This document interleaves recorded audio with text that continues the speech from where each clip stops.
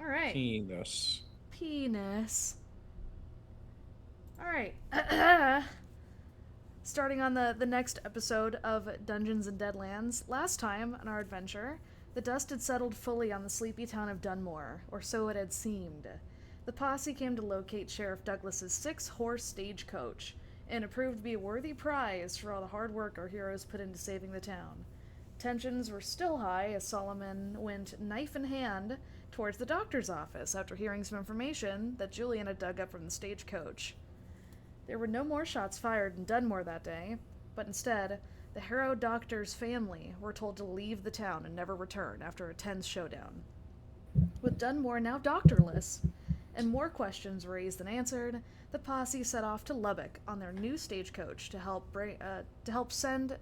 send help back to Dunmore. I wrote that down. Night fell, and the posse realized they were not alone on the dusty trail. Our story continues. So let me go. Oh shoot! I forgot to join as a player on the. Fuck it. If you guys promise me you won't look at the maps and stuff, I'll just keep the recording on this screen. I'm not gonna look at it. Okay. Go ahead and grab you guys' play over. So here you are, and as you begin,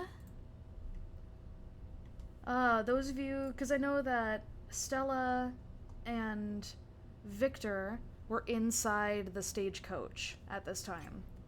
Yep. And Solomon and Julian were outside of the stagecoach, driving it along.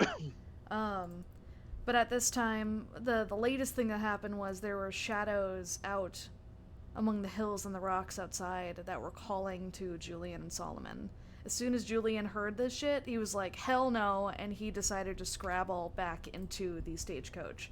Ray lets the two of you know. Scared of no ghosts. I ain't scared of no ghosts. Where he lets you two know inside, Stella and Victor, that there's some spooky shit going on outside. Solomon, at this moment, you notice that as soon as Julian heads inside and the door clicks closed, you notice that a few of the shadows go away. The figures sort of go behind various rocks and saguaros and large shrubs. Where at first you were surrounded by, I want to say, half a dozen of these figures. There is now only one. The same one that was watching you initially.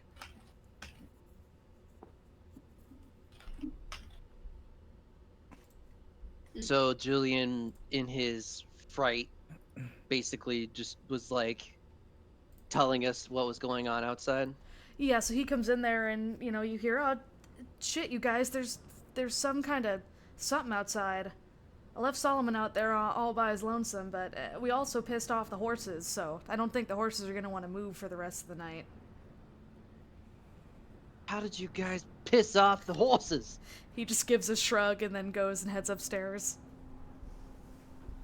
Victor is just like face palming so hard right now. And he's like, I was in the middle of making us dinner. With beans. Beans. And now you're telling me the horses can't ride? Stella, do you want to go check on them? Or check on Solomon, or do you want me to? Stella will just slightly shrug. Like, I'm sure he's fine. I'm sure he's fine.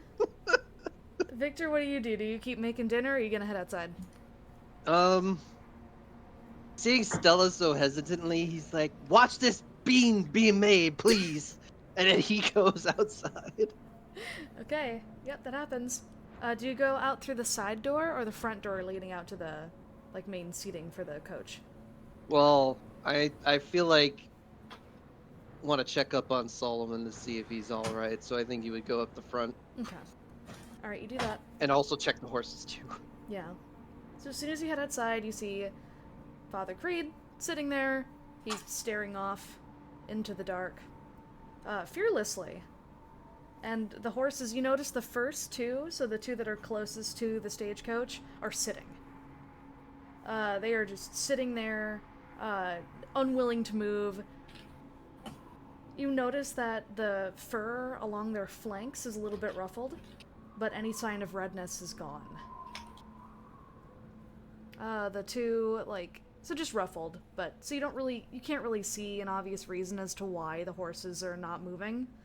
But the other four, the two that make up the middle and the two that make up the front, are, they're just kind of standing around. They don't seem particularly perturbed at the moment.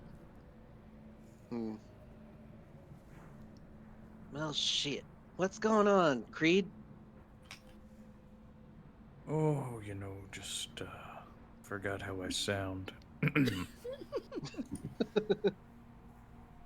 Just watching this here. No, that's like way too Creole. I like it. I Though. don't That's good. remember his voice. That was very good. Yeah, he just explains that he's watching that shadow thing. He's not even thinking about the horses right now. Shadow thing, and then He you just see him. Oh, go ahead. points in the direction.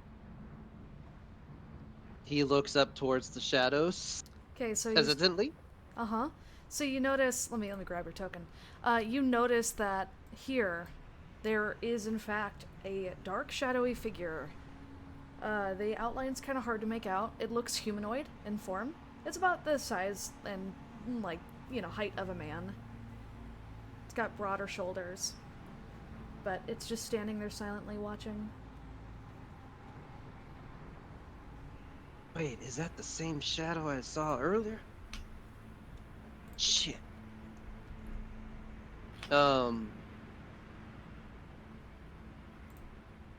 Well, Victor kind of figures out that Big Victor. big. Victor sees that no one's kind of traveling on this trail and assumes that we should be okay if we have to stay here. And he kind of climbs down carefully. He kind of goes to the other four horses, is kind of just I guess he's telling them, kind of patting their heads and being like, you guys can rest for a little bit. And he kind of just tries to tell the other four horses that they can rest, and he would go to find like some kind of food or drink to give them Okay. in the meantime. Okay. Yep, that happens. Yeah, as you reassure the horses, they lean into your pats. You could tell these are very well-trained horses. They were very loved when Sheriff Douglas was around. And they're just hanging out. They don't notice anything's off or anything. They're just sort of, the two that are closest. Yeah, the two that are closest to the stagecoach, so the ones in the back, they get up to their feet. And yeah, you even mentioning food, yeah, it seems to get their attention. Their ears swivel in your direction. Well, they haven't made any moves yet, so I guess we should be fine now. Victor will definitely go search for somewhere on the cart or the carriage where their food is stored to get them. Let's see how well you do. Go ahead and give me a notice roll. First roll of the day. First roll. First roll. Okay, well, do you want to re-roll? Actually, no, you can. Do you want to re-roll that? Yeah, it's not us Snake Eyes, Yep, thankfully. yep. Sorry, I'm in D&D mode. There we go. That's better. Yeah, it's much better. That. Much better. Much better. Alright, Yeah. Easily, you find on the left side of the carriage, so the side that's got the side door on it, there is a compartment, like a trunk of sorts, that is affixed to the side of the stagecoach. And it does have a few bags of feed, but you can tell, like, next time you guys are in a town, you're probably going to want to buy some horse feed. I think you have enough to ensure the horses get fed tonight, but that's it. You'll be out. Got it. Buy animal feed in Lubbock.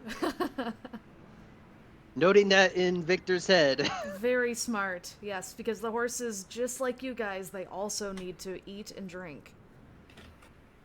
Is there also like some kind of like water pail that I can bring out to him? Yeah, there's a pail of water. The bucket's about half full, so it's again like the horses can have a little bit of a drink. but you will need to get more water whenever you get to wherever you're going. Gotcha. All right. So yeah, Victor will take the feed that he found and the pail of water.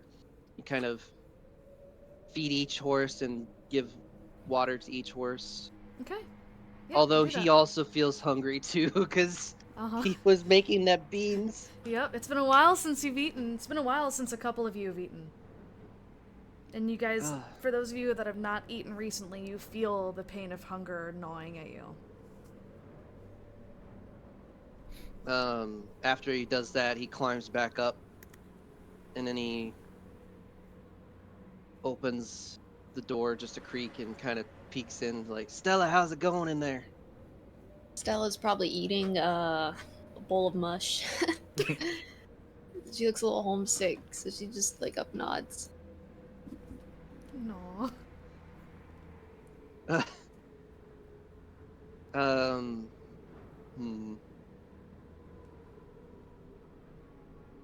Well, I'm kind of wondering if we could get going again. You could certainly try.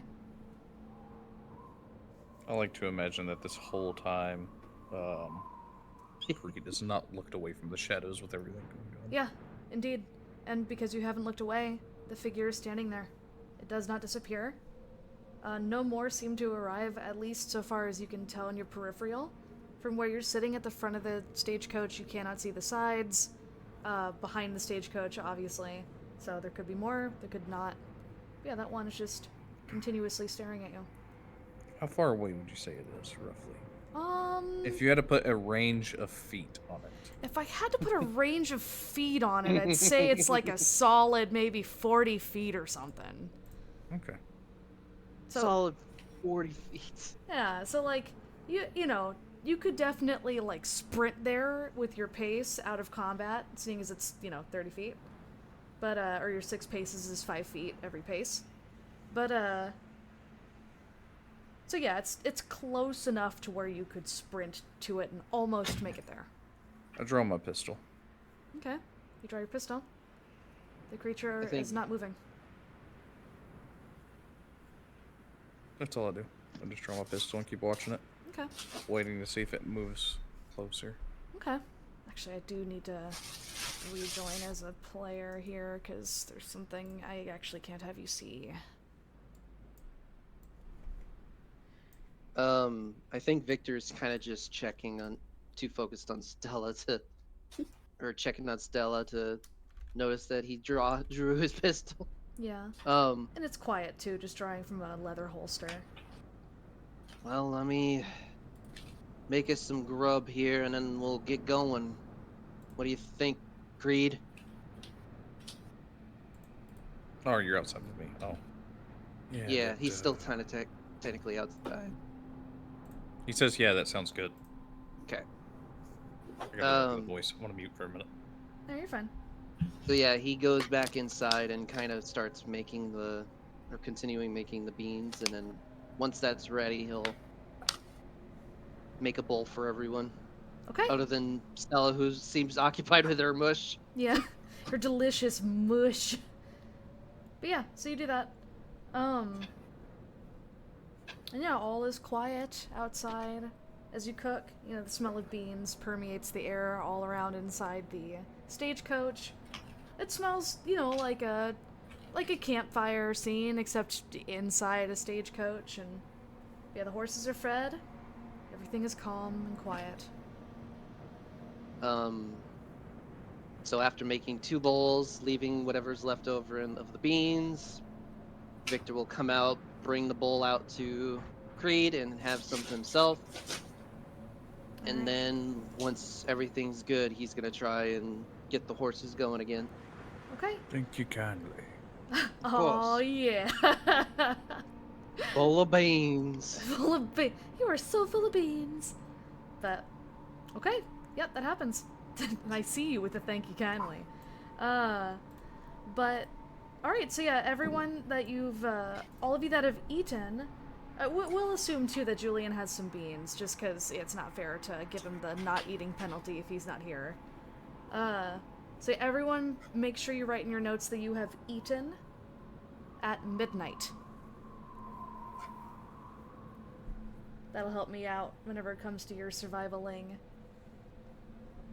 Survivaling. Yep, and if you do not write the notes, there's no way I can keep track that, you guys have eaten, so please, for your own sakes. And you all can say that you've drank, too. You took a moment to eat and drink at midnight.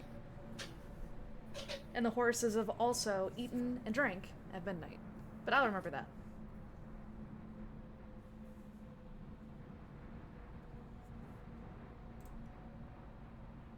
There we go. Okay. Horses ate and drank. So yeah, after Victor polishes off his bowl of beans, he kind of gets the reins ready to go and he just kind of gets the reins going and gets the horses ready to go. Oh, yeah. Oh, yeah. My Alright. map just broke.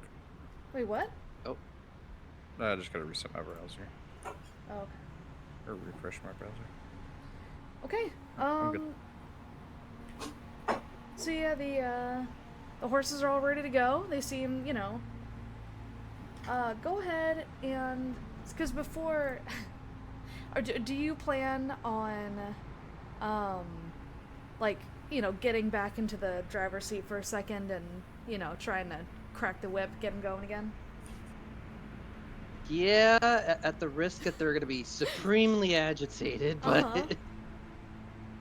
but they seem to get up easily, so I'm hoping that the food and water will reinvigorate them a little bit. Mm-hmm. So yeah, if I need to do a writing. Yeah, go ahead and make me a writing roll. Okay. Yep, with a yeah.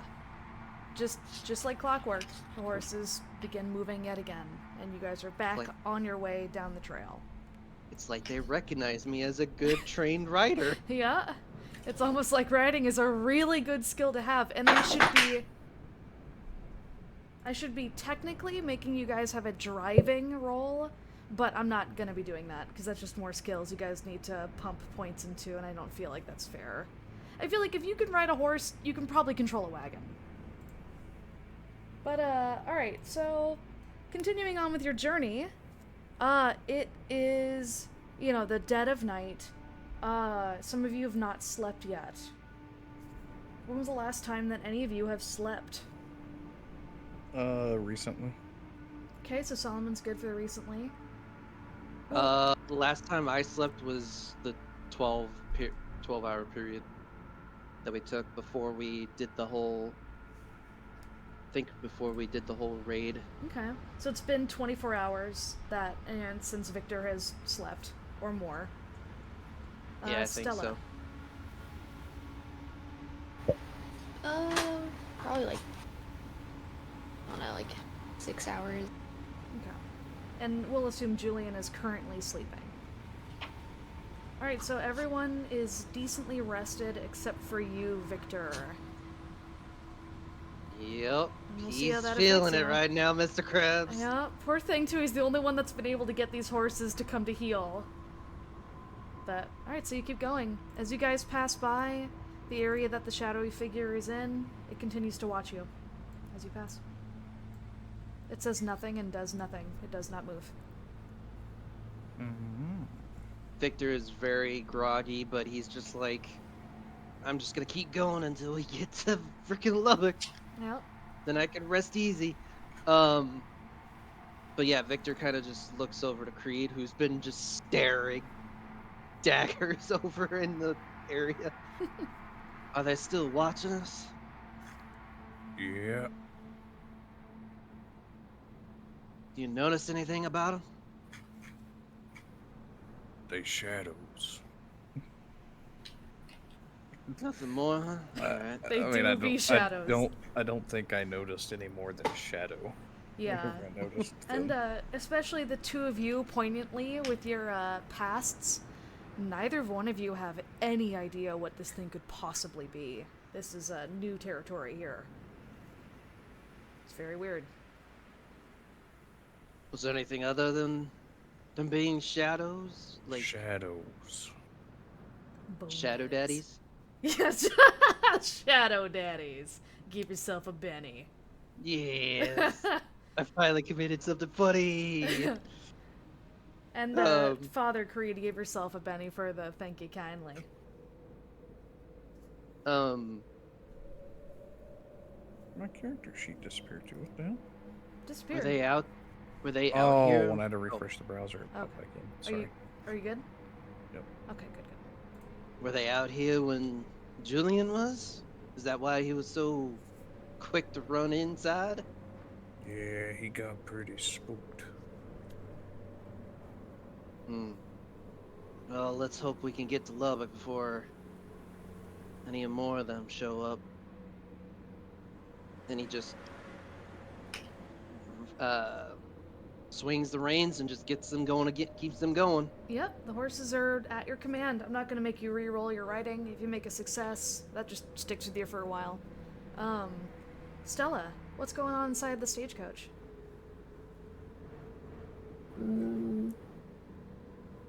Eating her mushy bananas. Okay. She's probably like still throwing that knife around. Ooh, yeah.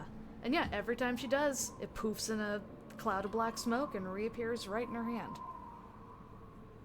Very cool. Very cool. Do you want to do anything inside the stagecoach now that we have a minute? I'd say after she like eats and drinks, she'd probably just lay back down and continue to throw the knife at the ceiling. Okay. Yeah, she does that. You get comfortable in one of the bedrolls. Do you choose the bedrolls upstairs, or do you lay in the kind of bloody medical bench downstairs? I would go upstairs. Okay. But yeah, surely enough, easily. You guys outside, you can hear a very faint thunk, thunk, thunk, coming from inside the stagecoach, just every now and again. Victor hesitates to mention the dagger to Father Creed. Okay. But he'll kind of go, sounds like Stella's messing with things in there, but at this moment I don't really care what's going on inside. We need to get this carriage going.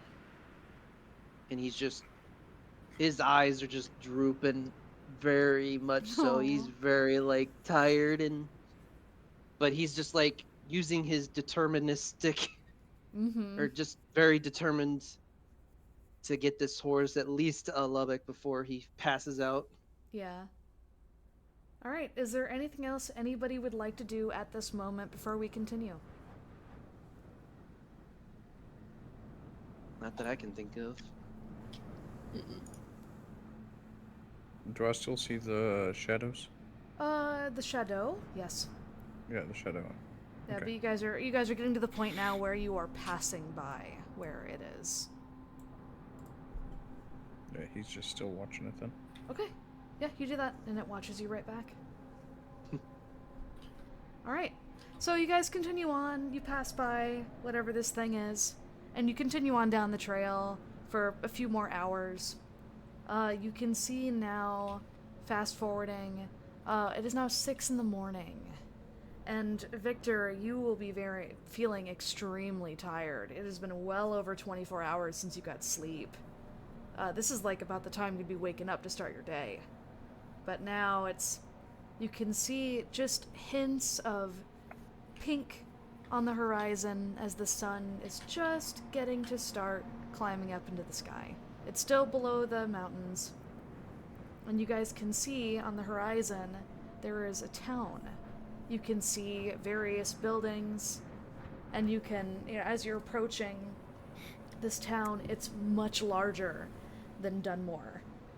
You can see there's a sign that's planted into the ground a ways off from the start of the town perimeter that says, "Welcome to Lubbock."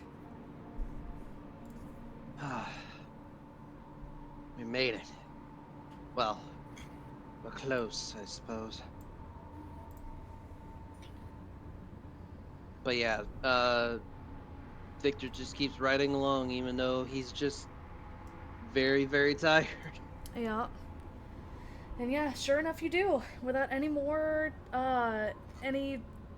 visitors coming to see you guys or watch you guys, You guys make your way to Lubbock proper. Let me go ahead and grab your... Do I still see the shadow from Lubbock? No, it's long gone. It's It's hours away. at I this imagine point. I just stared at it the entire time. Yeah. And just stared in the direction of it and just didn't move. Right. Yeah. But no, you did. For as long as you possibly could, you had watched it until it was entirely out of you. But yeah, you guys have made it. It's 6 in the morning, so you can see people are starting to, like, leave their houses. People are starting to get going with their days. As you guys kind of come in, you're coming in from the... So you're approaching, or you came into Lubbock from really, like, this direction over here. So you've crossed over the railroad, and you are now in Lubbock proper. You can start seeing people, getting started with their days. You notice there is a train pulled into the station. You can see, there's a guy with a bag full of letters that is leaving this building over here. You can see there's already people starting to chop and process wood over here. And from what you guys can see, this is the town so far of Lubbock.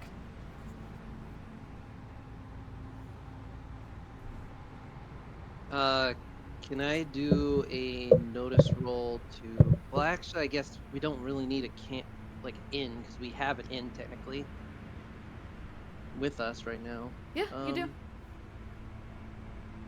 I guess Victor will kind of look for a spot to park the carriage. In the We all town. go inside and sleep for an entire day. You guys are now considered in a safe zone. So no longer do you need to worry about, like, keeping up with your food and drink for now. Obviously, before you set out onto the trail again, anytime you guys are on a trail of any kind, that's when the survival mechanics kick in. But whenever you guys are in town, it is safe to assume you do not need to roleplay out every single time you guys are eating and drinking. I will just assume you guys are doing it within the confines of a town. Does that make sense? Yep. That makes perfect sense to me. Mm-hmm. Okay, but yeah, you're free to do whatever you want. You can find a place to park too. There's all sorts of, like, nice little areas they're not super densely covered in foliage. Places where you can tell people have parked stagecoaches before, stuff like that.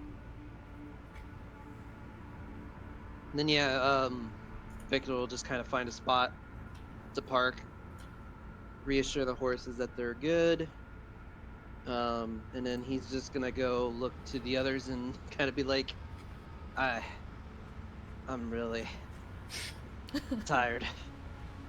I'm gonna rest for the time being.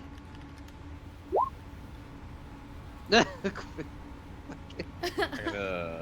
hit the outhouse and go grab food. Okay. So Julian is still sleeping. Solomon heads inside and goes to sleep. We'll say, if you want to, that you've parked the stagecoach over here. Yeah, that works. Okay. And Find some nice grass for them to eat amongst, if there is any. Otherwise, probably not. No, good point. You know what? We'll move you a little closer to the stables. So as you guys kind of move your stagecoach closer, you notice this area over here. There's various goats and sheep and cattle that are confined into certain pens. Horses, of course, and there's all sorts of bales of hay, and of course, grass for your horses to nibble on while they're still hooked up to your stagecoach. Cool. Then yeah, after he makes sure that the horses are good and settled, then he'll go inside and sleep. Okay. Although I think he'll take a few moments in his tired state to start writing down some notes about the shadows that he saw. Yeah. And just notate their behavior, their form. And once he's done that, he will pass the fuck out. Yeah. Alright, so all the men are sleeping. Stella, what do you choose to do? Should probably head outside now and look around, Yeah, of course. So you step out of the stagecoach, you feel that vroom, hits your, basically your, kind of rattles inside your rib cage for a second as you're exiting the stagecoach. And you do into the town of Lubbock, Texas. This time now, even more people are in the streets. There's a really good, healthy amount of people in this town. It might be strange to Stella, seeing as she's really only ever known Dunmore. This is probably the most people she's seen, focused in an area ever since Dunmore had its golden glory days. But yeah, this looks a lot like what Dunmore used to be, or what Dunmore might be in the future. People are, there's already people making sales on the street, there's people bustling around, taking care of various errands, doing various duties and chores and jobs and different buildings. You notice of any place that you assume to be a place of business, you can see they're turning their close signs to open. And yeah, the whole town of Lubbock is yours to do with as you please. Especially while the boys are sleeping. What you see in, like, Gunstores nearby? You can see, so from where, how far in does she walk? I think she's just probably, like, doing, like, a quick 360. Okay. We'll say that you walked out of the stagecoach there. You can see what appears to be a lumber yard. You can see, you notice there's a couple of, people walking out that seem to have rifles on their backs coming from this building. You assume it's probably like a barracks of some kind. You can see, there's a man and a woman that are exiting their home over here, and they're starting to tend to their animals. You can see just others, too, are walking out tending to animals. You can hear, kind of hustle and bustle as people are getting, there's people lining up, and it's probably safe to assume they're getting breakfast from this building over there. But yeah, that's basically what you can see from where you're standing. She's gonna go and get some breakfast, for sure. Okay. Do you head to the same building that they're all going to? Mm-hmm. Okay. You do that. Do you guys have control of your tokens? Yes, Okay. I do. Alright, just making sure. Alright. So you enter the Whistlin Bronco Saloon. The second you enter, smoke hits your face. You could tell, this is a smoke, welcomed establishment. It's not uncommon for, the time period that you all find yourselves in, where people smoke indoors. And yeah, there's already, people are, laughing inside, and they're quite jovial. It's different than what you're used to these days. There's people sitting at the bar, there's quite a few that are getting breakfast, and it smells great already. Oh my gosh, thank you so much. Speaking of breakfast, my food has arrived. Thank you. Yeah, there's Taco Bell, and it's just nuts. You see Baja Blast lining the bar. So it already smells great. The smell of smoke is complemented by the smell of bacon and ham and eggs being freshly made. What do you do? She's probably she's going to take a moment to make sure none of her rabbit's foots are hanging out. She'll hide those, sadly. Oh wait, this is not what I want. Alright, so she's gonna hide her rabbit's feet. Yeah, and then she'll head on in and sit at the bar. Okay.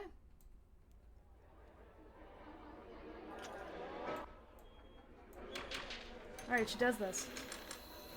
Are there any I don't know, is there what kind of drinks are there? I don't think she's a big drinker. She's like, hi, I haven't had milk from a bar in years. Got any good milk? Yeah. Got any milk? She's gonna tap the table and be like, yeah, got any milk? I think I'm getting this audio. Are you guys hearing the audio once or twice? I'm hearing it once, I think. It might just be because I've got it playing on too. Mars, give me one second.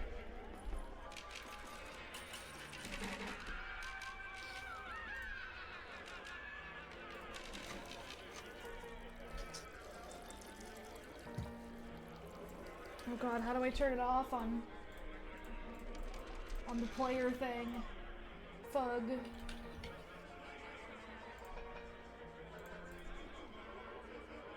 I'm not sure. There we go, I got it. Okay. Oh damn it, it mutes the whole website though. Dang it. Cause I've got Google Chrome on. Oh, that's so annoying. Because I want the recording to pick up what's going on, but I can't turn down the jukebox on the player. Cause like I have it as a player and as a DM, and I'm recording the as a player screen. Huh. That's hella annoying. How do you guys turn down the volume on your own, or do you not? Do you just let me have the volume controls?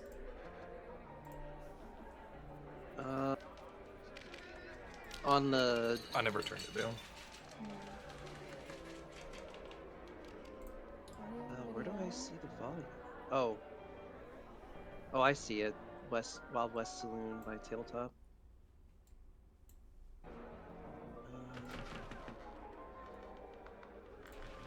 Well, I do have the volume control, so I turned it down a peg. How do you do that? Because for me, I don't see volume controls. I believe it's in the settings in the audio and video. Oh, master music volume level? Yep. Fug. But if I do that, it turns it down for my other screen too. God, this is annoying.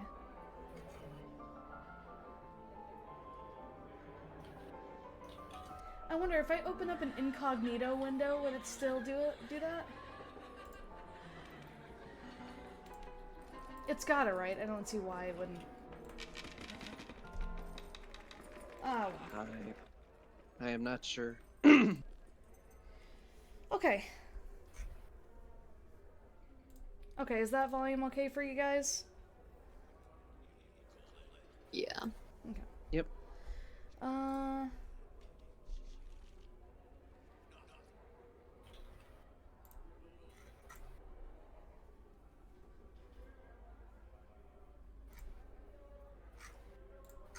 Okay, sorry, I threw myself off my own groove.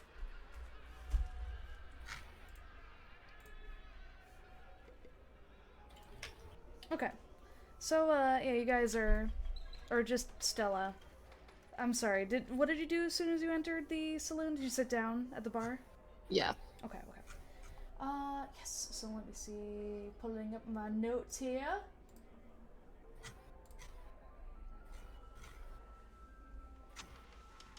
Okay. Oh, okay. Oh, this is good. Alright, so, Stella, as you sit down, you pull out a stool, sit down, get yourself comfortable. Go ahead and do me a notice roll. I like to imagine when she said got any milk, some random NPC's like, Got got milk. Got milk. Oh, that's catchy. And he writes it down in a little piece of paper. He's like, I'm gonna see what I can do with that. Okay. So, That's good. two things that you notice. One, there is a woman who, you know, she's got red hair with a gray streak coming in. Her hair's kind of tied up loosely with a bandana. She has a small keg of something, a piss barrel as it were, hanging on her hip that's attached to her body by a leather strap. So she's, you know, it's much like a gun would be, but it's instead a keg full of some kind of liquid. She's walking around, she's got mugs of, you know, different kinds of drink. She's going around and, like, you could tell she is working really hard and the morning rush is already a lot, but this is not her first rodeo. She's got a smile on her face, and her face is a little bit dirty, too. But she is looking around. She, you know, points a finger at you, and then just, like, motions to just wait a moment, and that she'll be with you in just a second, as she's running around and giving other people drinks that they had already previously ordered, finishing up, you know, frying up bacon and ham and things like that. but you get the feeling she will be with you shortly. The second thing you notice is there is a large man. So first off, let me show you what this gal looks like. So that's a lady that's running around there at the Whistlin Bronco Saloon. And the second thing you notice looking around, there's like various tables full of people playing poker, which is kind of weird this early in the morning. About now, it's probably like 7, 8 in the morning-ish. And, you know, so kind of strange, but again, it's like, sometimes that's all people ever want to do is just gamble, and some people make their money by gambling, so it's just another day at work for them. So it's been over an hour since we've been here? Yes. Alright, Creed's awake now. Okay. Yeah, we'll head to Creed here in just a minute. But, you notice too, Stella, that there is a man eyeing you. He's kind of sitting, like, off in the corner of the saloon, as you do, as any, like, mysterious person would. But he's eyeing you. There's dim light that kind of outlines his features, and you can see he's got deeply set eyes, a very serious expression on his face. He's kind of graying a little bit. His beard has flecks of gray in it. His hair is kept short. But the biggest thing you notice about him is that he's got a beautiful fur pelt thrown about his shoulders. And he is staring you down. It's Jack. Jackal's are hidden. She'll try and ignore the man's look. Keep her eye on the table. Yep. And no worries. After a few minutes of, you know, hustle and bustle and running around, the woman from before, she does come back to you and she props her elbows up on the table. Good morning, darling. What can I do for you? Welcome to the Whistlin Bronco. She'll look up at the woman and be like, yeah, you got any milk? She's a little nervous from the gaze still. She kind of like, she looks at you with this sort of maternal gaze and she smiles and nods. Of course, darling, I'll be right back. And you see her disappear into the back, and seconds later she comes out with she's got this jug of milk in a glass. She sets the glass in front of you and starts pouring the milk. I haven't seen your face here before, darling. What's your name? It's Stella Wolf. Stella Wolf. She'll I would imagine she like has dug for like a coin to pay like $1 or whatever to pay the thing, and she's like messing with it on the table. Yeah.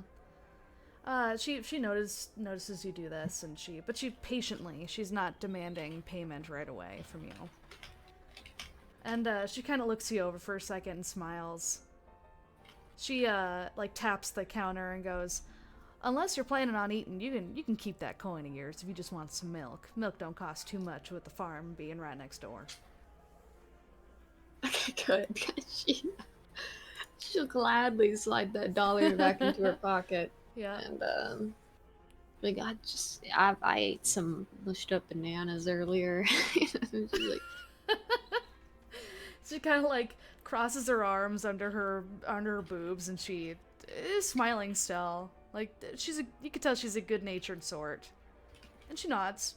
Well, if you decide you're hungry and you want something more than mushed nanners, go ahead and flag me down, and I'll come help you out, okay? Okay. She'll start looking around the bar again, away from the old man. Okay. Yep. So, you know, the barkeep, she heads, or the tavern, I guess the saloon owner, she heads back to work, and you can hear people are, you know, saying, they're like, "Liza!" And she'll perk up and turn their way, and, you know, just like their usual, whatever you'd expect out of a saloon, as she's being called to and fro. And you can feel eyes burning on your skin coming from the direction where that man was sitting. But no one else seems to pay you any mind. Everyone is politely minding their own damn business, and they're just enjoying their mornings as, you know, the day begins.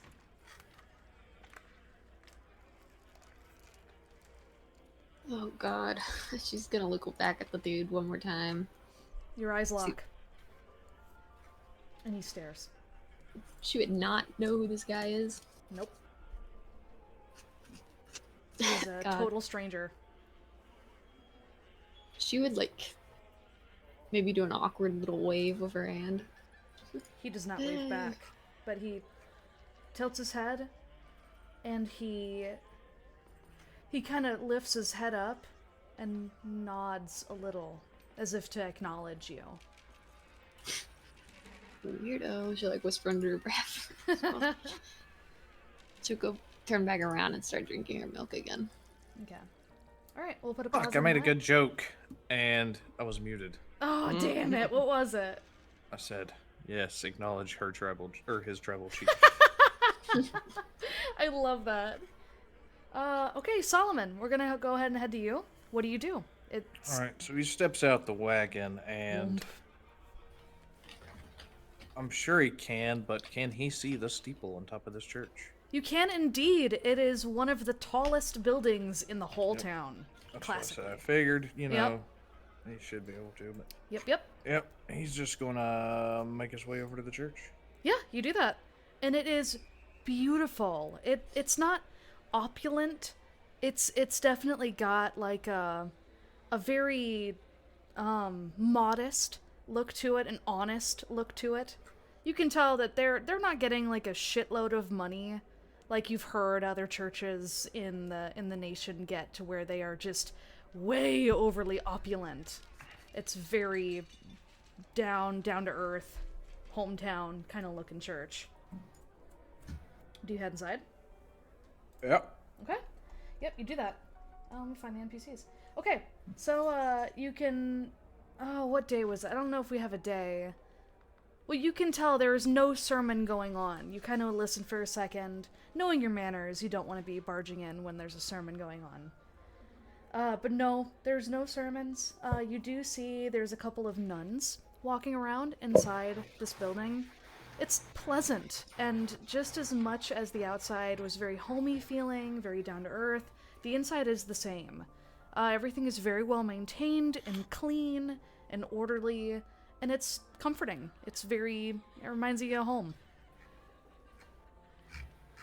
Alright. He's just gonna try to find the priest that resides over this church. Okay. You do see there are two individuals talking near the altar. There's one that appears to be a nun and a man standing there. The man he's blonde. He's got a bushy blonde beard and a blonde mustache. You can see his blonde hair is trimmed short on the sides. It's a little longer on the top. The nun next to him has a very long scar on one side of her face that comes from the top of her eyebrow all the way down, cutting through her cheek, almost down to her chin. And she, she's got a stern expression on her face, and the man does as well. But it doesn't seem... The conversation they're having is... It looks to be they're talking about something serious. Gotcha. Sorry. So there is she. Oh my god. And She's there got is... a gun? No, she doesn't have a gun. God. But there isn't... You can't Not a Google, gun. like, badass nun pictures and they not have a gun. But no, and her clothes are not tattered. She's got very nice... Okay. She looks very presentable. They both do. Gotcha. Alright, yeah. He's just gonna walk up and just kind of stand awkwardly until they notice him. They notice you right away. And they see you coming down. Do you come down the main aisle? Yes. Okay. Yeah, your boots, the sound of your footfalls sort of reverberate in the echoes of the inside of this church. The acoustics are great. Really good for sermons. And yeah, they both notice you as soon as you approach. Their expressions both immediately soften upon seeing you. Like, they're like, oh shit, someone's here. Maybe we should, we should be welcoming. We shouldn't be letting whatever we're talking about get in the way of our manners. And, the man, he waves to you, and he goes, hello, friend. How can we help you today? Good morning to you, Father. My name is Father Solomon Creed. I'm from back east. I've been just traveling these lands out this way, shining the light of the Lord on those who need it, if you will. Just wanted to see if you had any textbooks of any sort. I like to do research and learn as much about the Lord as I can in my journeys. I found that coming to these little churches here and there, I can usually gather more information when needed.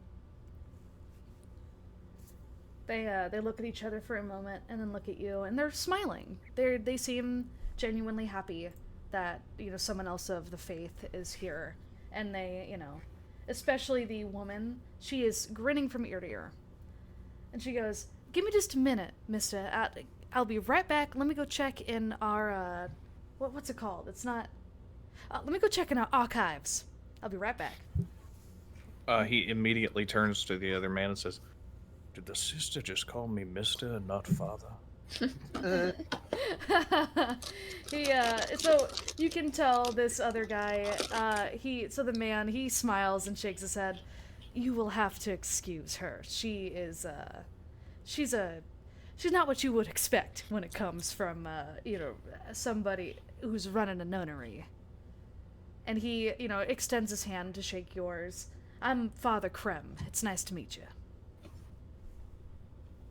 Krem and Creed, what a pair. Yeah, Krem. He shakes his hand back. And the handshake is good and firm. It's very friendly and inviting. A good, man handshake. And then he nods to where the sister left, and he goes, That's Sister Moderna.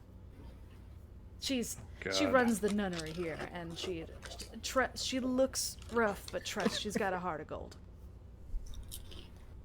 She's still working on her manners.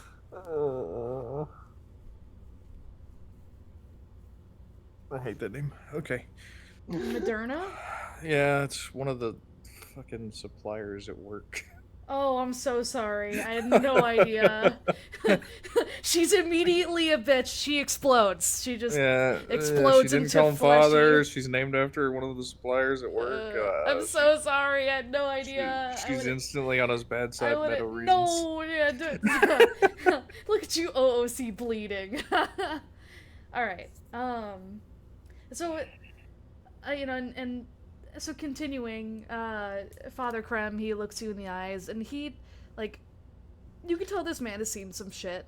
He's got little bits of scarring on his face, and even his hands are very weathered and worn down and rough in that handshake that he gave you. He gestures to the church. "You are welcome to stay and partake in any of the sermons that I have. I do sermons every single Sunday. If you have any sisters under your, are you a traveling, pastor?" As I said, I like to travel out here into these savage lands, shine the light of the Lord on those who need it. He laughs. "Savage. All due respect, I do not believe Lubbock to be savage. We are, Oh, no, I'm not speaking on Lubbock, sir. I'm, speaking in the areas out and about around. I'm just stopping here because I'm on business for once and not just traveling." I understand. Well, our facilities are at your disposal anytime you wish. You're welcome here. This is the Old Dawn Church, and we're very happy to have you. We are also doubling as the doctor's office here in Lubbock. So if ever you need any assistance of any kind, come to us and we'll set you straight. Well, He kind of gives you a wink. As I said, I'm here on business. I'm looking for a doctor. Not for myself, per se. There's this little town called Dunmore, about a day's ride away. You ever heard of it? Yeah, there's a lot of towns struggling, and Dunmore's definitely one of them.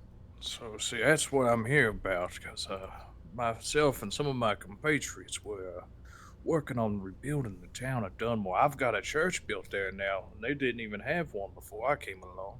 Oh. You believe that? A town without a church? No wonder it was failing. He chuckles, this deep, reverberating chuckle, and he goes,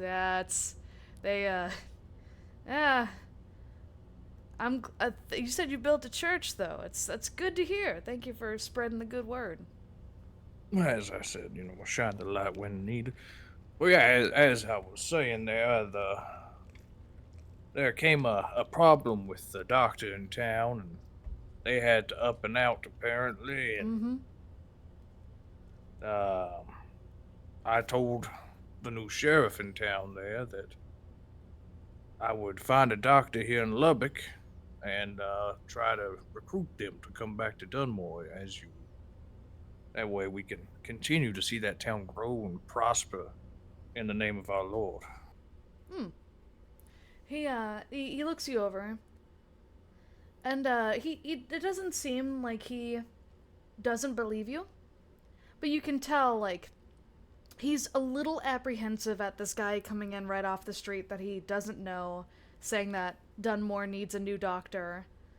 And he goes, "What happened to Dr. Richter? Dr. Richter's been there for years and years." Dr. Richter was afflicted by a disease, and to Oh, prevent the risk of spreading it throughout the town, oh she dear. chose to ride off with her family and seclude themselves. That way they couldn't risk killing the whole town as it was Oh, working on rebuilding. uh, well, my prayers go to Dr. Richter and her family. She was a good woman. He kind of like, he fusses with his mustache for a minute and thought. I'll tell you what. I'll send one of our doctors. We got, many of the nuns here also double as doctors for Lubbock. And, I'll go ahead and see if we can't send a couple of lawmen with one of my doctors to go down to Dunmore, check it out, make sure, everything is as you say it is. Not that I'm disbelieving you, Father, but just want to make sure. In the past, we've had people come in and they've told us this, that, and the other about them needing assistance for it only to be an ambush by a gang of vagabonds or outlaws. Again, I'm not saying that's what you're doing, but we try to keep our people safe, you understand? Well, as it were, myself and my compatriots, once our business is concluded here, as long as plans stay the same, we do intend to go right back to Dunmore. So we could Okay. collect your nun and the lawmen, and we could caravan together so we could protect each other. He looks you over again. And you get the feeling like this is not his first rodeo. He has had to send people out before, and you get the feeling like he's been burned a couple of times in the past for doing that. He goes, "That ain't a bad idea. Uh, how about this?" And he kind of he he lifts his hand, and you see there is a nun nearby who is just dusting some of the they have like various potteries and things that are on different shelves around the church. And she comes bustling over, and she's a young thing. She's probably like mid 20s, mid to later 20s. And she seems bright-eyed. She's beautiful from what you can see. Her features are delicate and dainty, and herself in her garb, she's very delicate looking. And she goes, "Do you need me, Father?" And she just sort of looks around, and then her eyes lock on to Father Krem, and he gets her up to speed with what the plan is, and she goes, "Oh no, Dr. Richter! I'm so sorry to hear about Dr. Richter. I hope her and her family are okay." And she looks to you now, Solomon. Did they say where they were going, or? Not a word. Oh, oh well, if this works out, I'd be happy to help Dunmore. I've been meaning to, we have so many nuns here, and really we're fine when it comes to treating people here in Lubbock. I'd be more than happy to help out Dunmore. And she, Krem kind of like pulls her aside, and you can hear mumblings of like her starting to get packed, and things to consider on the road, and he's getting her up to speed with the plan in its entirety, so that you don't have to do it again. And then No, he's like, and then Krem, he looks to you again, and he goes, "I'll send word to the law district, and we'll see what we can do about getting those sheriffs ready to go. And then really it's up to them as to whether or not they want to ride with you all, or if they'd like to go ahead of you all or behind you all whenever you return to Dunmore, but I think we can make this work. And he kind of gives you like an affirming nod. It sounds good. I'll check back in with you once the rest of my compatriots are ready to head back. He dips his head in a deep sign of respect. And he goes, "Is there anything else I can help you with, Father? Thank you so much for really everything." And he kind of like looks, over to where the sister had disappeared earlier, Sister Moderna. That would be all for now. But just as a act of courtesy and kindness, since you're going to be helping me out, is there anything that you or your church need help with while I am here at town? It's appreciated. He looks to the nun who is gonna most likely become the new doctor of Dunmore, and he just kind of gives a shrug. Honestly, we've been doing the same old thing at Old Dawn here for. Shoot, my father was the pastor here before I was, and everything's just been pretty normal, honestly. But thank you. If ever we do need you, I know exactly who to call. Where are you staying in case I do need your help of any kind? Are you at the New Moon? To be honest with you, we just got into town a few hours ago. We got a stagecoach. I believe I passed a lumber yard. It's just up the street from you here. Ah, all right. I know where you're at. Okay, yeah, I'll be sure to send somebody over, or I myself will come over if we need anything. Thank you. And honestly, I don't know what in the world has taken that sister so long. And he casts another glance like back to the door where she disappeared behind. You know what? Whenever she gets that book that you're looking for, I'll go ahead and send her to your stagecoach. All right. I may not be there, but if I'm not, there's a very eccentric gentleman named Julian. He should still be sitting around there. You can just hand it off to him.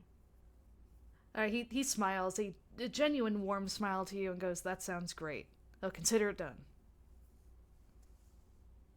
All right. Thank you, Father. And he shakes his hand again. Yeah, he shakes right back at that same firm, very friendly, I don't know, just two bros shaking hands. It's like that handshake meme. Alright, do you leave the Old Dawn Church? Yep. Okay. Yep. Put a pause on you. Victor, you're awake. What do you do? I already DM'd you what I was basically gonna do for part of the time. Oh shoot, you didn't at me, so it didn't register that. Yeah, if you guys ever need me to like see something. Oh, it's in Discord. It's in Discord. Sorry, that's probably why. No, I mean at me on Discord. Okay. Oh, I can see it now. Okay. But yeah, Victor will basically take his notes from his notebook, write it on a piece of paper in basically a letter of sense. Mm-hmm. And then he will figure that he would be going to get some supplies for the next trip out, and as well as delivering what he was expected to do. He would climb out of the carriage and look around for the post office. First things first. Yeah. Okay. So he's feeling better that he's now a little bit rested at least, but he's still feeling tired. Yeah. So you didn't get like your full 8, but you did get a good nap, good power nap. A fucking power nap, indeed. And yeah, you can, from where you guys are at the stagecoach, you can see there are various people with sacks of letters strewn over their shoulders, and they're running around to various areas. You can probably flag one down. Victor will flag one over and kind of like, "Excuse me, sir, are you able to send this letter over to, I guess where would he be sending it? I guess the post office. Yeah. Because the letter is properly addressed, right? Yeah, it's properly addressed. Okay. It should be.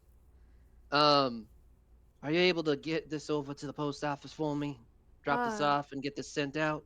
you see, there's a kind of bedraggled looking person, a man, and he's got jet black hair. He has got thick glasses. He kind of looks a little bit like Rufus from Dunmore. And, he, as soon as you call out to him, he kind of stops in his tracks and looks around. He notices you, and he comes plodding over. And at your request, he takes the letter and kind of looks it over. Yeah, I could take this in. And you can see that he has a second messenger bag for outgoing mail, not the incoming mail to folks of Lubbock, which is the big sack on his shoulder. Hmm. Is this Thank you, an Karen. express delivery or? Uh, not necessarily. Well, yes, it's an express delivery. He It's holds out very his urgent. hand. That'll be 50 cents. He nods and goes in his satchel and grabs 50 cents. So, do I need to minus $1? Yeah, you could just, if you want to tip him, you could just minus $1. Yeah, he'll tip him just to make sure that it gets extra expedited. Oh, yeah, so as soon as you hand him the silver dollar, his eyes get bigger. Thank you kindly. And he kind of bites onto the silver dollar to make sure it's real. It is. And he slips it in his pocket and he kind of tips. He's got like that like flat old man flat cap on, but he's a young fella. And he kind of tips his cap to you. Anything else I can do for you, sir? No, that'll be it. Thank you, sir. All right, you have a great day. And he kind of gives you a 2-finger salute from his forehead and turns, and he is immediately beelining it in this direction. So he is starting from you, and you could tell he was going in this direction before. So when you caught him, he was heading north, and then he made his way back to you, and now he's heading west.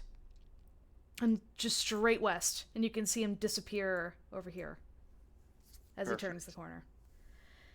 Perfect. And then Victor seeing that he's basically pleased with himself for getting his little message out. Yep. He's gonna head northward to find the general store. Okay. Yeah, as you walk, you get into the heart of Lubbock, the main street over here. And yeah, you can see there's, people hooting and hollering from this direction. There's people filing out of this building. You can see there's people coming in and out of this one, and there's people going into this one.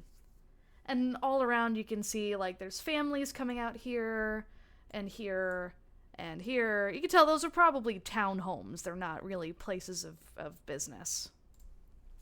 And all of them have signs, I'm guessing, to Yes. label what okay. Yep, so Then, you yeah, can he'll- see clearly, like, Whistlin Bronco Saloon, the New Moon Inn, the General Store, the Silent Jack Saloon. Then yeah, he'll definitely go towards the general store if it's labeled. Yep, 100%. And you can see there's a large paper open sign that's swinging in the door.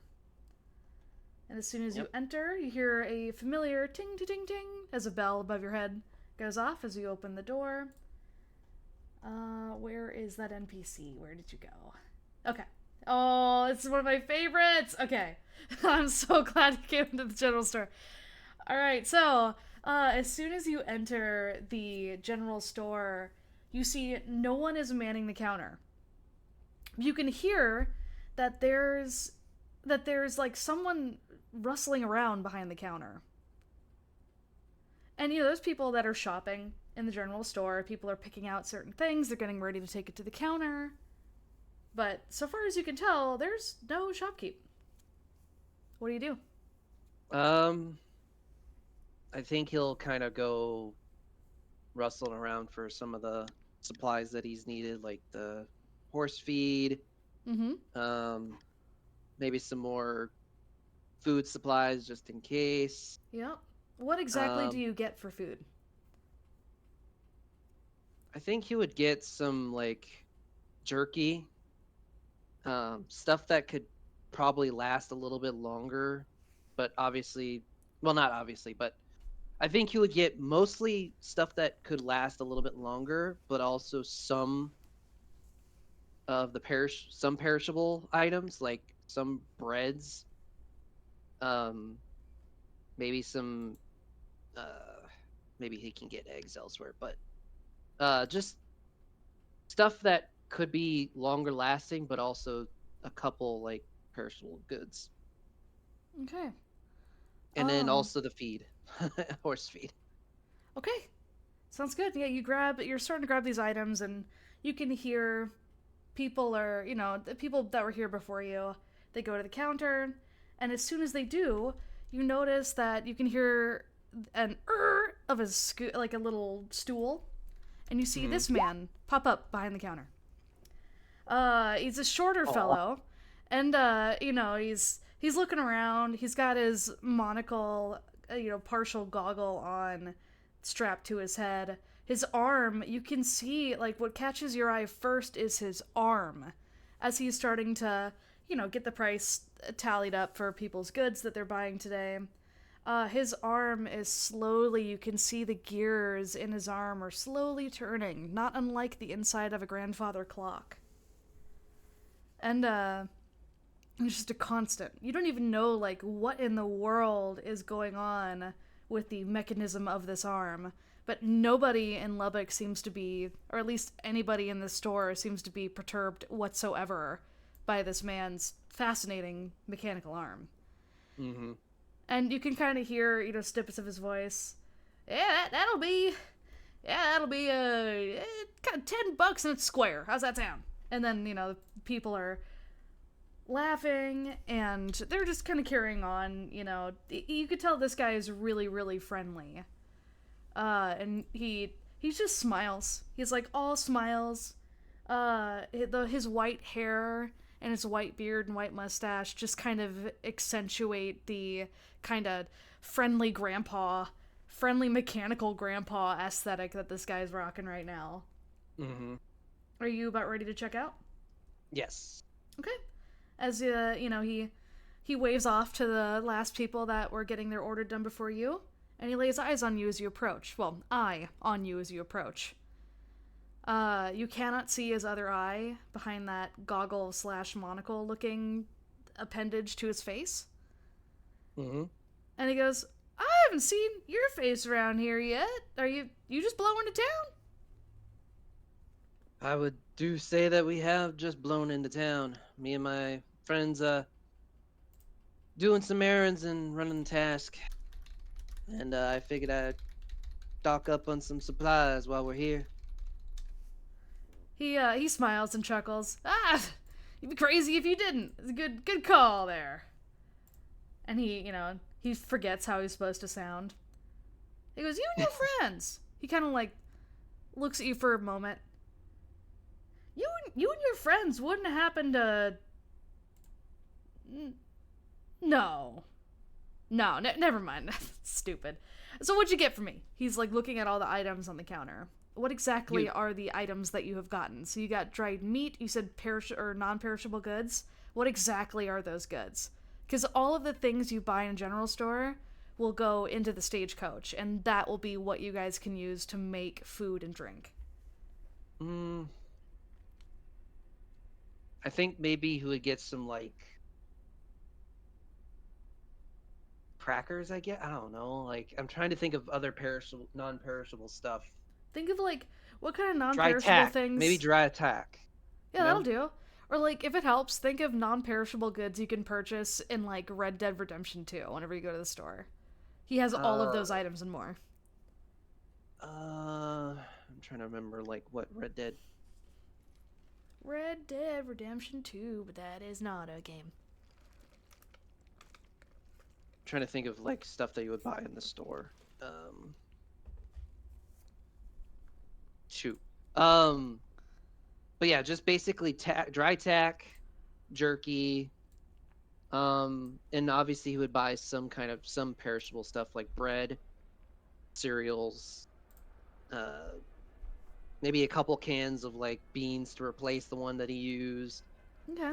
And then obviously the horse feed. Alright, go ahead and make me a list of your shopping list. Do you want me to post that in the DM whispers or? You can do notes or Okay. anything. It just doesn't matter. Dry tack.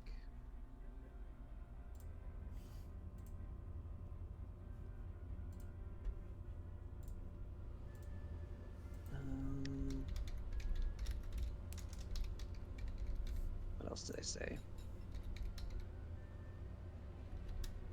Yeah. Yeah, I think that covers the basis of it. Beautiful. And then he will kind of look to the man and be like, "Is there something you had on your mind?" He kind of looks around for a minute. You're one of the, the morning rush has, like, kind of come and gone, and people are now getting to work. They're not really needing groceries right now. So the store has gotten quite a bit more quiet. At least for now. He sort of leans in for a minute. You do a lot of traveling, mister? He's whispering this to you. I mean, we just came back from Dunmore. If that means anything, and before then I was more closer to the Mississippi beforehand, but Huh. I've been Upon traveling you- a lot. Yes. Upon you saying that you were closer to the Mississippi, he kind of brightens up a little bit. You got a minute to speak with me? Just before we do this transaction? Yeah, sure. I got time, I suppose. He like grabs your supplies and he puts them behind the counter so that nobody else would take them. And he hops off the stool. And he like beckons you with a finger and opens a door. You can tell he is easily like half your height. He is a very, very short man, like dwarven size. And yeah, he opens a door to the back and gestures you inside. Do you follow? You know what? Sure. He kind of nods and follows along with him. Okay. So yeah, you enter this room, and it's like just a regular old like office sort of room. You can see a desk with some papers and things, different lamps and lanterns that are lit for additional lighting. You even catch a glimpse of like an order sheet, outgoing and incoming stuff to keep the store supplied. There's even a basset hound that is asleep in the corner of the room. Aww. It's cozy. It's a very cozy spot here that he's brought you to. And he lets out a sigh, and he goes, "Look, I'm real sorry, and if this is something that you ain't interested in, I entirely understand, but I've got a little bit of a problem, and if you and your compatriots, traveling folk, have you seen a gang running around? They're headed by some lady. She goes around and she's real loud and nasty and annoying. Have you seen anything like that in your travels?" Not in... the Danger Noodle crew. Hey. Victor kind of shakes his head and he's like, the only gang that I was familiar with was a gang run by a man named Colt Austin. Or Austin Colt. Is it Austin Colt? Yeah, it's Austin Colt. Yeah, Austin Colt.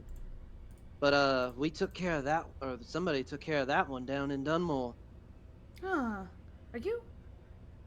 Huh. Do you know who took care of that problem? Did they get a name, or? Let's see. He looks kind of... intensely interested at you saying that you have heard tell of a group that took care of that gang. I've heard that it's the Redeemers Vigilantes that took care of them. Redeemers Vigilantes? Never heard of them. Are they the real shit? And he's like looking up at you expectantly. Well, last I heard, they were headed by one of the fathers, one of the lawmen. Well, two of the lawmen actually, and some eccentric fellow that's joined them. Huh. That's the last time I checked. Are you saying eccentric fellow? He scratches his beard with his mechanical arm. Huh. Alright, well, do you find yourself coming into contact with these folks often? Because I got something they might be interested in. He kind of smiles, just kind of seeing that they're kind of in a office alone, he kind of just winks and like says, "Just speaking to one of them." Oh, he immediately, he's doing the pog face. His eye is wide as he's looking at you. And he kind of like jumps, he hops a little bit in excitement. Oh, this is perfect. You said the Virginia's Redeemers, right? No, it's not what you said. You said you can tell he's struggling here. Maybe his memory isn't Redeemers the best. Vigilantes. Redeemers, of course. Vigilantes. Yes, Redeemers. Yes. Some of us are definitely not virgins, that's for sure. He's like, hee, you know. He's so excited. He immediately rushes past you, and he is fumbling around on the papers with his desk. He's standing on his chair, and he is rummaging around. He pulls out a piece of paper and hands it to you. Look, I'm gonna be honest. I've been paying this bitch for protection services, he says and air quotes his fingers, so that she doesn't come around and take out my caravans that come with supplies into town. If you could bring that little shit in and throw her to the law, I would be eternally... You could get whatever supplies you want within reason for free if you could bring this bitch to heel. What do you know about this, Madam Mina? She is so fucking nasty. She runs a gang, and I can't remember where the last place she was seen, but some kind of canyons. There's a rumor that she's hidden in a network of canyons. If you know where any are, you might be able to find her. I want to say to the west, maybe the west of... Do you know Dunmore? Well, I came from Dunmore, yeah. Oh shit, you're right. My memory, and he kind of like he taps the monocle affixed to his head. My memory ain't what it used to be, if you understand. Odd that he tapped the monocle in reference to his memory. But he continues. Right. So you know Dunmore. The canyons, I think just west of Dunmore. She might be able to be found over there. I don't know. Look for her trail. Her band, they have this... She carves an M into any chest of person that she takes down. They'll shoot them up real good, but then she takes her sword and she carves an M into their chest. It's her calling card or some shit. She's a nasty piece of work. And yeah, she robs stagecoaches, and she's a pirate of the West. She plunders everything she can.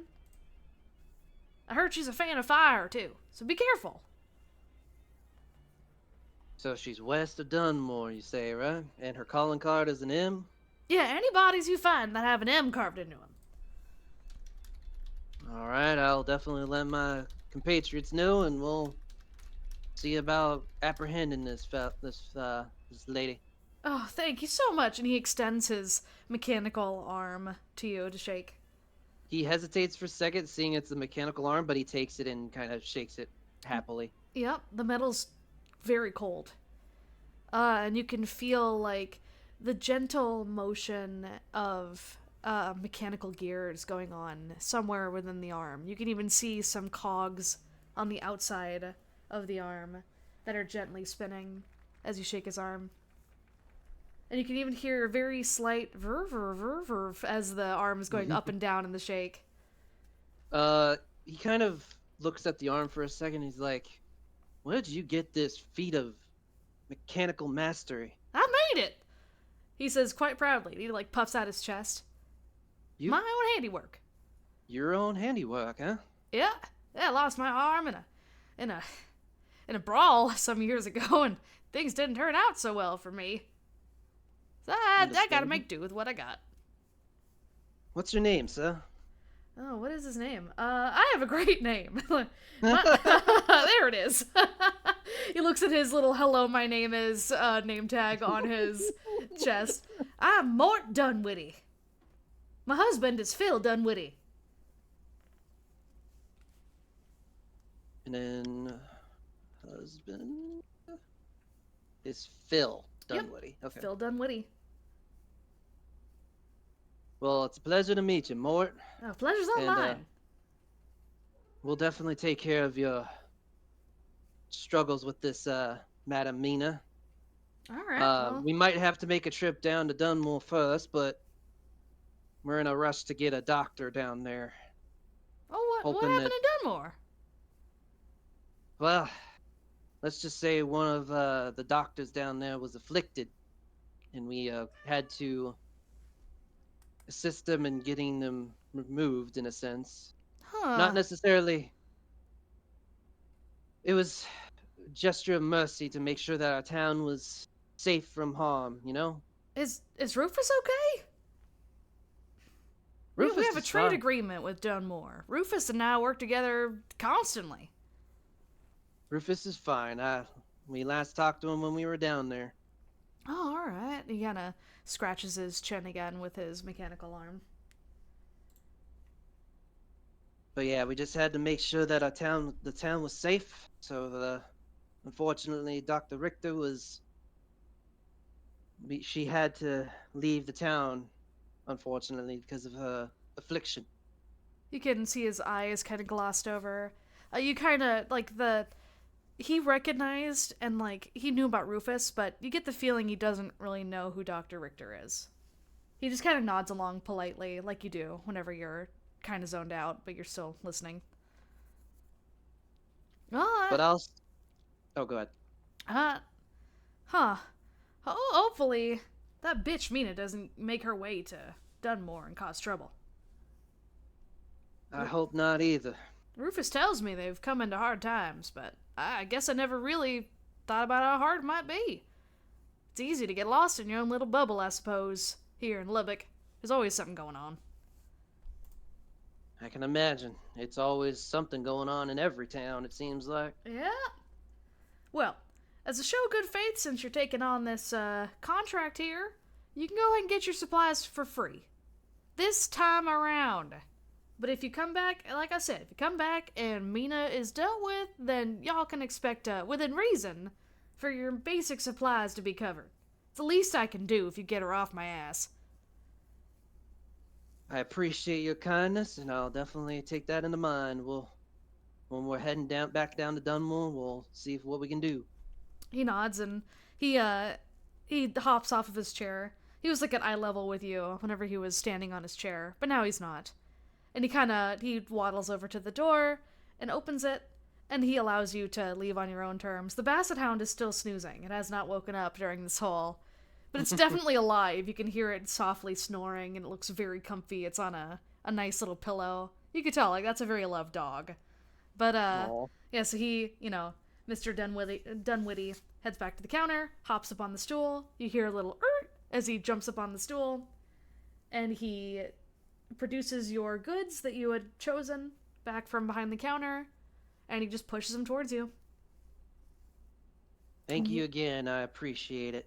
He smiles at you very warmly and waves.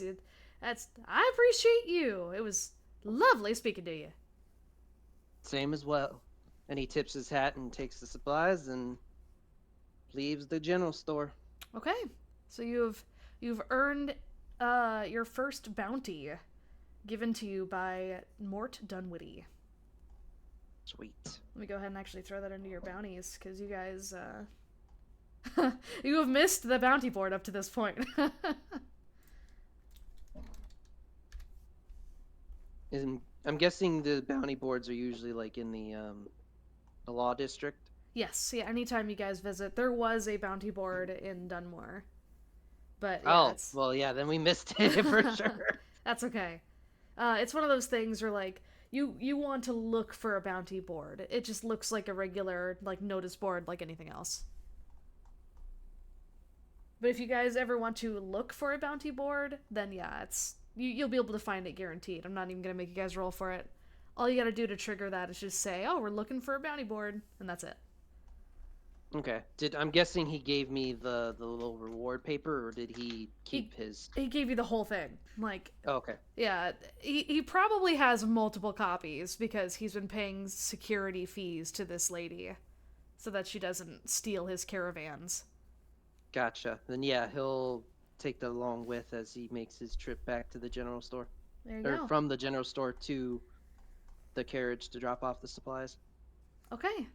And back to Stella. Unless, does anyone, so everyone's leaving their prospective buildings? Except for Stella. Stella, you're staying and having your milk. Yeah. Your milk. So for Victor and Solomon, where are you guys going before we head back to what Stella's doing? I figured he was just gonna head back to the wagon to see if his books had been delivered and see if anybody else was there. Like, if you're at the wagon, you just hang out there. Julian's still snoozing. It's about, with you guys and all your talking, I'd say it's like 10 o'clock now, 10, 11. It's approaching noon. The town is bussin'. There are people all over. You can tell this is like peak time for Lubbock. And people are working. You can hear shouting and laughing. And you can hear people selling different things on the street and trying to like advertise and entice people into their buildings. And you can hear horses neighing and cows mooing. It's a noisy town. There's a lot going on. Mm-hmm. Victor, are you also heading back to the wagon? Yep, to drop off the supplies. Okay. Solomon, are you currently in the wagon or not? Yes. Okay. As soon as you enter, you hear that woomph, and Julian is snoozing. And, Victor, if you decide to enter the wagon as well, you'll also feel that same woomph, and then now you guys are in the shockingly air-conditioned inside of your very comfortable stagecoach. And that's where we will pause there and head to Stella. So, Stella, you're at the bar still. What do? Well, she's probably done drinking by now. Mm-hmm. I'm gonna have her, maybe try and get the bartender's attention. Okay. Yeah, easily enough. If you hail her, she'll come on back, and she's just giving you that same motherly kind of smile. What can I do for you, darling?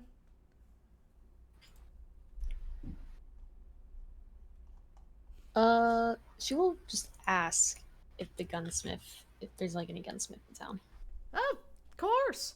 You're gonna want to go talk to, and she kind of like, it's Luna's gunsmith, but the owner ain't called Luna. But she's real nice. She's, and she kind of like leans in. She's an out-of-towner.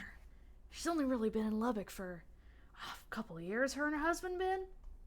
But she's real nice.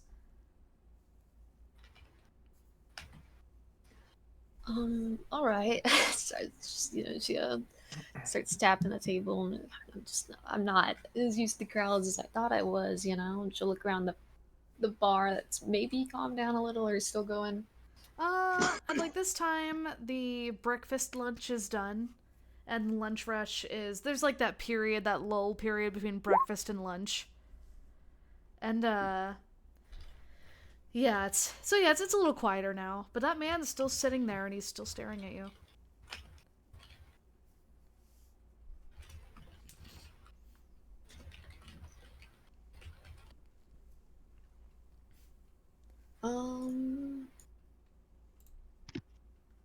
Creeper. Okay. For sure. Uh-huh. She'll probably like thank the man for or thank the bartender, and then she'll just, like, trying her best to look, like, cover her eyes and look and walk out of the bar. You can still feel that guy's eyes bearing down on you. And yeah, as you're making your way out of the saloon, he's continuously staring. And you did not alert the bartender, right, about that dude? No. Okay. Yep, no, he's just still staring. As you exit the Whistlin Bronco Saloon. And yeah, as you come back out into the sun, it's a warm day today in Lubbock. And people are, you also see everyone, all the hustle and bustle, and people making their way around town, doing whatever they're doing for the day.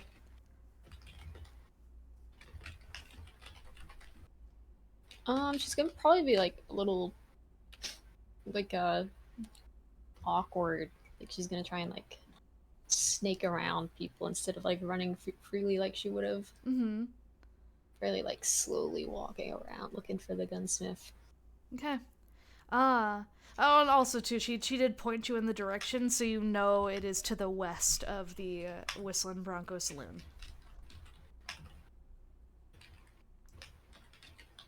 Okay, yeah, she'll just head in that direction. Okay.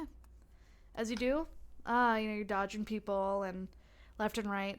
You watch as Victor exits the general store and makes his way to the carriage, and you see him disappear inside the carriage.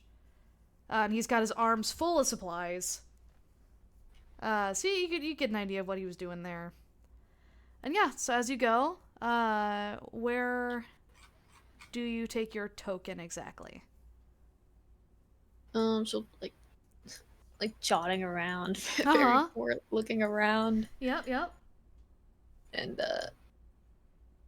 as she comes across, she'll I guess she'll be like, okay, she's gonna like look through the windows and see which one's like the gunsmith and stuff. Yeah, you can And so see if ever you get around to this side of the building, you can see that there's like pictures of guns. You can see on the inside of the gunsmith, there's, if you look in the windows, there's racks and racks and racks of different guns, and you can see there's a woman behind the counter that's just kind of minding her own business. She's cleaning a gun currently. Do you enter? Yes. Okay. You enter, and the doors are much like saloon doors, where it's like those little doors that, they're double wide, and they open like that. So you step in, and you see there's a woman there. She's beautiful. She's got tan skin. She is quite lithe. It seems like she's not from around here, you get the feeling. And she's wearing a very large red hat. She's got a red outfit on. And it's kind of a risque looking outfit too. More risque than you're used to people seeing. Like her style of dress doesn't exactly match everyone else's. And the lady kind of looks up at you. She goes, "Hello. Welcome to my store." Okay. Stella's a little shocked, like, oh, hey. She'll, like, that accent, damn. That accent. A Russian lady. Ooh. What can I do for you, my dear? Just looking around, and she'll quickly turn around and start eyeing what kind of guns they might have. All sorts. Like, any kind of gun in Deadlands is probably... They probably got it here. It's a big gunsmith. Pistols. Yeah, there's even an upstairs. It's like a Bass Pro Shop, but there's just guns. And she goes... Bass Pro Shops of the guns of the West. Yep. If you need any help, you just let me know. And she immediately just trusts you to not steal anything, and she looks down and continues cleaning her gun.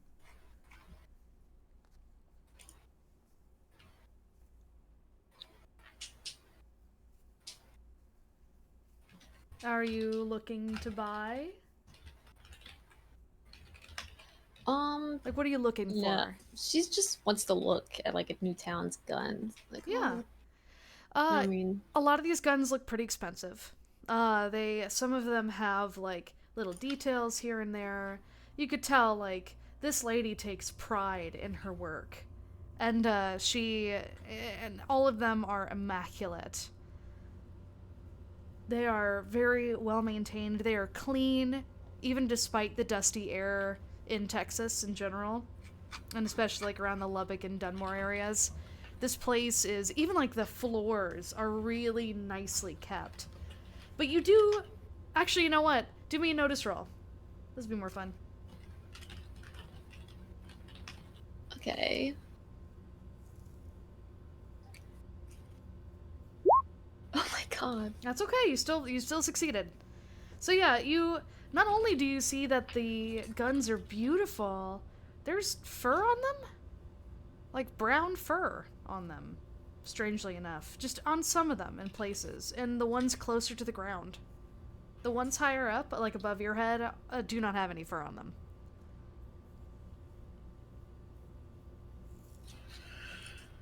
Oh, God.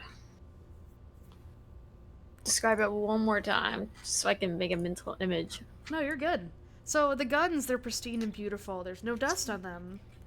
But you notice the guns, like the two racks that are closest to the ground have fur on them.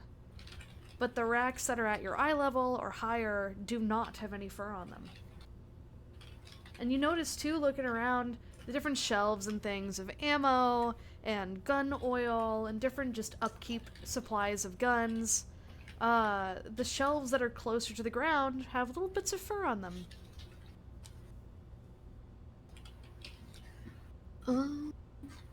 Could she, like, inspect the guns? Like, look Yeah. at it? Yeah. Because you're inspecting a gun more closely, go ahead and do me another notice roll. Please be better. Wow. Do you want to re-roll or go with that? I'll reroll. Okay. Go ahead and spend a Betty and re-roll. Okay. Yeah, you... Oh my god, my luck is so bad. That's okay, I mean, you're still succeeding. Your wild die is succeeding. So yeah, you notice... you've seen this kind of fur before. It's bear fur. Oh, wow. She's, like, impressed. Can she, like, pick it up and weigh it? Yeah. So you pick up the gun and weigh it, and you're holding a rifle currently. And the rifle it feels good. It's weighted beautifully. It feels like it... Oh, hello, girl. Yeah, it feels like it would shoot really, really well. You can feel, too, that there's no ammo inside.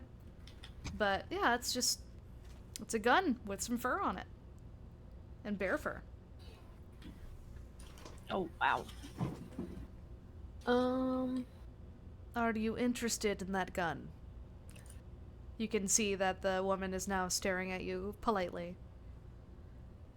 Stella will probably shake her head slightly and put it up. She's like, no, I got what I need, but, how did you get this type of fur?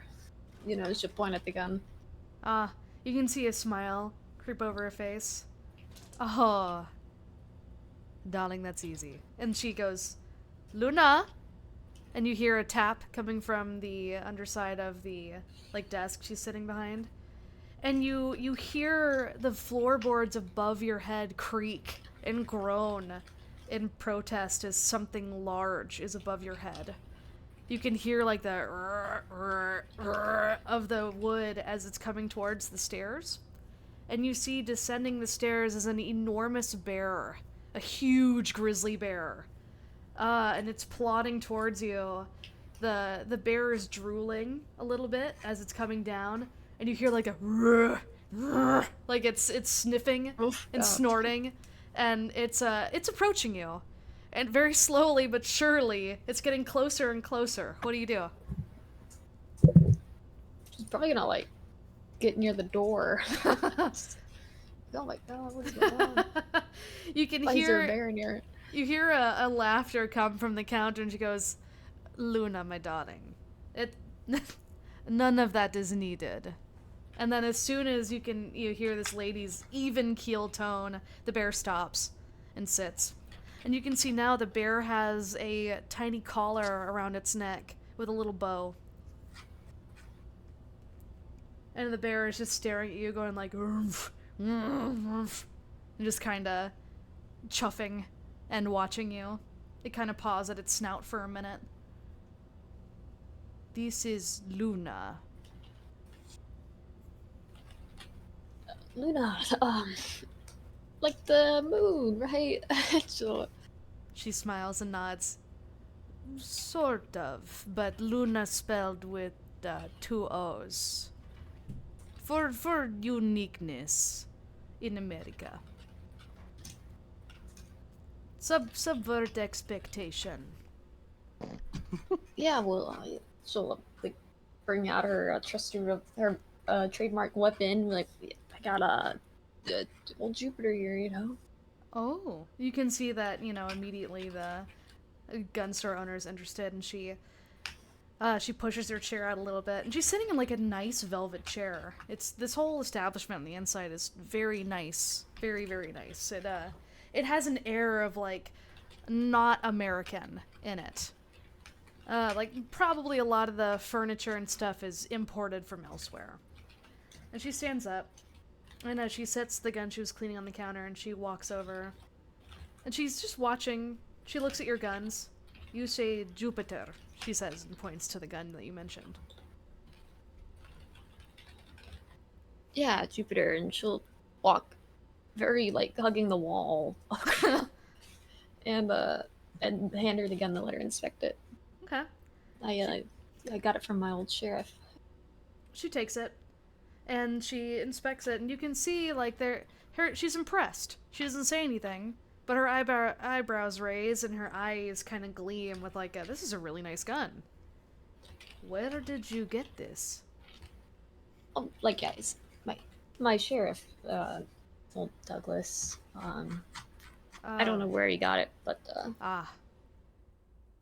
this very good quality.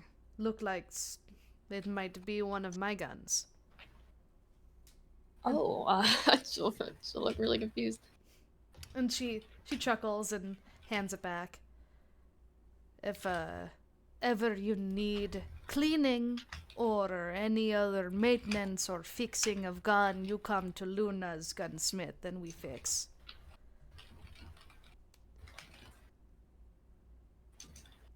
Okay.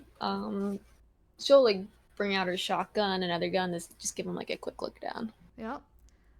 She does.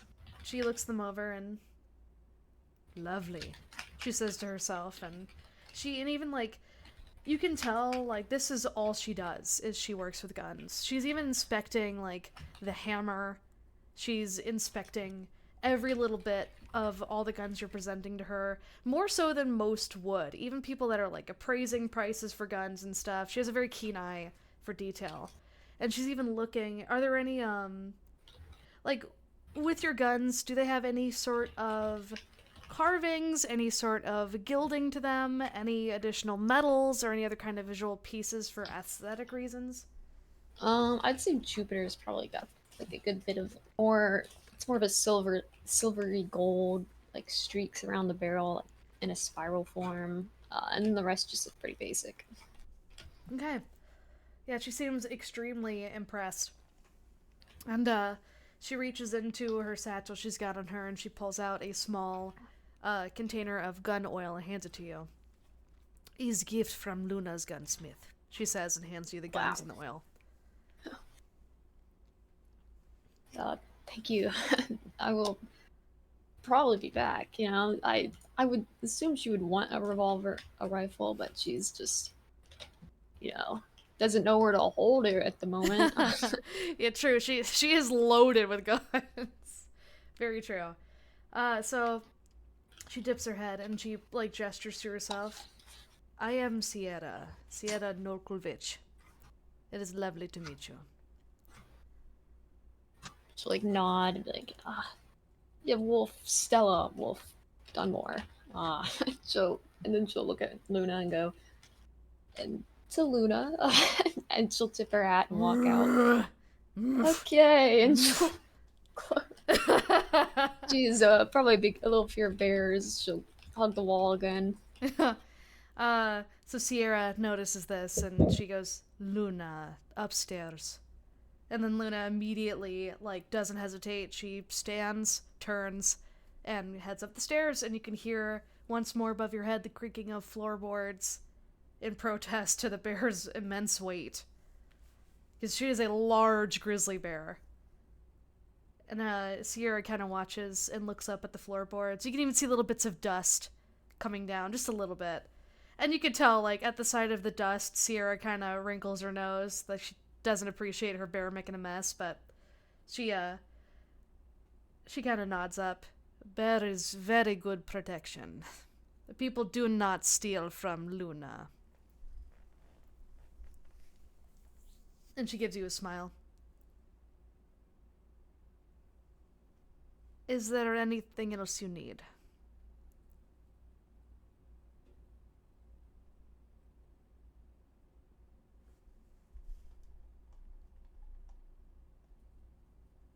And she waits.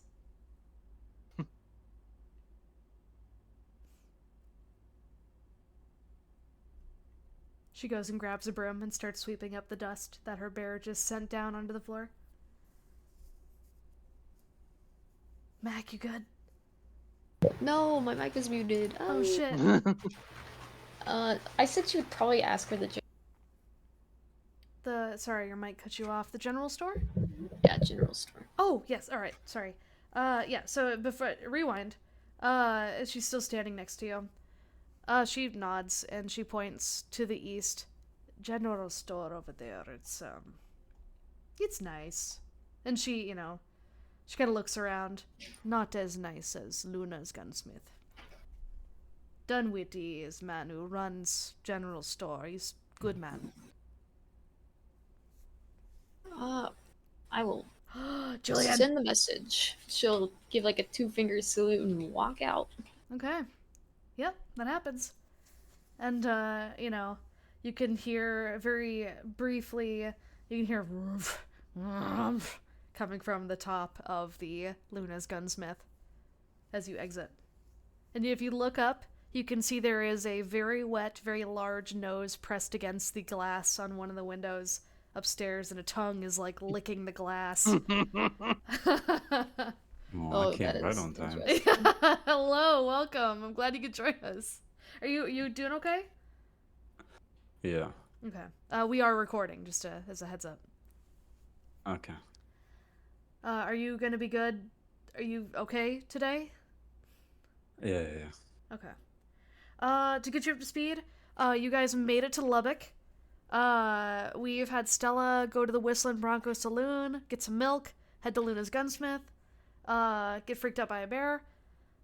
We had Father Creed go to the Old Don Church, speak to the pastor and a sister over there. They're trying to get a doctor. All of the nuns are doctors as well at the Old Don Church, and one of the nuns is willing to head to Dunmore to replace Dr. Richter. They've been, the father told Father Creed that he would have law, accompany the nun to make sure she gets there safely. And then Father Creed offered either they can go with them, like with y'all's caravan, if that's safer. And then Victor went shopping at the general store, met Mort Dunwitty, and got a bounty poster, y'all's first bounty for Madame Mina. And that's it. That's basically getting you up to speed. It sounds like I missed a lot in like only 2 hours. Holy shit. Yeah, I was jonesing for you guys to get to Lubbock. I have so much for you guys to do in Lubbock. But yeah, Jeez. and Julian has been sleeping. He ate and he has slept, so now you are fully rested and you have your food and drink settled. And I reminded everybody that within like the safety and parameters of any town, I'm gonna go ahead and assume you guys are eating and drinking as you need it. You do not need to roleplay that out. But like getting supplies and stuff, that does need to be roleplayed out. Victor did get you guys supplies, which I have notated as your stage wagon supply thing I just made. And yeah, you can resupply. The only time that you guys need to worry about eating, drinking, and, sleeping is when you guys are out on the trail. Okay. So yeah, we'll go to Julian then. Julian, you awake. You're in a town that you don't recognize. Oh my god, that was. Whew. Am I am I excited to wake up, or is that just my Wrangler snake? Looks out the window. Where the hell are we? When you look out the window, you can see there's people bustling by. There's a lot of people. Like, this is a very, very well-populated town. Way more than Dunmore. There's, like, kids running around and playing. There's different people with, lawmen. You assume you can see the glint of badges as they walk by. There's There's a nun here and there walking around, and then all sorts of Oh my God. townspeople from all walks of life, people that are, a little more poor or a little more well off. And, there's a lot of like homegrown people too. Lots of like hardworking, you can tell, people walking around. It's a very colorful and varied town. Upon noticing the population density outside, Julian presses his cheek against the window of the carriage in excitement and thinks to himself, "Damn, there's hella bad bitches over here." Oh my And he rushes to put on his coat and he steps outside the carriage to say hi to everyone. Okay, you run into Solomon and Victor. Good morning, gentlemen. It is noon. Sorry, I should probably made that obvious. It's still morning Good, for Julian. yeah, true. It's still morning for Good. Julian. Yeah. Good afternoon, Julian. Did you enjoy your nap, as it were, or your Oh long my nap, I God. suppose? I needed that, yeah. Especially after that free session I got at the brothel before we left. Oh my Oh, God. yeah. I needed that. So Hmm. where are we? We're in Lubbock. L- Okay. I've never heard about this place. How long was I out? What's happened so far? Well, last I checked, you were frightened by the shadows, or he kind of says this quietly. And then you went to bed after that, and then afterwards we rode off towards here. I must have passed out because like last thing I remember, I was on the carriage and I heard my mom's voice and everything. She was calling me for dinner, and there was Sure like a that strange figure. Was I dreaming? Victor kind of looks to Solomon, and then he I looks didn't back. hear it. I didn't hear anything either. All I recall was Oh. the dark, shadowy figures. Oh, so you saw those too? Saw them. Yeah, I saw them. So did Okay. Solomon. He was staring at him all night. Okay, but nothing happened with them, right? They didn't do anything weird. He kind of shrugs. Not that I know of. Oh, they just, as you ran inside, with your tail between your legs. Speaking about Mama and dinner, they just stared at us, and I stared at them, and they stared at us, and I stared at them, and then and I almost forgot. Then they stared at us, and I stared at them. Oh, okay, yeah, that last part. I don't Ooh, know how it was gives me relevant chills. to add that I ran inside all scared, but thank you for the catch up. I was just making Um, sure you remembered everything after that oh, long oh, sleep, you know. The memories didn't get really back into your head afterwards, so you had a very good yeah. nap, apparently. All right, thank you, Father. So, what's the plan? What are we doing here now? Well, what did you find in your walking around these parts, Father? Why don't you enlighten us with what you found? Oh, I found a doctor. Oh, you did find a doctor. Yeah, got a nun going to come back to Dunmore and help run my church, and she's also a doctor, so be able to double dip into the needs of the town. Did you make sure she doesn't have a demon inside her? Well, I would hope she wouldn't have, because she was in the house of the Lord. Well, I mean, I think it would be wise to check twice before we bring a new doctor back. At the sound of that, Creed just looks very angry and is like, "Mm, Well, Man, if only. I'll be right back." he goes and checks to make sure. Wait, did the one nun ever deliver his books? No. Yep, he's going back to the church. Okay. Does anyone want to go with him? Uh, Victor's like Excuse me, sorry. he'll take care of his church things, and he goes to Victor and he looks to him. Well, other than that, in my walk around the town, I got some supplies, and well, I did find a bounty poster that might be interesting worth checking out. And he holds up the bounty poster of Madame Mina, which Julian she posted in the Posse quests, Oh, okay. and Yeah, he I holds see. it up and he's like, "Well, this might be something that we could get for some dollars, some easy dollars." And he kind of looks towards, or kind of points back towards the town and goes, if you want, because I know how mechanical is the word I'm looking for. Mm-hmm. You are. I think you might be interested in talking to the general store, the owner of the general store, Mort Dunwoody. He's got a mechanical arm of some sort. I think you might be Oh, interested in talking to him. all right. Yeah, I'll make sure to swing by there on my way to the local brothel. Where's Stella, by the way? Uh, Out and about. I haven't seen her since we got into town. Well, she's probably already in trouble and broke several doors. Gets the urge Oh, to kick let's the hope general she boy hasn't. door down. I gotta kick it. Go, breach, Okay. breach. Well, this place does seem big and intimidating, so we should probably stick together. So let's go with Solomon to make sure that Demon Nun doesn't kill him.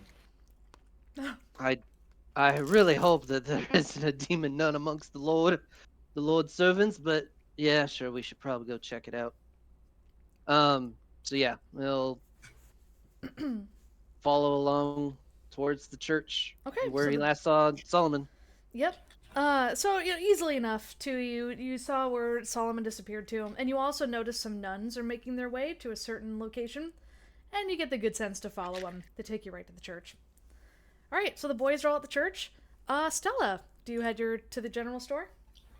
Yes. Okay, go on and we'll do the guys because we'll do the guys really quick, and then we will reconvene with you at the general store if that's okay. That's chill. She's just gonna like buy meat anyways, so. Oh yeah. So yeah, while she's shopping. All right. Doesn't know that Victor bought She jerky does already. not know. Yeah. She does not know. True. They're just gonna have so many meats.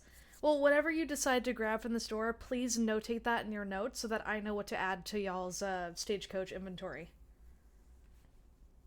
Oh, she's gonna keep that for herself for sure. Stuffs it in her pocket. Or yeah, actually, either way, but make a note so that you know how much you have. All right. So, Old Dun Church. Pocket full of turkey. You guys catch up with Solomon, and you enter the church together. And yeah, once more you are greeted by I don't know, Julian, can you see the chat? Like in the pictures I've been yes. putting in chat? Okay. If you scroll up, you're gonna see a nun with a gun and the blonde guy Nun with a under gun. her. Nun with a gun. Oh yeah. Yeah, so that is the sister. She is sister, well, you'll find out in a second. But that is the sister, and below her is the pastor. God damn, what kind of church are they running? She doesn't actually have a gun, and she isn't in tattered clothes. She looks very well put together. The church is Okay. beautiful. It's not opulent. Like, you can tell they don't spend a lot of money on themselves at this church. Unlike many churches do. But yeah, it's like, it is just beautifully furnished. The outside is extremely well maintained. The inside is the same thing. Like, any dust that gets blown in from the outside is quickly swept up by a nun.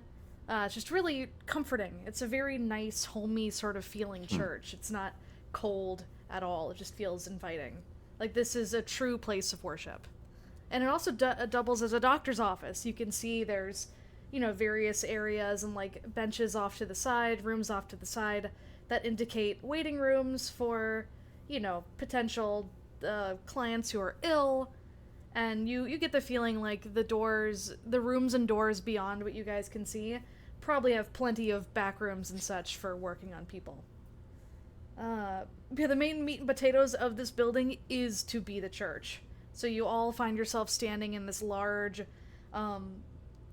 like a large pointed roof room with excellent acoustics. Your footfalls echo as you guys enter the space. And you're greeted by, you see Father Krem is there at the altar again, and he's pouring through a Bible right now. No sign of Sister Moderna. Good. And you also notice the nun from before. She has a couple more satchels on her now than she had before. And she is like putting some things in a crate at a corner of this room. She's packing. What do you guys do? Monocle. Okay. And you do the thing as soon as you get your monocle going? Yep. Okay, go ahead and roll the thing. Roll the Which thing, do I roll the again? thing. Is that an Arcana check? Yeah, whatever's your Arcana. Yeah, or occult. Yeah, Sorry. Cult, that's it. Okay, don't fail me now. No snake eyes. Perfect. Okay. Yeah, so as soon as you do your thing, you look around, and everything you see within the monocle is exactly as you see with the normal natural eye. Except what you notice is... Oh no. Uh-huh. What you notice is around Father Krem is a beautiful golden shimmer. Okay. He just ignores that. Okay. Yeah, nothing that seems malicious. And if you look at the nun who is going to be the new Dunmore doctor, nothing interesting is coming from her. The father hasn't even noticed us, right? No, he's pouring through the Bible. He's probably getting ready for, next sermon. Yeah. Creed would just turn and be like, nothing to see here. I'm good. And just back out. All of that! All that just to make sure everything's good. Alright, so you guys watch as Father Creed walks out of the building. What do you guys do? He goes to grab Father Creed really quick and is like, which one of the sisters is the nun that's going with us, so we can help get her acquainted.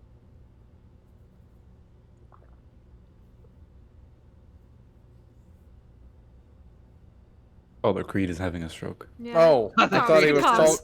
sorry, I misheard what he said. Victor he just pointed asked, the yeah. one with all the satchels and stuff, looking like she's loading up. Oh, got it. And yeah, Seemed Victor kind of will just- obvious. You know what? Now when I think about it, Victor, aren't you like some sort of like detective or something? Shut up! As you guys are bickering, this very acoustics-heavy room is reverberating your conversation, and the nun looks over to you guys. Even at a distance, you can tell her eyes are beautiful. They're beautiful baby blue. She's got very delicate features. She's very dainty looking, very, very pretty. Even with most of her features covered due to her nun garb, yeah, she has a beautiful face. And she's just kind of looking at you all gently, nicely, like she's, a friend. She is not, she's not wary at all. She feels safe here. And she just kind of lifts a hand in greeting. We'll talk about this later, okay, Julie? Shut up. Victor will kind of walk away from Julian and go, I hear that you're the doctor we're planning on taking back to Dunmore? And he kind of gives the tips a hat. Hello? I have a name. It's a great name. My name is Monica. Because it's funny. Oh. Sister Monica. Sister Monica. Yep. So yeah, she dips her head and gives a little bow, very polite, in her sort of nun way, and she goes, I'm really looking forward to helping out Dunmore. I heard about what happened to Dr. Richter, and she left, and her illness, I think, is what the other father said. I'm so sorry to hear that. Dr. Richter was such a nice lady. Victor tips his hat and kind of says, you know, Julian, give yourself a penny. Also, Stella, give yourself a penny for not immediately freaking out at the bear. Oh, she was I freaking. just read what he put. Victor will kind of tip his hat and he says, "My name is Victor Caldwell, and my Victor. compatriot here is Julian Sinclair, and we're gonna be taking you Julian? to Dunmore." All right, if the law's okay with it. I mean, I don't distrust you fellas. You seem real nice, but I don't wanna upset any of our law. You understand?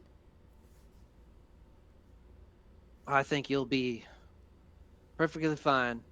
And yes, the loss of the doctor was very unfortunate, but you know we have to keep in mind the safety of the townsfolk versus the one person, which is sad that that she had to leave, but we don't want anyone else getting afflicted. You know what I No, mean? Amen. I don't suppose so. The only thing we allowed to spread back there is out of the brothel. Nothing else. Oh, she Julian! immediately gets flush red. Okay. If it's all right, I need to finish packing. Is there anything I can help you gentlemen with? And she just kind of Yes.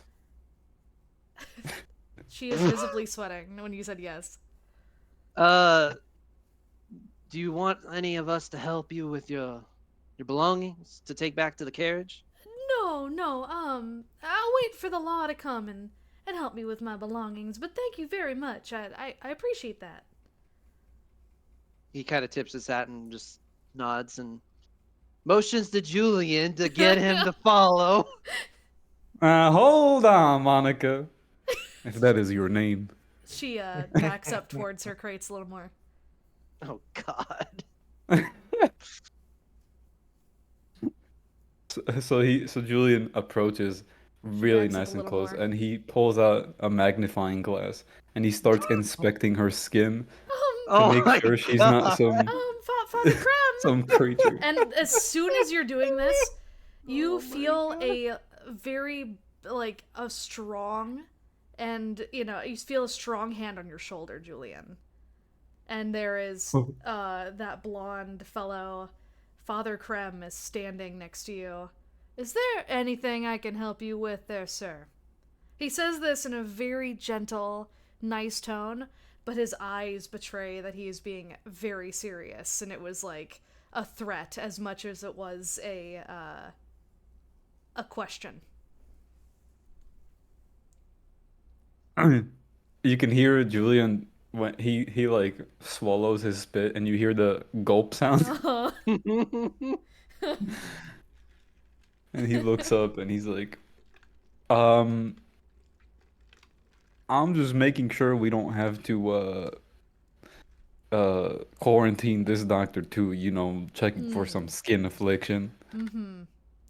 If you're interested in skin afflictions, the church is not the place to do any skin inspecting. And once again, his tone is very warm and fatherly, but Creed interrupts and says, "He's not wrong. We only do sin inspecting in here." he gives Father Creed a wink and a smile. But then as he turns his attention back to you, Julian, and it's stone cold. He's Stone Cold Steve What? Austin. He is He's so cold, Steve. Stone Cold Steve Austin. Oh, it makes sense now. He Except he's releases your older. shoulder and he steps between you and Monica. Well, it was nice to meet you guys. We're off to the next stop. He said, "Blessed be." You hear that from if you're making your way out of the church. You just hear Father Krem, blessed be, as you make your Victor- way out. Victor looks to Father Krem and just gives a look of like, I apologize for my compatriots' actions. The dad And of he the gives a posse is tap. like, I'm so sorry. Yeah, basically Victor just gives the tip of the hat and just kind of Yep. gives him like, I'm sorry, like a mouthing, I'm sorry for him. And then he walks out the door. He tips his head back to you very politely and keeps an eye on the group. His concerns before when he was talking to Solomon, this interaction made him feel no more comfortable with sending one of his nuns to Dunmore. Yep, of course it does. Of course. As we're walking out, they can hear Julian mumbling like, "Nobody's called Monica. She's clearly lying. He's not It's wrong. always a lie." It's literally not a name. It's That can't be her name. It's gotta be just a made-up name. yep. Something's wrong here. Yep. All right, so you guys make your way out, and Stella, you make your way in to the general store. And Yeah. as before, as soon as you enter, well, you didn't see this before, but you notice that there's a couple of people now that are shopping, but there is seemingly nobody manning the front counter. You can hear sounds of like glasses clanging together and things being opened, cabinets. You hear the of cabinets being opened near where the counter is. She's totally gonna go over there. Right to the counter? Yes. Okay. If you peek over Well- the counter... Oh, sorry. I was gonna say maybe she'll grab the items I put in her notes: jerky, oranges, a water canteen, Yeah, that's good. and then put it on the table towards the counter. Okay. Yeah, as soon as the items, you can hear the different things clutter onto the counter. You can see, like, from where you're standing, you see a very white, like, a bunch of what appears to be fur from the other side of the counter. And then he looks up at you, and you can see this very, very short man. He has a monocle or half of a goggle strapped to his head, tan skin, very white hair, white mustache, white beard that's tied off on two different sides, like pigtails, but for a beard. And he pushes himself up, and when he does, you can see there is a mechanical arm on his left arm, and the gears are slowly turning as the arm kind of moves and works with the body. And I forget what voice I gave him. Howdy! Good day to you. Hey, she's like staring at his arm, very impressed. He notices her staring, and he, like, welcomes it. He stretches out his arm, and you can see... and he also, you hear a little as he gets his little stool, and he clambers up on top of the stool, and he kind of, like, stretches his arm out next to the goods that you're about to purchase. And you can see now, like... right, oh my god, it's literally Victoria! Oh, I hate that. Literally old man Victoria. It or is. Victor. It's Old like- man Victor. It's another Victor. It is. Oh my god. Yeah, it's like alternate universe, old gay. I love it. It's awesome.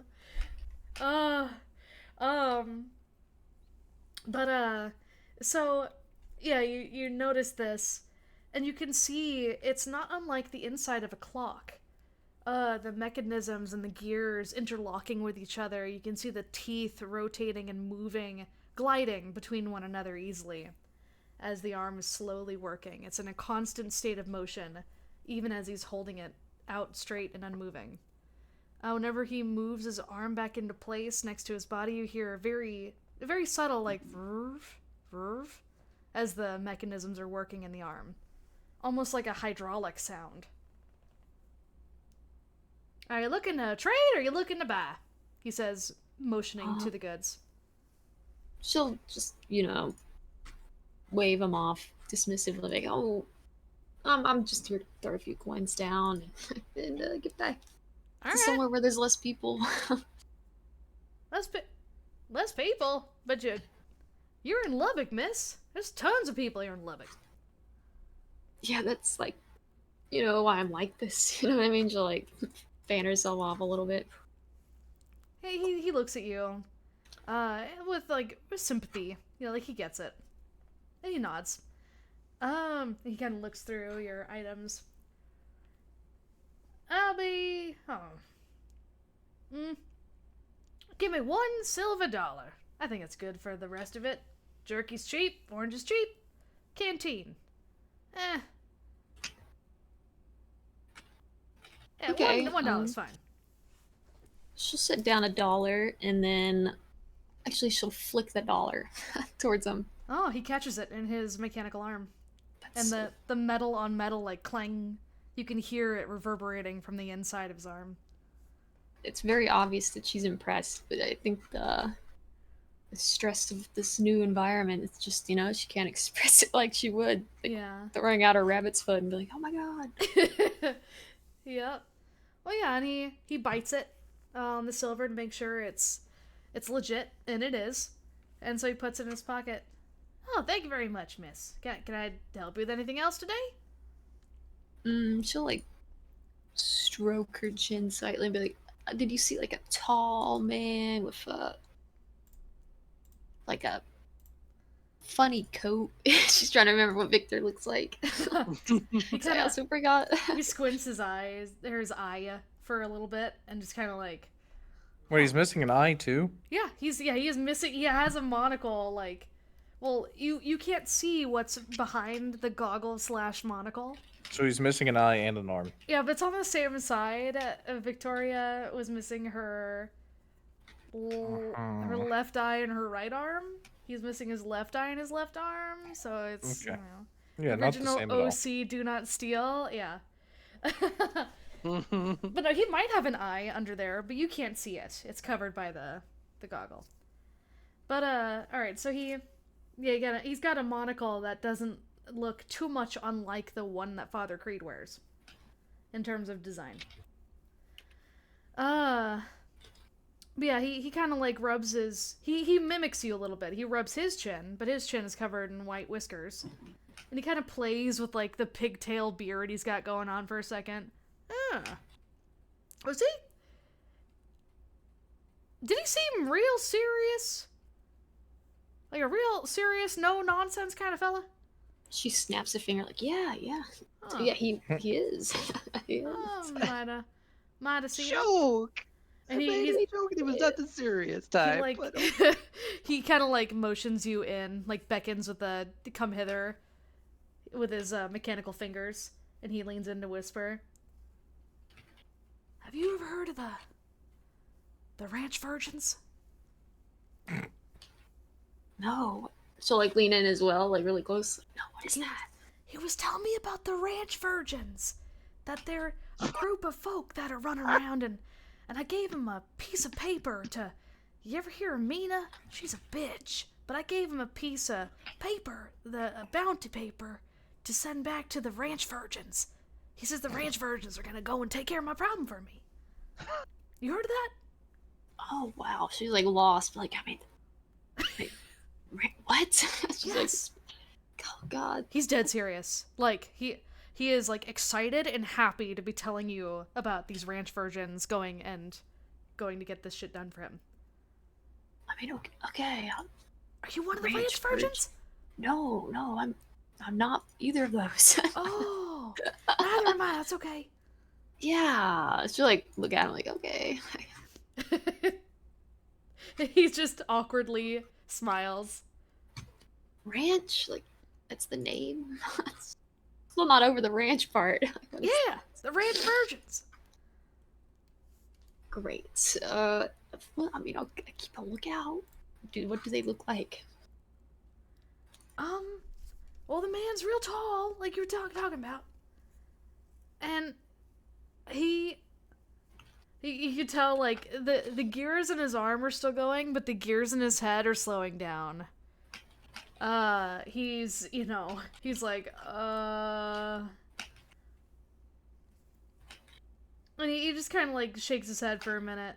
He said he was part of that group. And that he would take care of my problem for me. That's all I know. Part of the ranch virgins. Oh, maybe. Oh, she probably thinks it's like code for agency. Like, oh yeah, never mind. I am a part of that then. Oh, you're a ranch virgin. I am. You looked like a ranch virgin the second I saw you walk into my establishment. Yeah, I'm sorry I lied. I'm just it's a topic that I don't like talking about. That's okay. The other virgin said that he was he didn't tell me he was a virgin right away either. It's okay. Oh, she probably thinks he's like really close with the agency. Like, oh, Yeah, like nice. he's in the know. Yeah. Okay. And he goes. So did he? So if you're one of the virgins, he told you about what's gonna happen, right? No. I have not seen him all day. It's right. It's sometimes we split up, but he's my teacher. Oh, is he the top virgin? Are you the bottom virgin? Yeah, that's how it works. Oh, and he like God. understanding washes over his face. He is like, oh, this is the answer. Of course. How could it be anything else? And yeah, he like nods and goes, y'all are gonna kill a lady for me, this Mina person. She's mean. It's in the name. Mina, mean. She's nasty. I have to pay her security fees so she doesn't come and steal my supplies. Oh, yeah. I guess that's. She's like thinking, like, I guess that's what the ranch versions do. Yeah. Yeah, like, it's weird because she's like, is this the agency, like, killing people? Like, is this normal? She's like, well, I guess if he agreed to it, it's gotta be okay. Yeah, he seemed to really know what he was doing. No wonder he's the top virgin. Oh Yeah, my. he is. And then he just continues to look at you expectantly. Well, I told him that if y'all could kill or bring back Mina, honor the bounty I sent him with, then all of y'all can get your supplies within reason. And he holds up a mechanical finger. Within reason. You can get your basic supplies for free from my general store as a thank you for saving my hide. Okay. She'll give a 2-finger salute. Yep. That's what we do, ranch virgin. Yeah, that's it's like interesting name to hide that under. He does the same thing. He's like, I knew I could count on the ranch virgins. And yeah, he gives you the 2-finger salute back. Yeah, And- Stella looks hyped now. She's like, yes, a job. Yep. And he pushes your supplies to you and bids you good day unless you needed anything else. No, she leaves. She's hyped up now. All Every right. time we give him a posse name, it just goes back to Ranch Virgins. Yeah, the ranch virgins. Yep. Ranch Alright. virgin. So you step out into the heat. Boys, the 3 of you step out into the heat from the church. What do?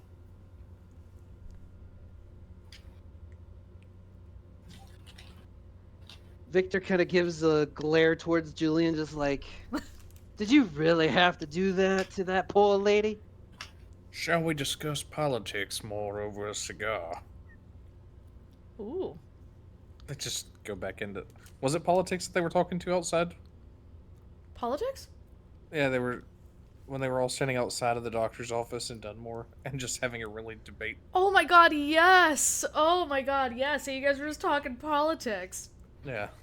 So I imagine Creed just tries to strike up a political talk again. Mm-hmm. God damn. Yeah, they're. You know what, Father? I would love to. What are we trying to get to here with this conversation?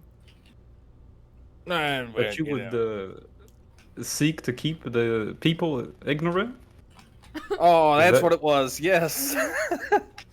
Oh my god, yes. For their safety, yes, I would keep people ignorant if I had to. How about we go bring Stella into this and find her? I don't like us splitting up in this big ass town. You were already thinking of going to the brothel, weren't you? No, I just want to make sure Stella's fine. On the way to the brothel. Bring her along with. Bring her on the way. I do believe I'm gonna mosey on up to that building up there. Looks like they might have some weaponry for sale.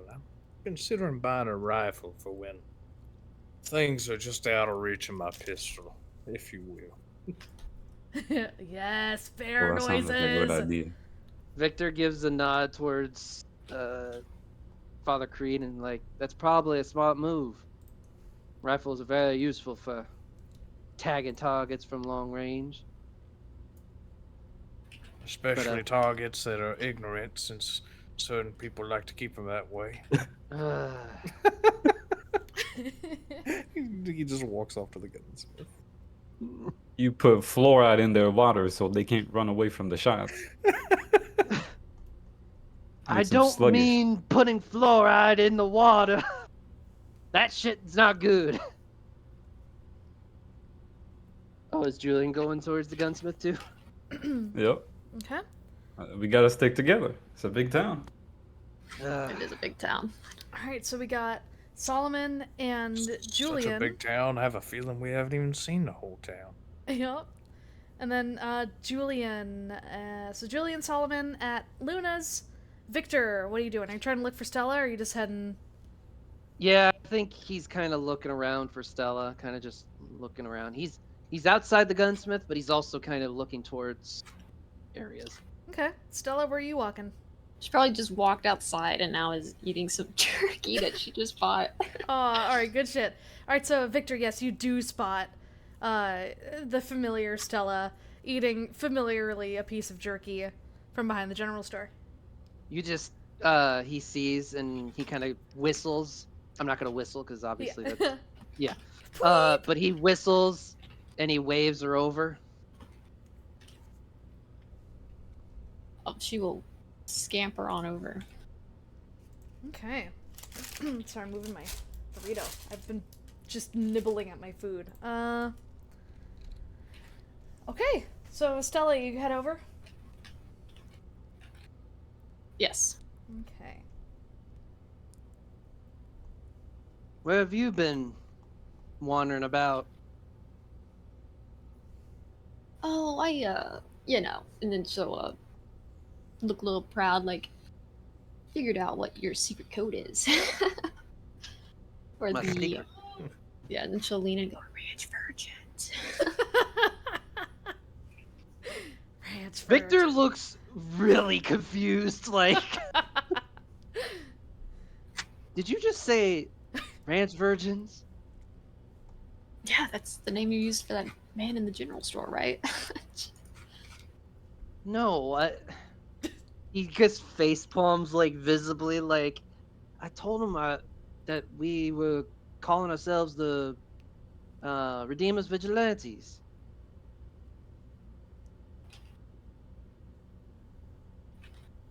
Where did the name Ranch I Virgins thought that's what come you into meant for, play? like, the agency, you know? I was like, is that not what you said? I think that's what you said. He kind of just like, all right, you know what? Sure, we'll just use Ranch Virgins as a code phrase for something. And he's just like, so just like baffled by this. But he kind of shakes it off and is like, did you find out anything around town while you were out and about? This, like, she'll like point where the gunsmith is, like, that woman owns a bear. He's just like completely distraught. Like, If you look up, there's a you'll notice there's a very big nose pressed up against the glass, and a big tongue just lapping, like mlam, mlam, mlam, licking at the window. Victor kind of just says, oh, well, I guess there's stranger things about this town than I thought. But, alright, so a bear and a gunsmith. Anything else? Well, actually, I should mention that we took on a job, but it sounds like you already went to the general store to hear about it, huh? Yeah, from your, wink. Ranch Virgins. It does not say this loud. Victor kind of nods and just like, alright, well, sounds like we got a job to do after we get our doctor, which Father Creed has thankfully went to the church and grabbed for us to take back to Dunmore. Just walked in and grabbed somebody. All right, you're coming with me. You're a doctor. You're now. coming with me. Although I think Julian's making it more difficult as it goes every time. I think we need to keep an eye on him for sure. Yeah. Where's Julian heading off to? He points towards the gunsmith and he says, Father Creed and Julian went inside the gunsmith. I was just staying out here to keep an eye out for you. Oh. Well, I'm fine. She looks a little stressed out. Maybe the environment changed, but, you know. Fine at a cost. No, what do you guys do? Do you head into the gunsmith with the other two, or do you stay outside? I think I stay outside just I'll because. probably stay outside too. Yeah. I'm good. I got my guns. Yeah, all right, we'll put a pause on you two then. So as soon as you guys go in, Solomon and Julian, you enter. And have you ever seen the dust that's coming off the back of a wagon when he's driving it? I bet you there's chemicals in that dust. Oh my god. Amen, brother. There's a woman. I mean, father. there's a woman that is sitting, and she is like, she's making some kind of black powder. She's just working away. And she looks up and notices the two of you, gives you a nod, and then goes back to her work. You, making coffee? She looks up and, no, gunpowder. How can I help you? She kind of It like... could be made into a coffee of sorts, but it might not taste the best, I suppose. She kind of... Yeah, she chuckles and she nods in agreement. I would agree. I'm, looking to buy a rifle of some sorts. Needs to be calibered in 45. She looks you over for a minute and nods. She gets up, and let me pull up the list of her stuff she's got. Alright, so she goes, she nods at the rifle, and she heads to a wall. The wall, you notice, is there's all sorts of guns of all different kinds, but there's one that's dedicated to rifles. There's a whole bunch of different kinds. You said 45? That would be correct, yes. She kind of like, she has a finger on her lip, and she is, and also, for you, Julian, she's gonna be the lady if you scroll up a little bit. She's got the red hat, and she's polishing the gun in the picture. Oh yeah, I see it. But yeah, she chooses a beautiful Winchester 76. She pulls it from the wall. You can hear like the clicking of the gun as it's, she's manipulating it in her hands, and she hands it over to you for inspection. Now, I could clearly tell by looking at it, but is it a repeater or is it a bolt action? It is a repeater. Okay. And yeah, a Winchester 76. It's beautiful. It's in excellent condition. You can tell it's got all the fixins on it. It's got, like, rifling. It's got a little scope on it. Not one that, it's just got, like, a sights on it. It's beautiful. No, it's a fine piece. She dips her head. This I ask $40. Throw in 2 boxes of ammunition and you got yourself a deal. This I ask $40 for gun. And she looks at you pointedly. Hey, Solomon. So you don't have ammunition, got it. I do for sale, not for additional on top of gun. $40 for this piece. I mean, it's a nice piece, but I The could go best. to any shop and get this for at least $35. Be my guest. And she takes the gun from your hand and puts it back to the wall. Damn, you didn't give me a chance to try to do the persuasion I was gonna do. Oh, do it! I mean, you could change your mind. She's going to reach for the gun. Now, like I said, I could go somewhere else and pay 35 and probably get that and the ammunition, but I'm willing to pay you 40 for that and 2 boxes of ammunition for it. She squints. And she's looking up and down. Hey, go ahead and do a persuasion. Let's see if we can... Okay. That's gonna be an 8. She looks at you. And she sighs. You would think I like out-of-towners, but too many tried to swindle me. And she, lets you hold on to the gun. And she, almost silently, like her steps are extremely graceful as she goes to the counter and pulls out 2 boxes of Winchester 76, so 45. I'm gonna go ahead and just stop you there, because at the point of her saying swindling, he just lays the rifle down and leaves. Oh, okay. Oh, She picks up the rifle and puts it onto the wall. And then she looks at you, Julian. How can I help you? What the fuck just happened? Solomon, what are you doing? Oh, do you leave? Julian? No, I'm trying to piece together what I just saw. So Solomon left. He's exited the building.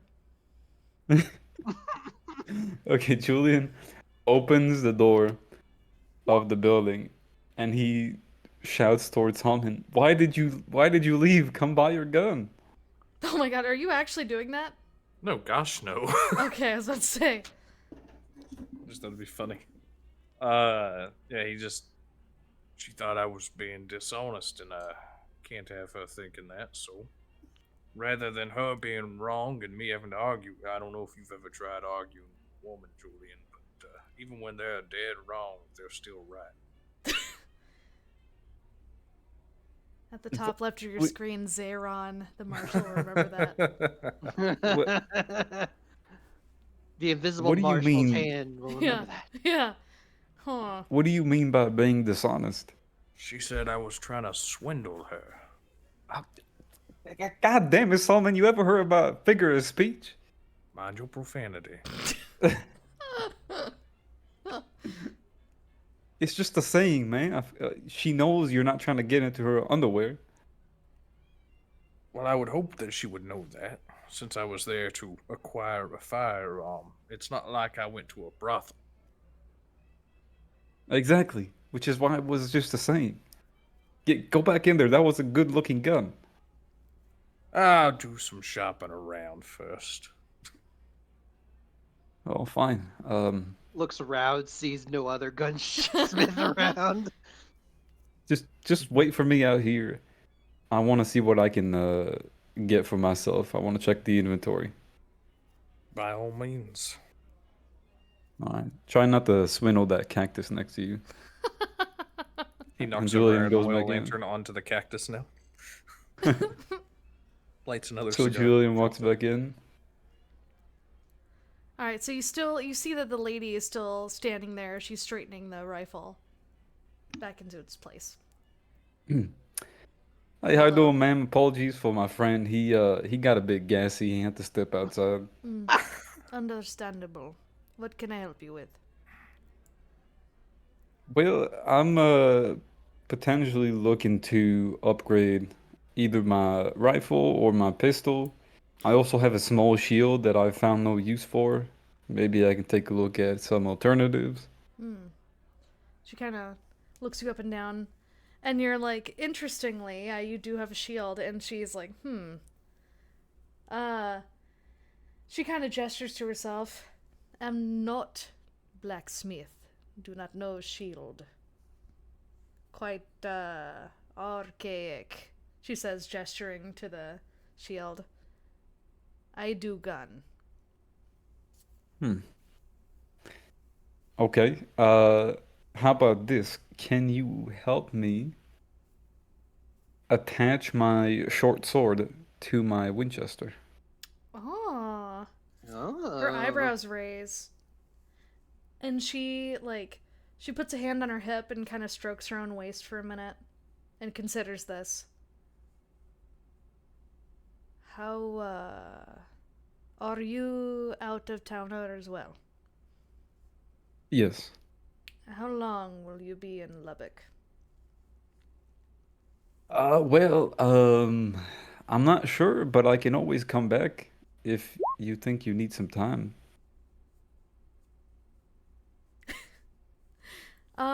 She holds out her hand and she goes, "Let me see what I can do. Give me 2 days." 2 days.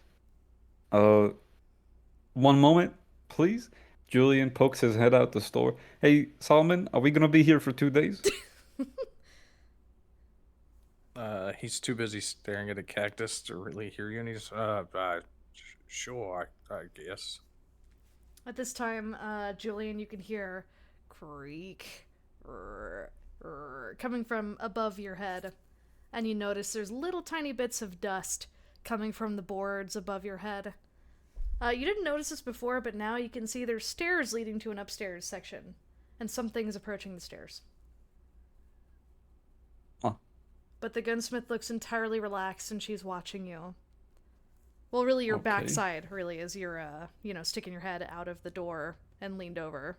And she's looking like, she's ready to get this transaction underway.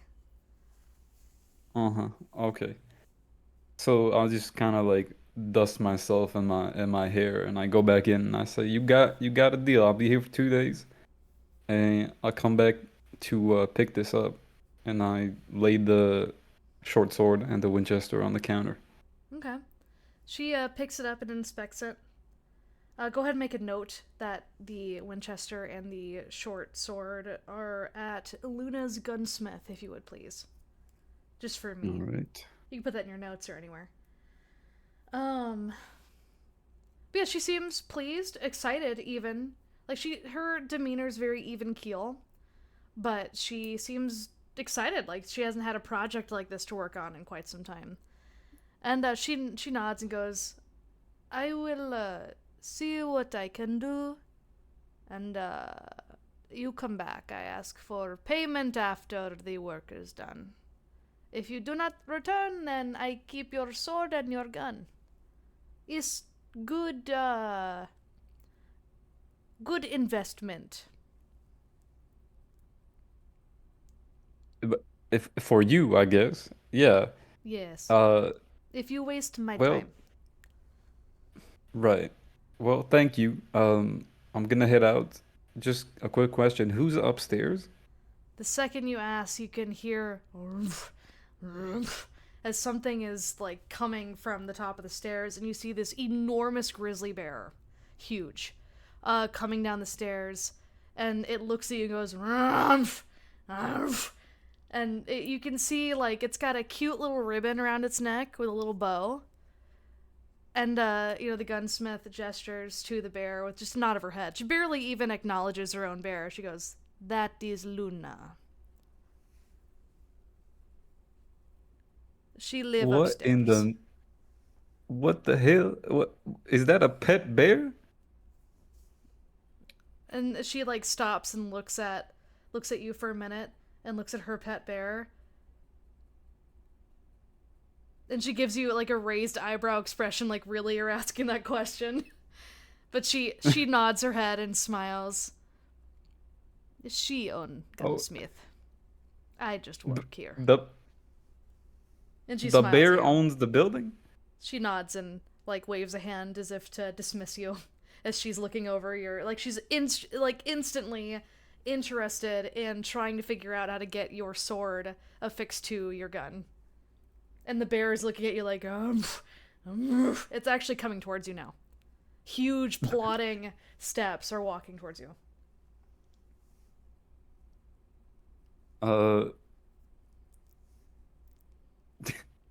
Okay, Julian once again quickly pokes his head out the store and says, "Solomon, I might need some help here real quick."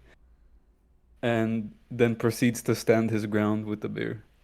The bear approaches you. The bear is massive. Like, this is a extremely large female bear. And she kind of like, as she's like sniffing your shoulders and your face, you can feel like the air from her nose hitting your face as she's sniffing. And she, she goes really close to your head, like right up against your ear. And then she, with like a huge boom, sits down right in front of you. Even when she's sitting, like, her head is slightly above your head. She is massive. Well, Julian is fascinated by the idea of a bear with a bow tie that is friendly, seemingly friendly, and owns a building. So he just kind of looks the bear up and down, and he thinks it's stupid to say that, but he wants to try it anyway. Uh-huh. He says, "Aren't you a sweet thing? What's your name?" So, when you say sweet thing, you can tell probably her owner calls her that quite a bit. And she, like, once again, that, like, kind of like, as she's sniffing you all excitedly and happily, she kind of like licks your face. And it's gross. Like, her breath reeks of fish and rotten meat. And, Oh my god. but yeah, so you get licked by a bear, and she goes, "Rrr, rrr." And then you hear from the counter, "Luna, relax. I understand."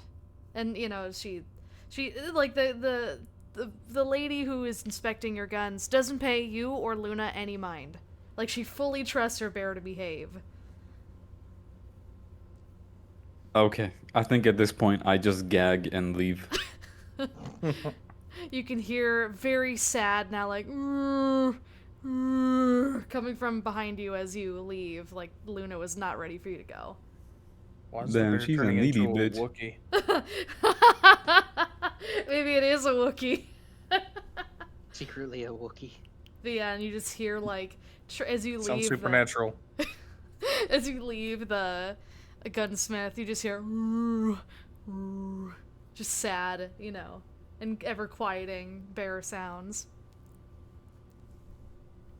Well, Solomon, I don't think I want to see the brothel anymore. Let's regroup. Your face is wet, by the way.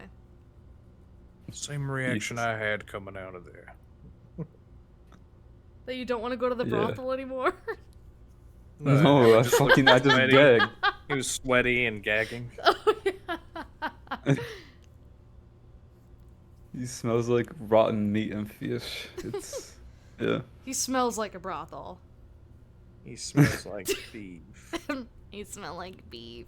Alright, so you two go out, and once you get to the outside, I like that you guys think the entrance is down there. You guys go outside, and you... Oh. Now the whole posse's together. You can hear She that. just said, "I like that you guys are dumb." That's what she just said to us. Yeah, it's not your fault that I didn't put a door down there. The door is hidden. Alright, so then the posse is all reconvened. What do? You guys have plenty to do and plenty more of Lubbock to explore. How did the gunsmith go, you two?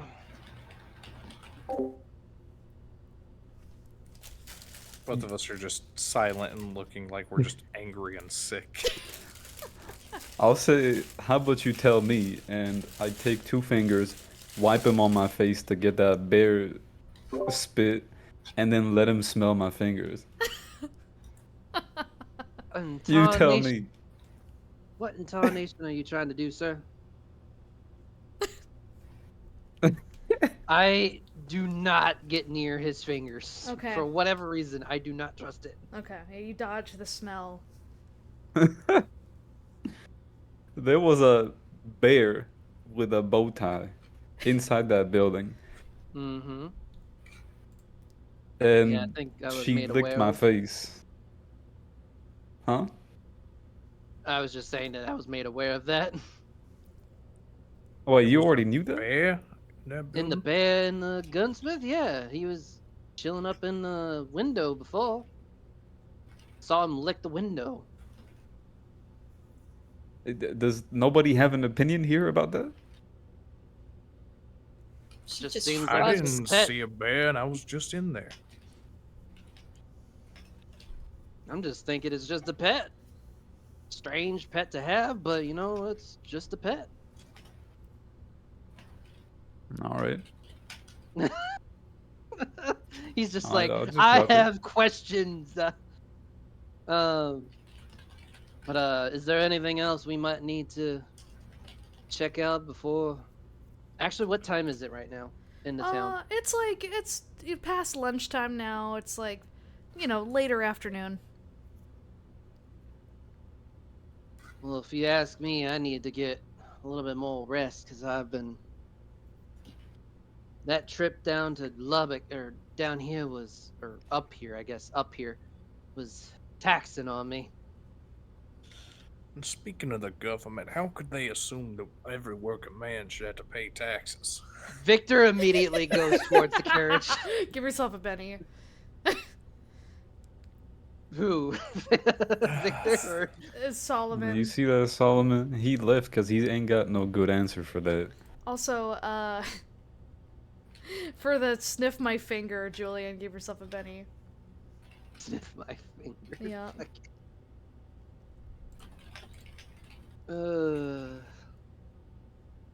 Alright, so Victor, you're heading back to the stagecoach?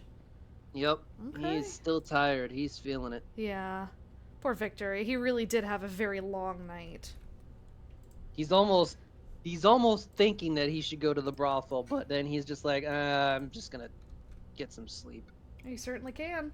I forgot you guys had horses too that are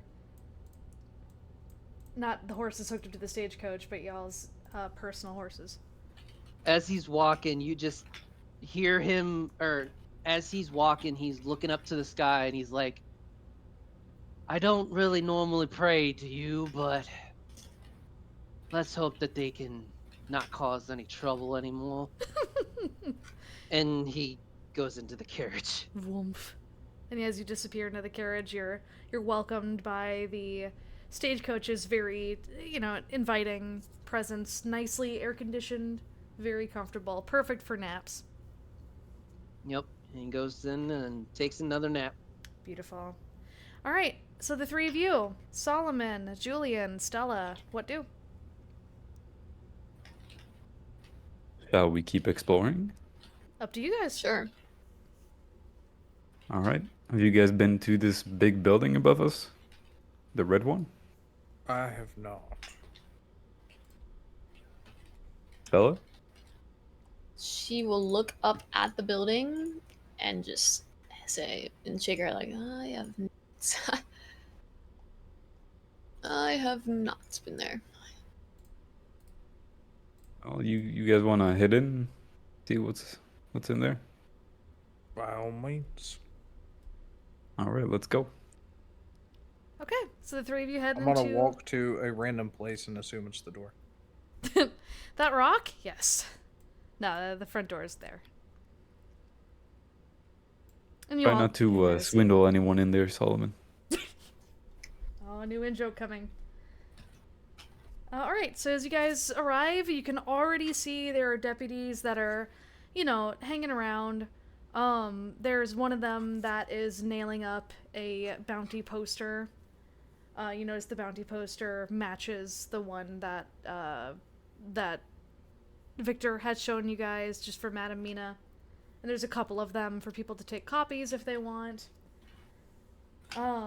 And yeah, but other than that, there's just people bustling by you guys. It's, don't be fooled by the image. There are more people than are displayed, but I didn't want to, crowd the map too much with people. But yeah, there's just people filing in and out of the law district, or you guys see it. There's a, sheriff.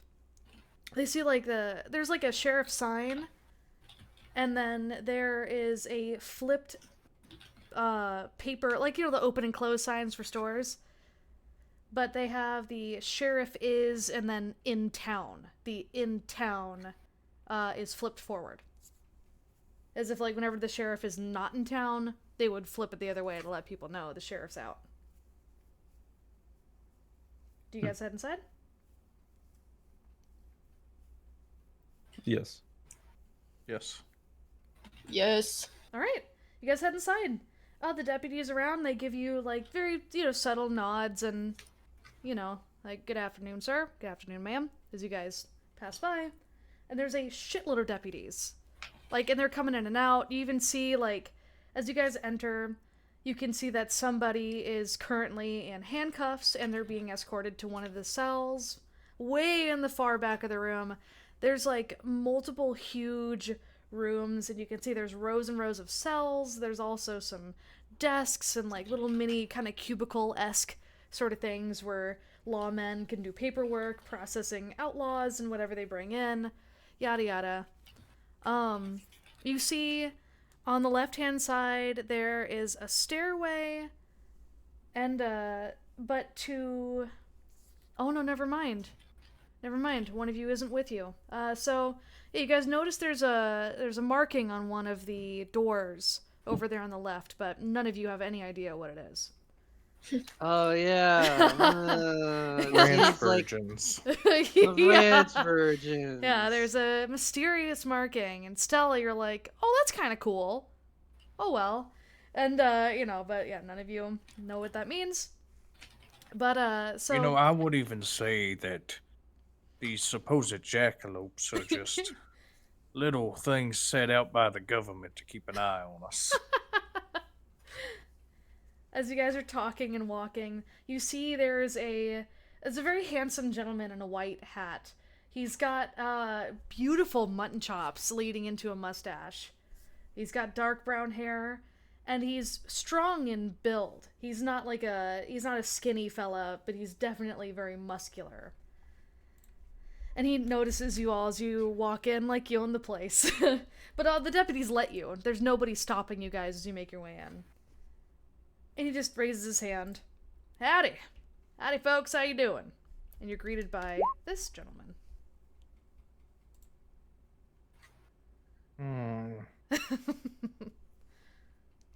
And you can see he has a badge that says sheriff on it.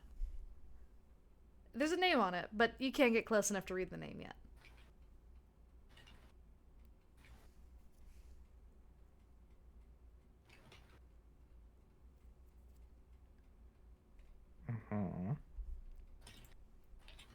And he looks at you all expectantly, as if you may have business with him.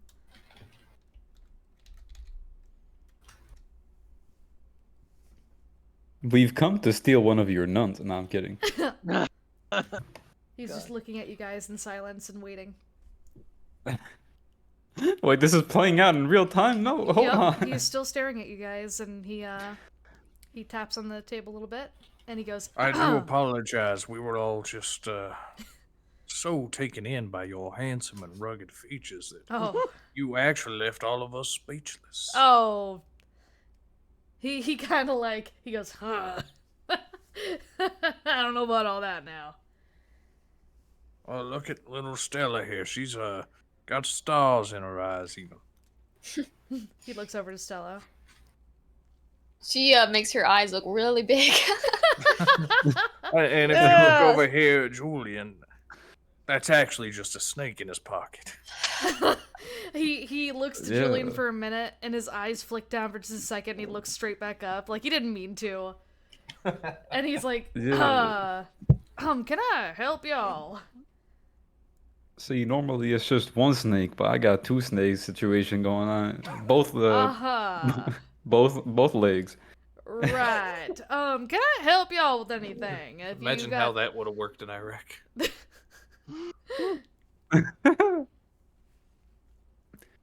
Yes, you can help us. We're just visiting, and we're on some official business for a nearby town. And I was interested in some information about your town and this area. do you happen to have a map of any mines or any, if you know any traders that actually sell minerals and metals? Minerals and metals. He scratches the side of his mutton chops and he thinks for a minute. Not on hand. I'm sorry, friend.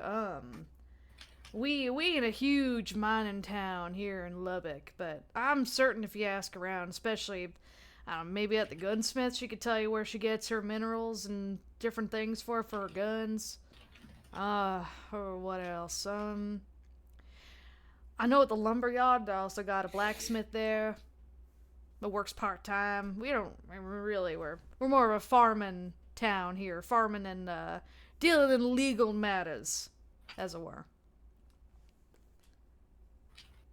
And if you're looking for, he kind of he pulls out some parchment, and he's like, he kind of looks around, and he's like, it's like if you really, really want to get your hand on a lot of minerals, are you blacksmith? Yeah, yeah. I'm an assistant blacksmith.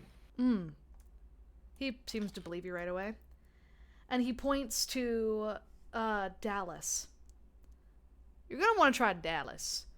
There's the railroad line. You can just hop on a train and head right there through to Dallas if you'd like, and I'm sure they could set you up real pretty.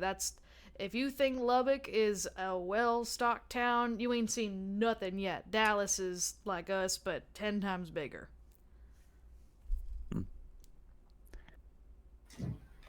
Julian leans to Solomon and quietly asks, "Should we ask if he knows Victor?" Well, I doubt he would. I think Victor said he hasn't been this way before. Well, would he know the agency that Victor's with? I do not know. But it seems like it's pretty secretive stuff overall, since they want to keep all of us unaware and ignorant, so probably not. Alright, okay, I won't bring it up then. Unless he is part of it, then he is trying to keep us ignorant, and in that case, he's one of them big government fellas. Oh, whoa, hold on, you may be onto something. Maybe I should take him to a room alone and show him the snake and see what he has to say about the snake. Oh my god. As you guys are muttering to each other, he's looking between the two of you. He can't hear what you're saying. He goes, my name's Jonathan Willard, Sheriff of Lubbock. Oh, Johnny Williams, okay. Yeah. Now we're starting to get names that are not familiar at all. I had to. I'm Jonathan Willard, Sheriff. Sheriff Willard. Nice to meet you, Sheriff. Do you have Pleasure to meet you, Sheriff Wrangler. Sheriff Willard. That's what I said. You said right. Never mind. Do you have a private room we could go to so I could I need your professional set of eyes for something. He squints at you immediately. All of our private rooms have meetings going on in them, and he looks at you very pointedly, like he's suddenly not so sure you're a blacksmith's apprentice and that you may be affiliated with somebody, and he kind of nods to the doors to the west, the doors that had symbols that you did not recognize. There's meetings being conducted, and that's all of our private rooms. Is there a problem, or? No, I need to see if you are in fact aware of a situation. You could perhaps shed some insight on it. Maybe we can go like right by the building into the bushes or something at the some sort of alley. He's like, First gets a private room, and then yeah, now he's he like, wants to and just now do it the in bushes the back or the room. alley, and he's like, he kind of leans up and he goes, "Look, we're a progressive town here in Lubbock, but I'm married. I have a wife. Her name's Leslie, and we have 7 No, kids." no. Sorry. It's nothing like that. It's, come on. If I tried, you would know. Trust me. Okay, just He sits back in his chair and crosses his arms with a grin. Is your wife a doctor, perchance? She is indeed. Yes. Mwah. But yeah, so Oh, he's looking at, he's watching you now, Julian, and he's smiling. He's very amused. okay. I just want to show you. I've found something very, very strange, and I'm unsure. I don't think it would be wise that everyone here sees it. So, is there a way that I could consult with you and show it to you? He scratches his chops again, and he's like, "Huh. Come with me." And he gets up. You hear a little as the chair, he gets up and he nods to the stairway leading upstairs. "The rest of y'all can stay here, talk to my deputies if you need anything. What's your name again, fella? I don't believe I caught it." It's Julian Sinclair. Mrs. Sinclair, and he extends a hand and goes to shake your hand. "I will remember that. Perfect. I have an I excellent honestly thought you would grunt a little more, Sheriff. memory." "Why do you say that, Mr. And he looks to you, Solomon. Father. "Oh, Father. Father Creed. My apologies, Father. Have you met with the folks down in the old Don Church?" Already way ahead of yourself. Excellent. Good man. Well, any grunting aside, if any of y'all need anything, any of my fine deputies would be happy to help. Actually, Clement," and he snaps his fingers, and you see there's a man that doesn't look, he's like in his mid-40s or so, but grizzled, but he has very kind eyes, this guy Clement. He comes by, and he's wearing the deputy badge. He's very clean. He's got a nice vest on. And he just tips his hat to you guys, and he's at the ready in case you guys have any questions. But as for Sheriff Willard, he takes you, Julian, alone, upstairs. Okay. And as you do, other deputies are passing you guys on the stairs, heading up and down. There are a lot of deputies. You've never seen this many law in one place before. But it's extremely organized. They're all very clean. You can tell, this is they know what they're doing. They got their shit together here in Lubbock.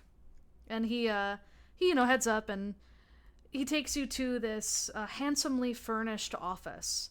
There's a bunch of glass panes that separate this office from the main room where the stairs spit you guys out on the second floor. And yeah, you get the feeling like this is his personal office of the sheriff. And he escorts you inside, closes the door behind you. But you can still see through the glass panes. Everyone can see inside the sheriff's office, and you guys, the two of you, can see outside into the main room upstairs. But yeah, other than that, all the sounds are muted, and it's just you and Sheriff Willard. All right, Sheriff. Thank you for this audience. So I've reached the. I'm kind of new to this whole area, and ever since I got here, some really weird stuff has been going on. Okay. One of these weird things I've actually kept. I would show you a picture. I don't have the pictures, but I actually have the thing in my jacket over here. It's a very weird type of snake that feeds on blood. Oh. All right. I ain't no animal expert or nothing, but you got it. You got the corpse or? No, it's alive. It's friendly to me at least, and I'm trying to study it. I was thinking maybe you as the sheriff, maybe you have information on any more strange run-ins? So he's like waiting for you expectantly, and he kind of looks, because you gesture to your coat, and he's looking at your coat expectantly, and you feel a very familiar little wiggle come from where Wrangler is coiled in your pocket. I'll let Wrangler come out like halfway and hold him back with my hand. Okay. So you open the flap that houses Wrangler, and yeah, your little buddy, just as always, he peeks out, and you can see like the little spikes of armor that you made him. They're all folded down, so he just looks kind of bumpy. And he just kind of like just sticks his tongue out at the sheriff, and the sheriff looks at this creature and sees a black snake that's got metal somethings all over it, but it looks like metal bumpy armor in random spots. What in the nation of tar? And he's looking at the snake, and Wrangler is eyeing him warily. Like, Wrangler doesn't really trust the strangers all too much. Like, Wrangler doesn't even really trust the rest of your posse yet. Not fully. Not all of them. Some of them more than others. But he doesn't really leave your pocket too much. I need you. Oh god. Sorry, that was funny. I was just imagining that. But no, it's so yeah, he just sticks his little head out, and he's like he's very wary of this strange man. This strange, devilishly handsome man. All right, Sheriff. So my point is, I have started researching Okay. this creature and these coincidences, and I just propose that we work together in doing so. So if you find anything out of the ordinary, you get any strange reports, I'd like to be brought in on that information so that I could learn from it. Alright, well. And in return, I will do the same for your town.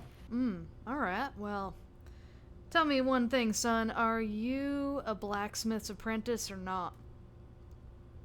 Well, originally, He yes, smiles. but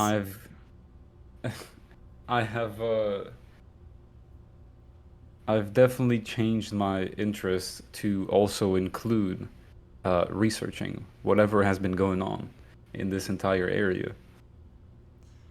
Are you trying to convince him of this? Yes. Go ahead and make me a persuasion roll. I Because he's don't thinking think that you're I- lying to him. I don't even think I have persuasion. I think I got a roll unskilled, right? Yeah. Okay. Okay. Yeah. Oh, that's actually really good. Uh-huh, especially for unskilled. That was excellent. So yeah. No, he extends a hand to you, and he shakes your hand, and he goes, I think that'll work out quite nice. I will, yes, if we find anything interesting, like your little snake friend right there, I'll be sure to let you know. It was Mr. Sinclair, right? Yes, sir.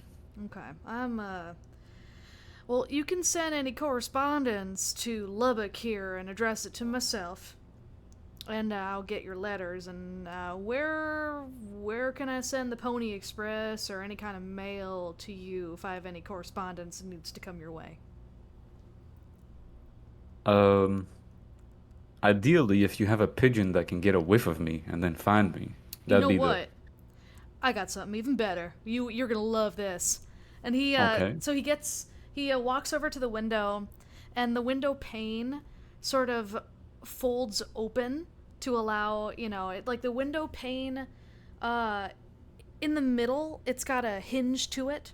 So he can press down the top half of the window and it lays flat on the outside, almost like a platform. And you hear this ear-piercing whistle coming from this man. And a couple seconds pass, and he holds up a hand and goes, wait for it, you're gonna love this. Give it a second. A little more, hold on. and then you hear like whoosh, whoosh, whoosh as something is approaching, and a massive eagle, a huge brown eagle, lands on the. You hear the talons go clink, clink, clink as it's clattering onto the glass of this makeshift platform that the window has now become. And this thing is gargantuan. Like, if you held your arms out on either side, your arms are not the length of its wingspan. And, you know, he strokes the eagle, and it chirps at him happily. This is his, like, carrier pigeon, but it's a fucking eagle, because it's badass. And, you know, he goes, "Come on over, old Gus ain't gonna bite you." All right. Julian approaches, but holds his jacket down so that Wrangler won't be taken by the eagle. Yeah, that was very smart. I was gonna do something if you had forgotten that Wrangler's little head was sticking out. But very smart. Alright, but yeah, so yeah, I'm not even gonna make you roll then in that case. Yeah, easily. You come on over, and yeah, it's the bird sniffs at you a little bit. Its nostrils located at the top of its beak, kind of like towards the back of the beak. And it's just kind of, it waits expectantly and looks at you. That is piercing green eyes as it's watching you. And you notice now the eyes match those of the sheriff now that you're close enough to really get a good look at his face. And yeah, the bird's waiting for scritches, it seems. That is a beautiful bird right here. No, thank you kindly. I appreciate that. Go and give Gus a little pat so he can get a good whiff of you. All right. Julian moves his hand slowly just to not startle it, and then starts from the head, just kind of like gives it a nice little pat down the back, a little bit of a scratch. Yep. Oh, the bird, Gus loves that. So as soon as you start doing that, Gus, like he kind of ruffles his feathers a little bit and starts, you know, he starts cooing a little bit. He's a very happy bird. Good boy. And he kind of like lifts his wings, and you can see the huge primary feathers at the tips of his wings fanning out as he's like, it's almost like a display. It's sort of like Buckbeak in Harry Potter, how he bows to Harry Potter. He's sort of doing the same motion for you, as if accepting that he's going to be committing your scent to memory, so he can find you in the future. Oh. Perfect. Yeah, and then he relaxes. And then, you know, the sheriff kind of gives his bird a kiss on the back of the head, and then sends him on his way. And as soon as the bird takes off again, you hear the woof, woof, woof as the bird flies off. Well, Sheriff, thank you for your time. I'll be sure to return the favor for you, for this town, however way I can. He nods and smiles. And he goes to shake your hand once more, and he goes, if you need anything, Lubbock is a friend to you.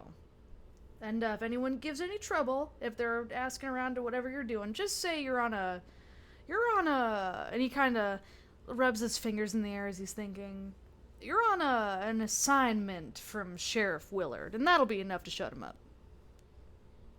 All right. I love that. Would that get me easier time at the brothel too? Absolutely. Oh, Sue is gonna love you. Fantastic. Yeah, if you're looking for a oh my brothel, it's God. gonna be to the east of here.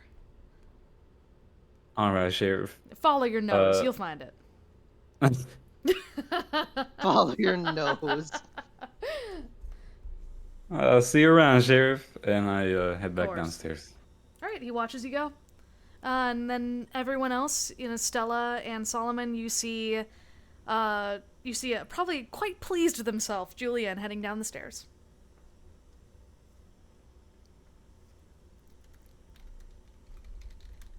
Quite pleased with himself. Very pleased. So, we off to the next stop? Or do you guys want to do something in particular? There's still Stella much just more to do, cigarette. much more Yeah, to see. She's As like, you I'm look I'm a up, proud what's wrong with father. taking the back streets? Taking the As you back look up, you just My see man. Father Creed being escorted out of a room. He's like, I thought this might lead to the outhouse. Yeah, and the deputy escorting you is he's good mannered about it. He understands. He goes, same thing happened to me when I started working here. The what you're looking for is gonna be, and he points you to the the correct bathroom. Well, that door's not marked. How would I know that that's the bathroom? This one has marking on the door, so you would think naturally that would be the in-house outhouse. Yeah, the deputy with you is Clement from before, and he laughs and he goes, I thought the same exact thing. We really need to get more markers on the doors, sir. I agree. Would you like me to build you some? Oh, we would love that. I built a church. I built a church, and marking on the door is nothing. Yeah, but so the three of you have reunited. What do? It feels so good.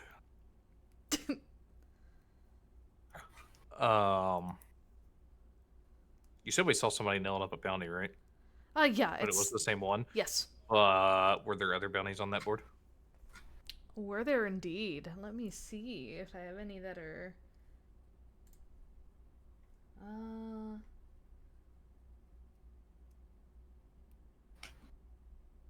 Wait a minute. I think there is a second bounty. Hmm? Yes, there is. Okay, yep. Do you go to the bounty board? I do declare. Okay, it's not all designed all pretty, but so you guys notice, so get ready to take notes. I'll talk slow. So the bounty that you guys see is one for Mad Dog Monroe. The picture is a mean-looking bastard. You can't really tell on like the sepia tones of the poster itself if that's blood on his face or if it's mud. Hard to tell. For crimes, Mad Dog Monroe is wanted for a series of brutal murders and robberies all across the region spanning between Lubbock and Dunmore, all the way towards Dallas. He is known to be unpredictable and violent.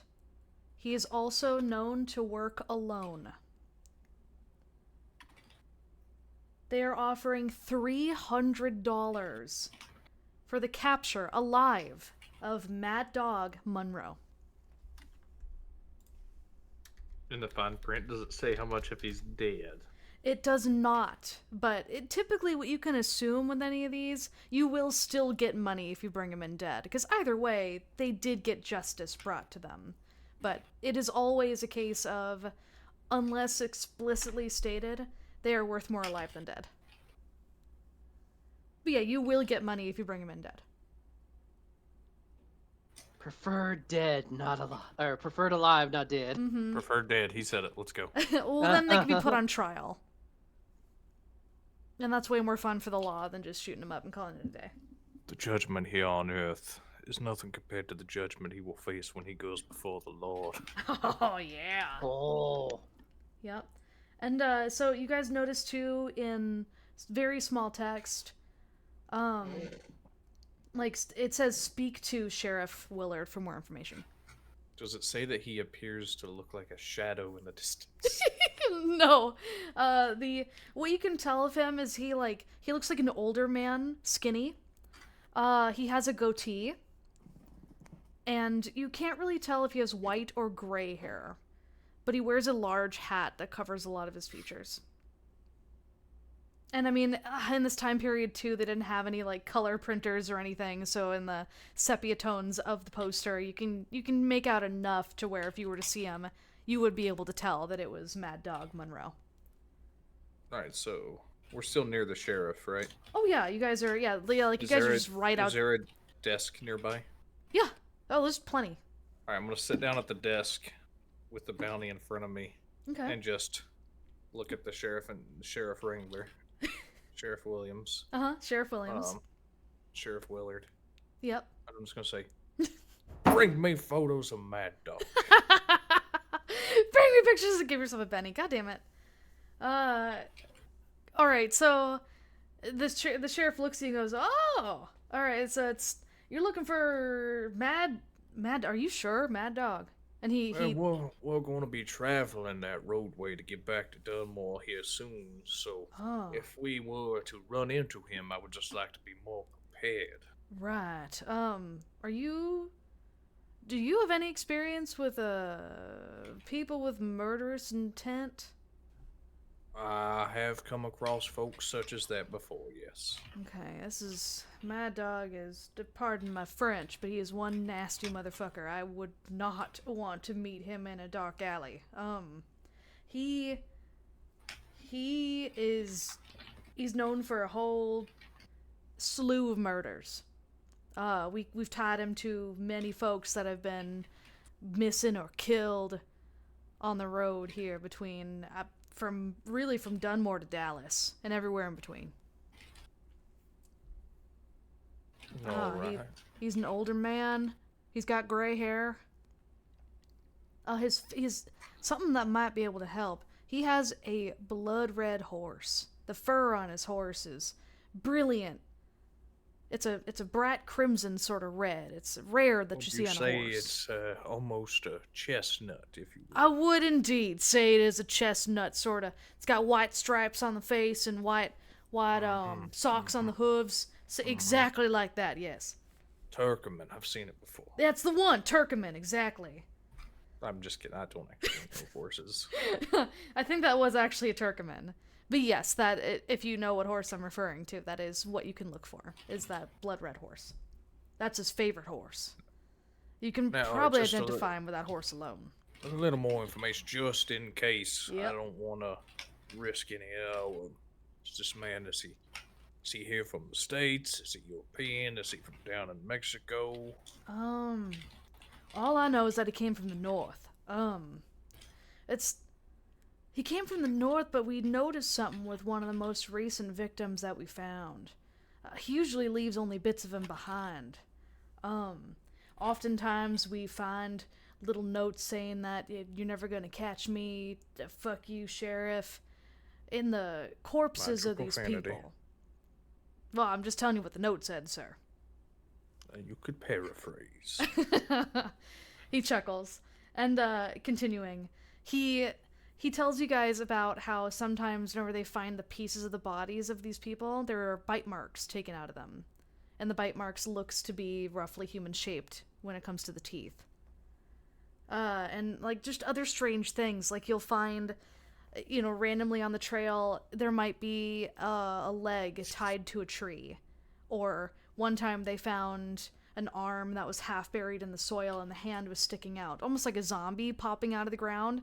But whenever they dug up the arm, it was just an arm that was sort of planted in the ground. Reminds me of a story I read once about the killer cannibal of Chernobog.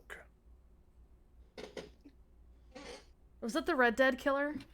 No, Okay. I just made that up. Oh, okay. Maybe it's one and the same. Well, we know he comes from the north. He usually killer lives. Cannibal of Chernobog was caught. Oh, okay. All right. Eradicated. So Okay. Yeah, we think he's eating folk. We have no other evidence and we don't know if it's his teeth. We don't have any sort of dental records of any kind from him or anything like that. It could be somebody else. He could be feeding somebody else. We have no clue, but he is exceedingly dangerous. We've sent people out to go get him before, and they always come back. If they come back and give us the poster back. They rescind their wanting to go track him down. So we're trying and waiting to see till a group can come around that can actually take him down. He's sick, real sick in the head. He needs to be put down. But, I mean, put down in terms of the law. We want him obviously alive to be put on trial so that the families of the deceased can have their day in court. But other than that, he needs to come to heel. And he kind of leans in and goes, personally, I don't give a shit if you kill this son of a bitch. And he kind of winces a little bit knowing you just corrected him to not swear. But, he is a monster. But, and he, leans back up, in accordance to the law, I have to ask legally that you bring him in alive. You understand? I do understand, yes. He nods. Is there anything else I can do to help? But that's really all the information we have so far on him. That is all I require. All right. He nods to you, wishes you very good luck, and extends to shake your hand. He reaches out and shakes his hand. Okay. All right. Is there anything else you want to do inside the law district before you go? I am good. Okay. Anyone else? Stella, Julian? Or Victor? If you're still it's been a few hours now. They've been spending quite a bit of time in the law district. I'm gonna say it's like 6 o'clock. Mind if I roll a spirits check to make sure? Because if you recall, one of the things that I have as my... Oh, yes. I'm glad you're keeping on top of that. So if you want me to roll spirits, I can in just a sec. To see if I actually can sleep long or if I just cannot. Yeah, go for it. Okay, give me 1 sec here. I'm just packing up my little lunch that I made. I'm gonna go ahead. So if you guys want to do anything, go for it.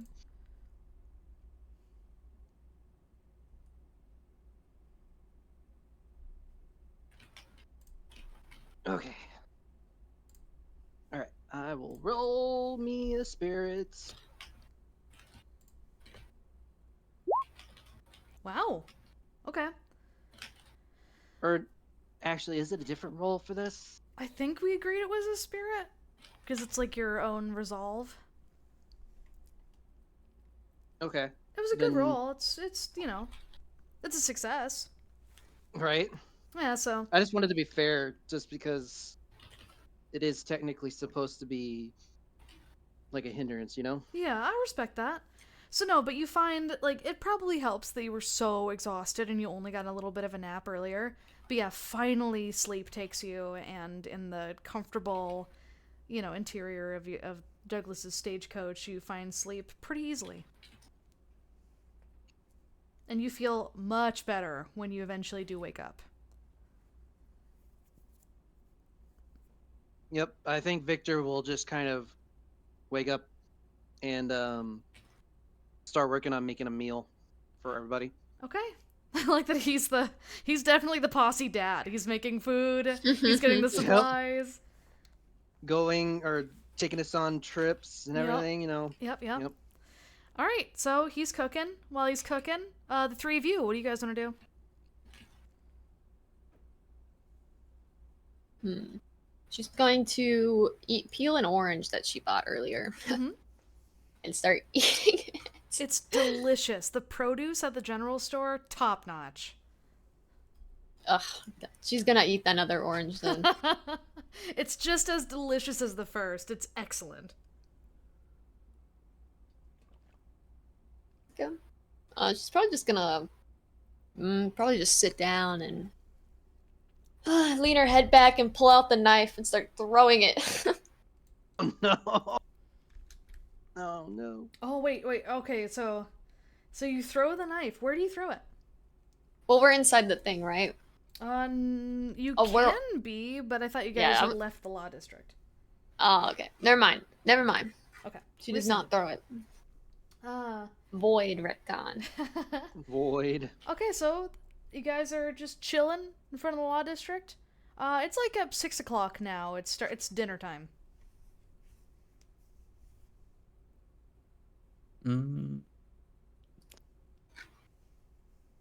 You guys want to find some saloon around here that we can...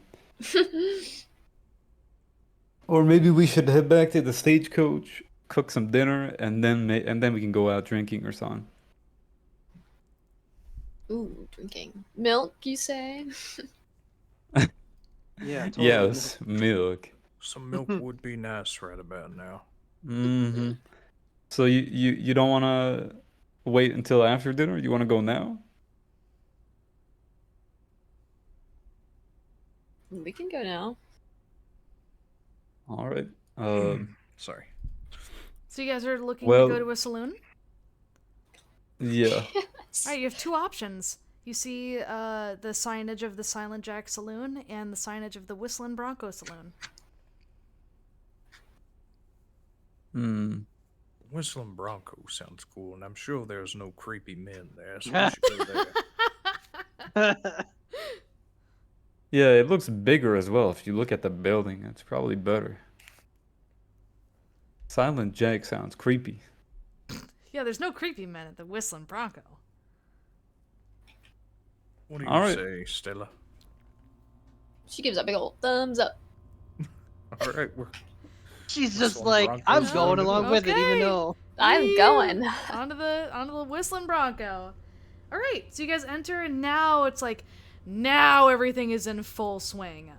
So yeah, there's like, all sorts of merriment happening inside.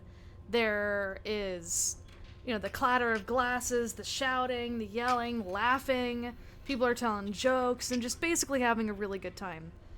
Stella, you see you see two familiar figures. You see the lady running around in the back. She's still like, the dinner rush is here, and she is killing it. Like, there isn't a single person in the saloon that is without a drink, without their food. Whenever a new order comes in, she's on it like nothing. And you also notice there's a man sitting in the corner of the saloon who's been there all day.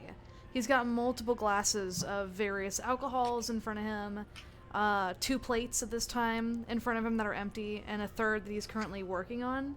He's got like a steak and some potatoes. Yeah, he is just eating, and the second he sees not only you, Stella, but 2 new faces that he hasn't seen before, he stares all 3 of you down. Oh, great.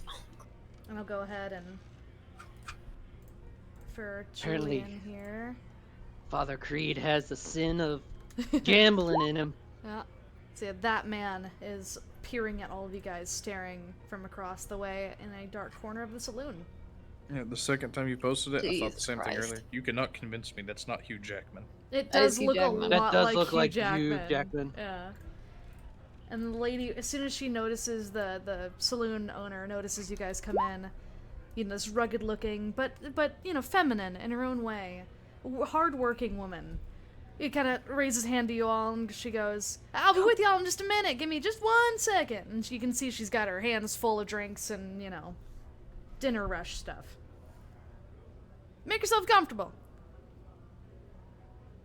As Father Solomon Creed looks for a poker table. Okay. She's gonna sit back where she sat earlier if she can. Yeah, your seats that you had before is available. Victor's like, do. Wait, where's my friend? So, wow. Where's Where's my friend? We're out Okay, to I eat guess I'll without just- him. I guess I'll just eat my scalloped potatoes by myself. Aww. I mean, we don't Father's know that he's cooking alone at for us. home. Did He's you all mention? alone. Did you mention you were didn't. heading to the stagecoach, or did you just go? Did you just pull a Solomon and leave? I think as soon as he heard like the politics talk, he was just like, "Nah, I'm going home. Yeah, understandable. I don't need this. I Okay. don't need this right now." Well, But yeah, no, he's just making food. He's just eating his food by himself, and he just packaged it up, yeah. hoping that everybody else will eat it. Yep. Aw, poor Victor, gonna the have, like, posse a- dad. We're gonna have like a married couple argument when we get home. Poor Victor. I stayed here and slaved all day while you were just out at the bar with your friends. Why would you Alright. eat outside? All right, so we While have you guys Solomon. were at your job. I was here slaving away. Alright, so we have Solomon and Julian. Stella is sitting down comfortably at her chair. To you boys, what do you do? Do I see a poker table? You do. There's actually 3 of them. This is a Is there large an open seat establishment. at any of them? Yeah. I sat at one of the poker tables. Okay, you do. And the dealer, he nods at you, and he's getting ready to deal you in. You came at just the right time for the round. What's the ante at this here table? Totally know poker themes. What's the buy-in? $5. Count me in. He hands him $5. Okay. Yeah, as your 5 silver dollars clank onto the table, the house, nods at you, and then you're dealt in. Go ahead and... So just save on time, go ahead and roll me a d20.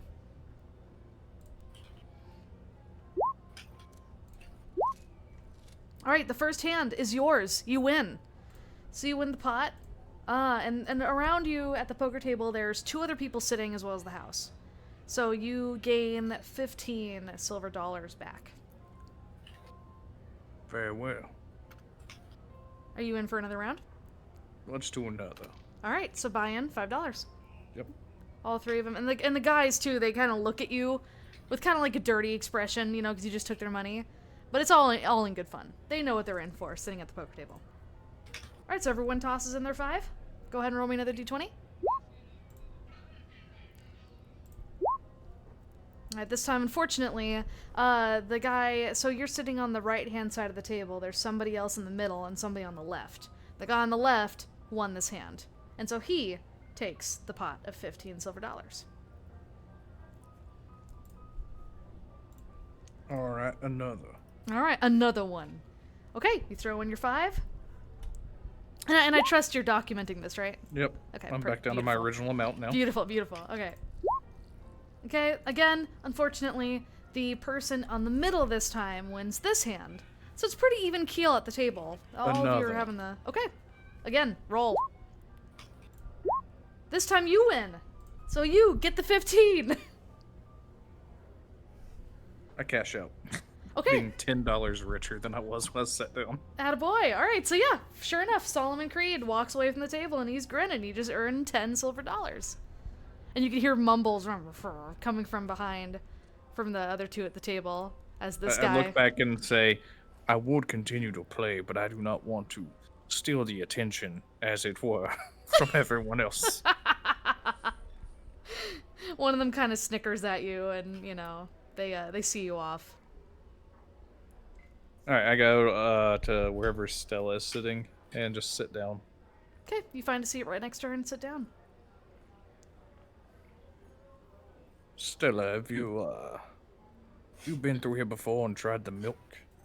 Oh, she nods fast. As she raises a hand that gets to order a glass of milk. It is sweet. Oh, yeah, she'll like fake an accent. It is sweet, yes. Very good. I do believe I will have some of that milk as well whenever she gets over here.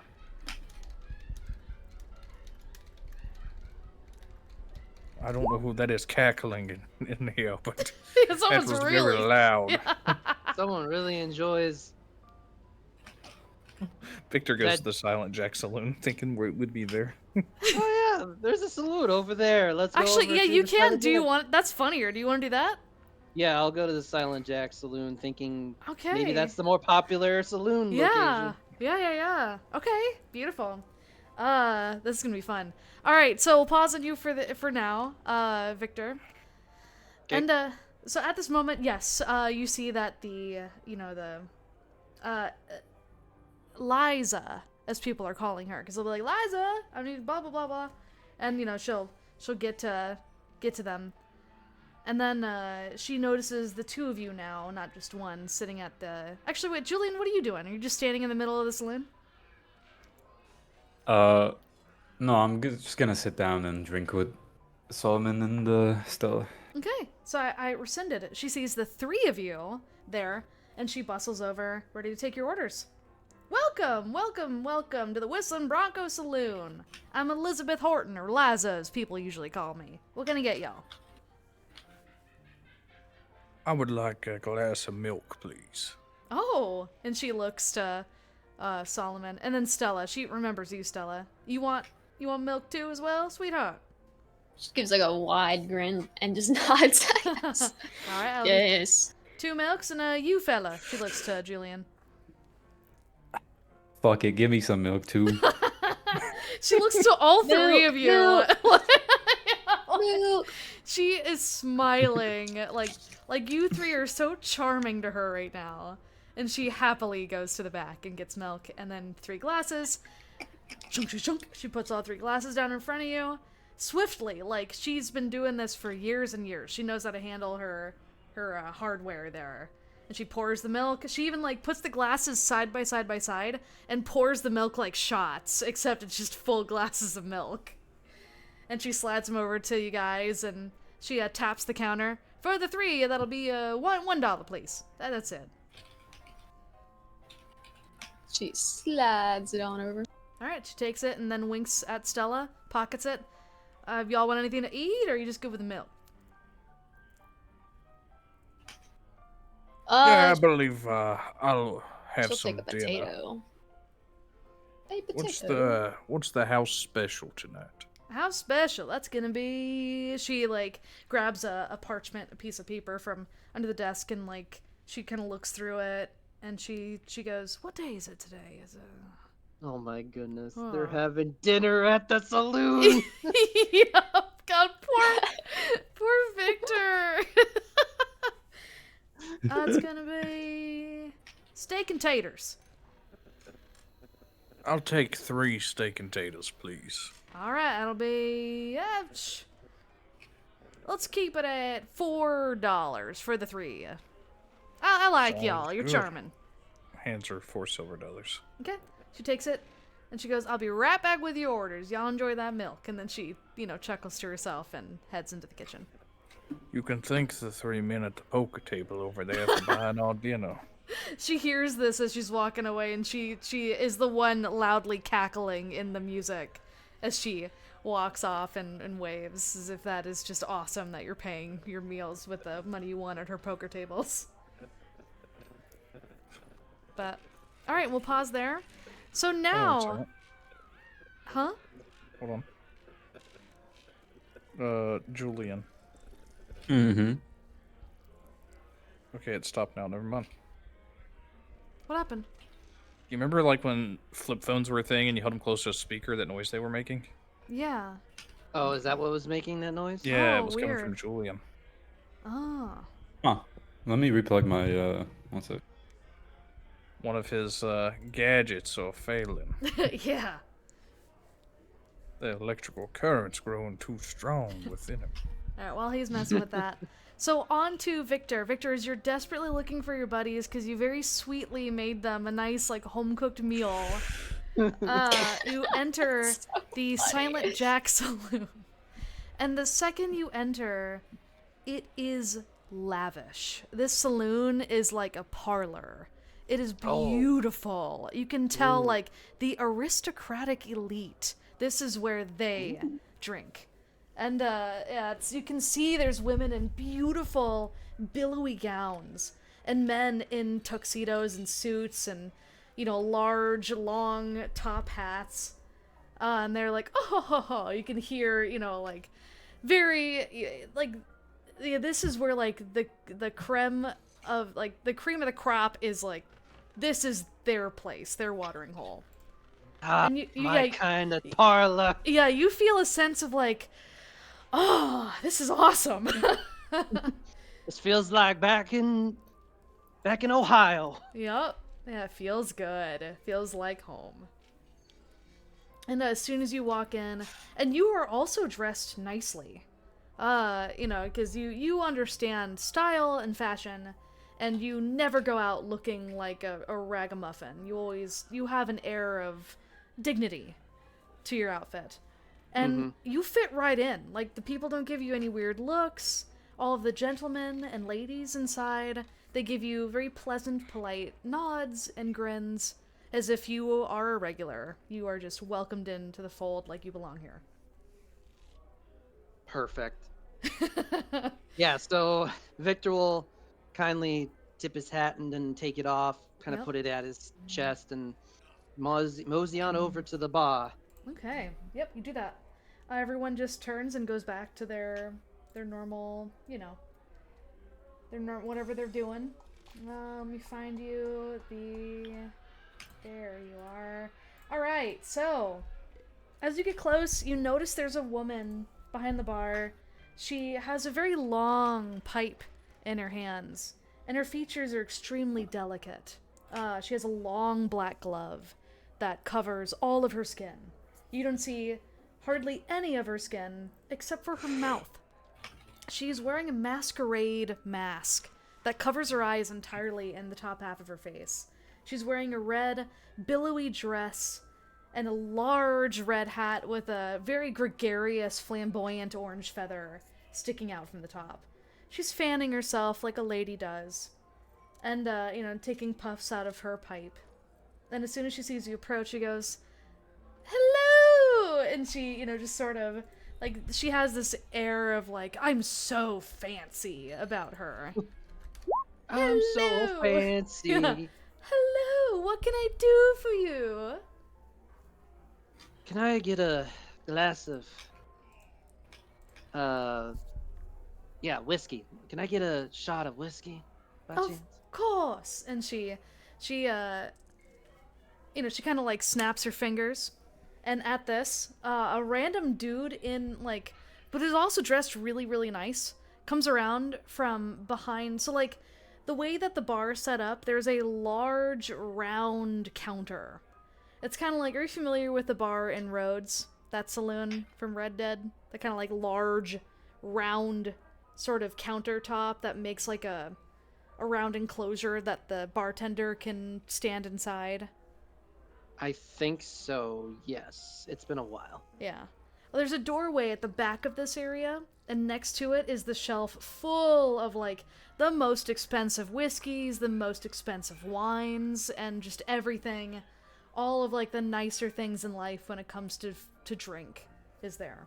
And this assistant comes, and he's wheeling around a ladder that's on a set of wheels. So he's wheeling around the ladder, just like you find in an old library. Mm-hmm. And as he does this, he, scrambles up to the top shelf and gets the finest whiskey they have. And he comes down. And, so, she kind of shows you the bottle, and it's a green apple whiskey. And she kind of, she... Yes! She's like, is this all right? That'll work perfectly fine. Excellent, excellent. And then she takes a shot glass and with like an almost like unearthly grace, like a knife through butter, she just gracefully pours this whiskey before corking it and then tossing it over her shoulder nonchalantly as if she's going to let it shatter to the floor. The second she tosses it, she goes, "Ah!" And as she's laughing and the bottle is like whoosh, whoosh, whoosh over her shoulder, the assistant catches the bottle in midair and then scrambles up the ladder again and places the bottle back at the top shelf. She pushes the whiskey glass to you and she goes, "That, my dear, will be $5 silver."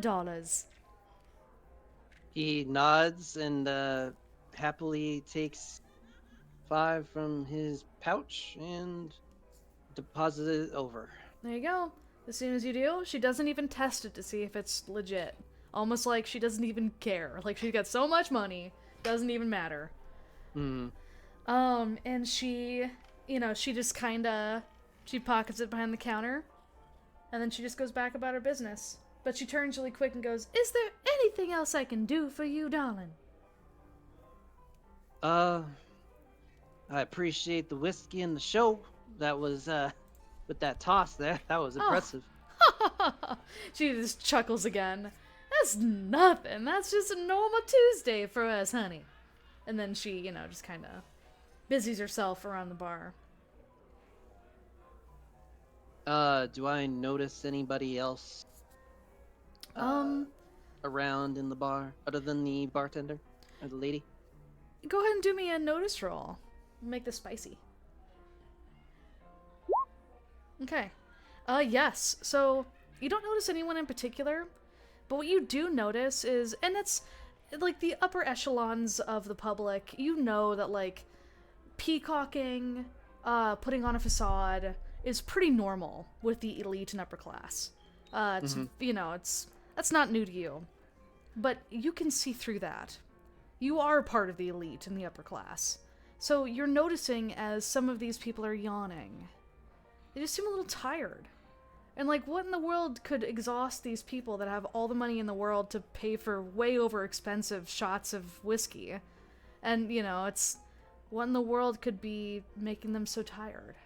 And you notice there's, like, you take a good look around and there's 4 people you can pick out that have bags under their eyes, men and women alike. They have bags under their eyes, they're yawning. And this is, like, in between their normal conversation and laughing and aristocratic jokes and probably jokes made at the extent of poor people. But yeah, you're getting the feeling like that's kind of strange. And there's no, I guess there's not any poker games going on or anything around. No. Or it's just they're just a bunch of people just hanging out talking. Yep, and you can see too, these are probably many of the political and aristocratic leaders of Lubbock that are meeting, and they're networking. They're Oh. Who left? Mac. Oh, Mac. So our power went out. Oh, okay. Oh, jeez. Uh-oh. Should put it in the OOC. Oh, shit. Well, hopefully it turns on soon. Mac. So you... Julian, I feel like you and I are going to get to split a larger portion of steak and potatoes. You just notice Stella's asleep. She just... Her milk was probably a little too warm, and it just passed her right out. But yeah, so, Victor... What was the... Oh, yeah. So... Yeah, this is like a networking thing. There's people who... The leaders of the region have met here in the Silent Jack Saloon. Anyone that's got money. There's oil barons here. There are people who own...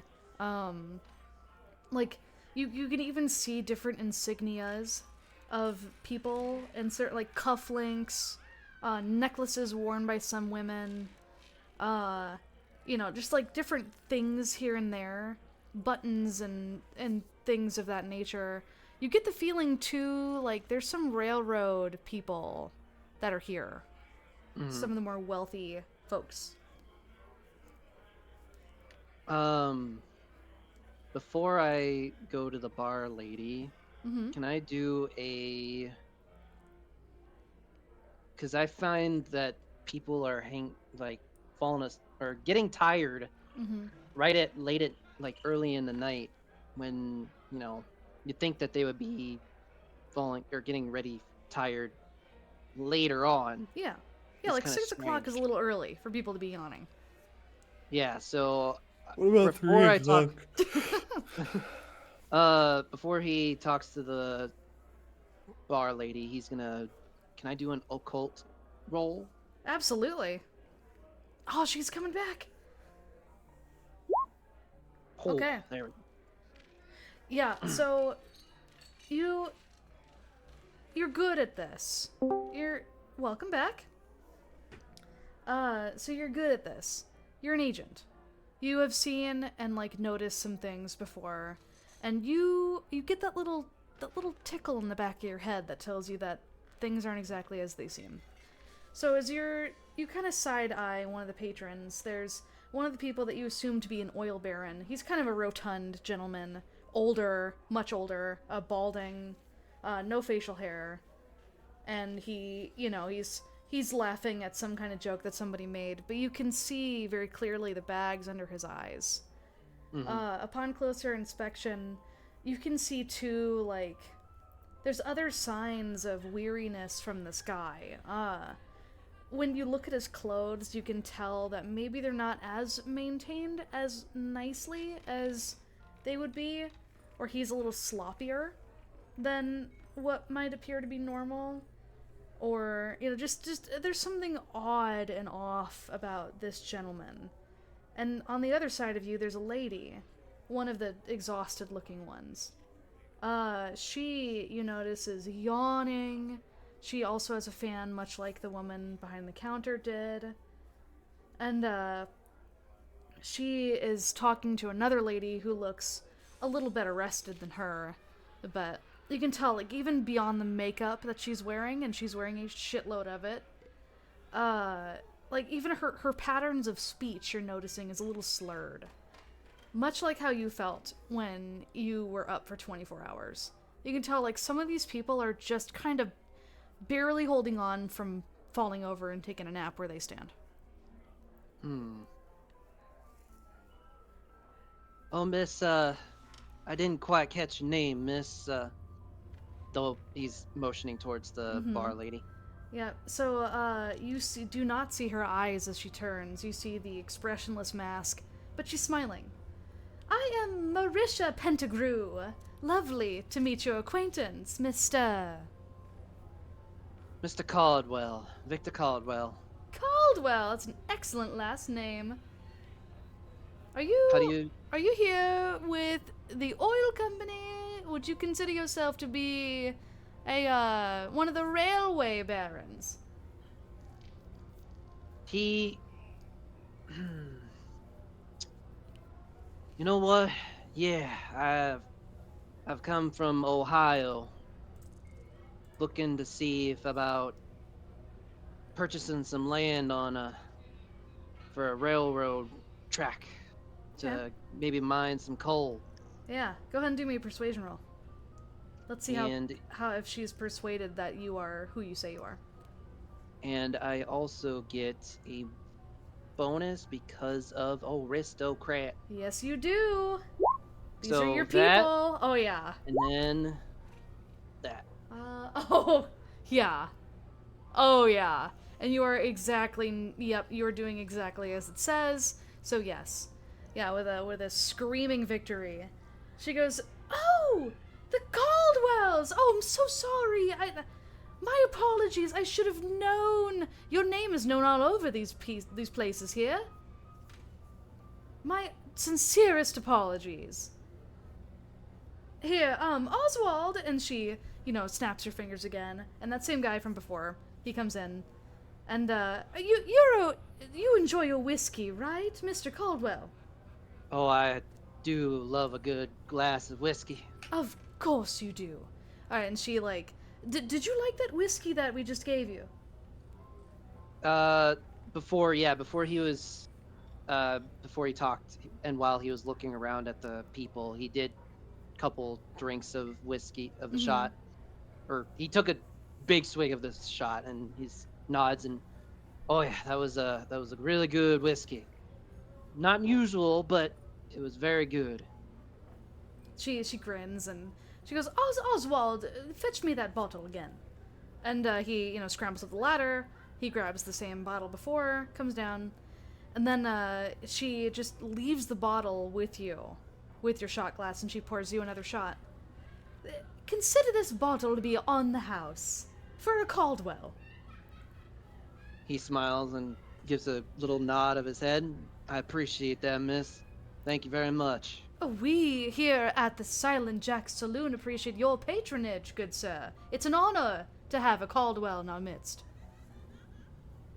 And she's now, before when she kind of gave you, partial attention, now you have her full rapt attention. Got it. How did you spell her name? She is Marisha, so Marisha, Pentagrew, so Pentigre.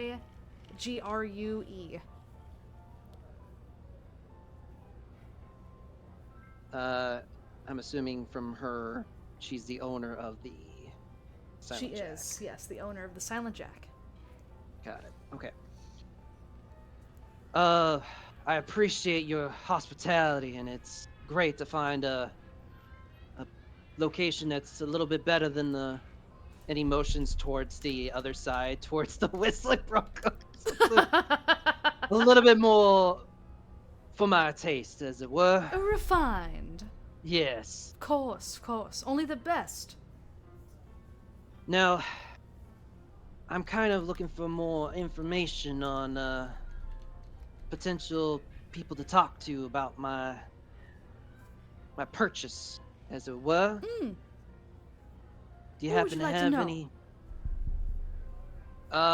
He's basically kind of just bullshitting at this point. Oh yeah, but she's eating it up. So yeah, he's just kind of bullshitting right now. But he's kind of do you happen to know of any rumors around about the town? Well, and she kind of looks around, but you can't see her eyes. Just the mask sort of turns slightly left and right, and you get the feeling like she's looking around. She kind of leans in, and she goes, people around here, even outside of the saloon, and I feel it as well,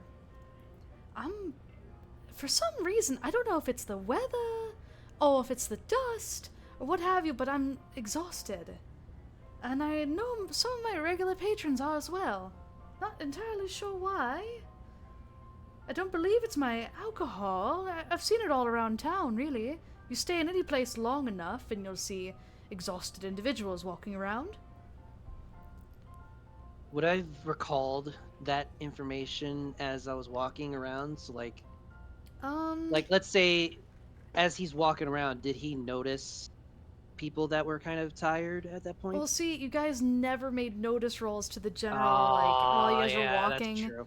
Yeah, Any of the times that I had mentioned, there were people filing in and out, or like people passing by. You could at any time look at the townspeople. But yes, I'm happy to say yes. Every now and again, you did notice there were some people that were tired, like they'd be yawning. There'd be a kid that would be like asleep, leaned up with her back against like a barn, or on a stoop. Old people asleep in chairs outside, which isn't exactly not normal, but even some of the animals you noticed were taking naps in the middle of the day. But very few. I want to say like maybe 10% of the overall population. Got it. Okay. He kind of nods and like, I did notice a few people that were out and about on my stroll. That's Were looking abnormally tired. Of course, and that's the only thing really I can think of that's strange, or anything that, of course, Lubbock would love to have you here and working within our town's perimeters. Of course, any Caldwell, naturally. Lubbock would do very, very well for you in terms of a business venture, a good place to invest in for your future. I would agree. Lubbock is a wonderful town as far as I'm aware. And I feel like the Caldwells would be loving to invest in this lovely town. Excellent. That makes me pleased as a peach to hear. In regards to the town's plight, have you noticed any new buildings or people that may look strange to you, or?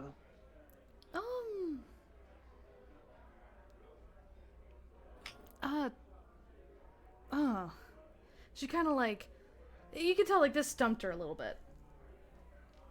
You'll have to excuse me. I found myself working here so many long hours that I don't really get around with the riffraff as much. You understand. I don't really want to be seen in public with the commoners. Of course, yes, I understand completely. That's really any information that I've gained is through rumors that come through my doorway.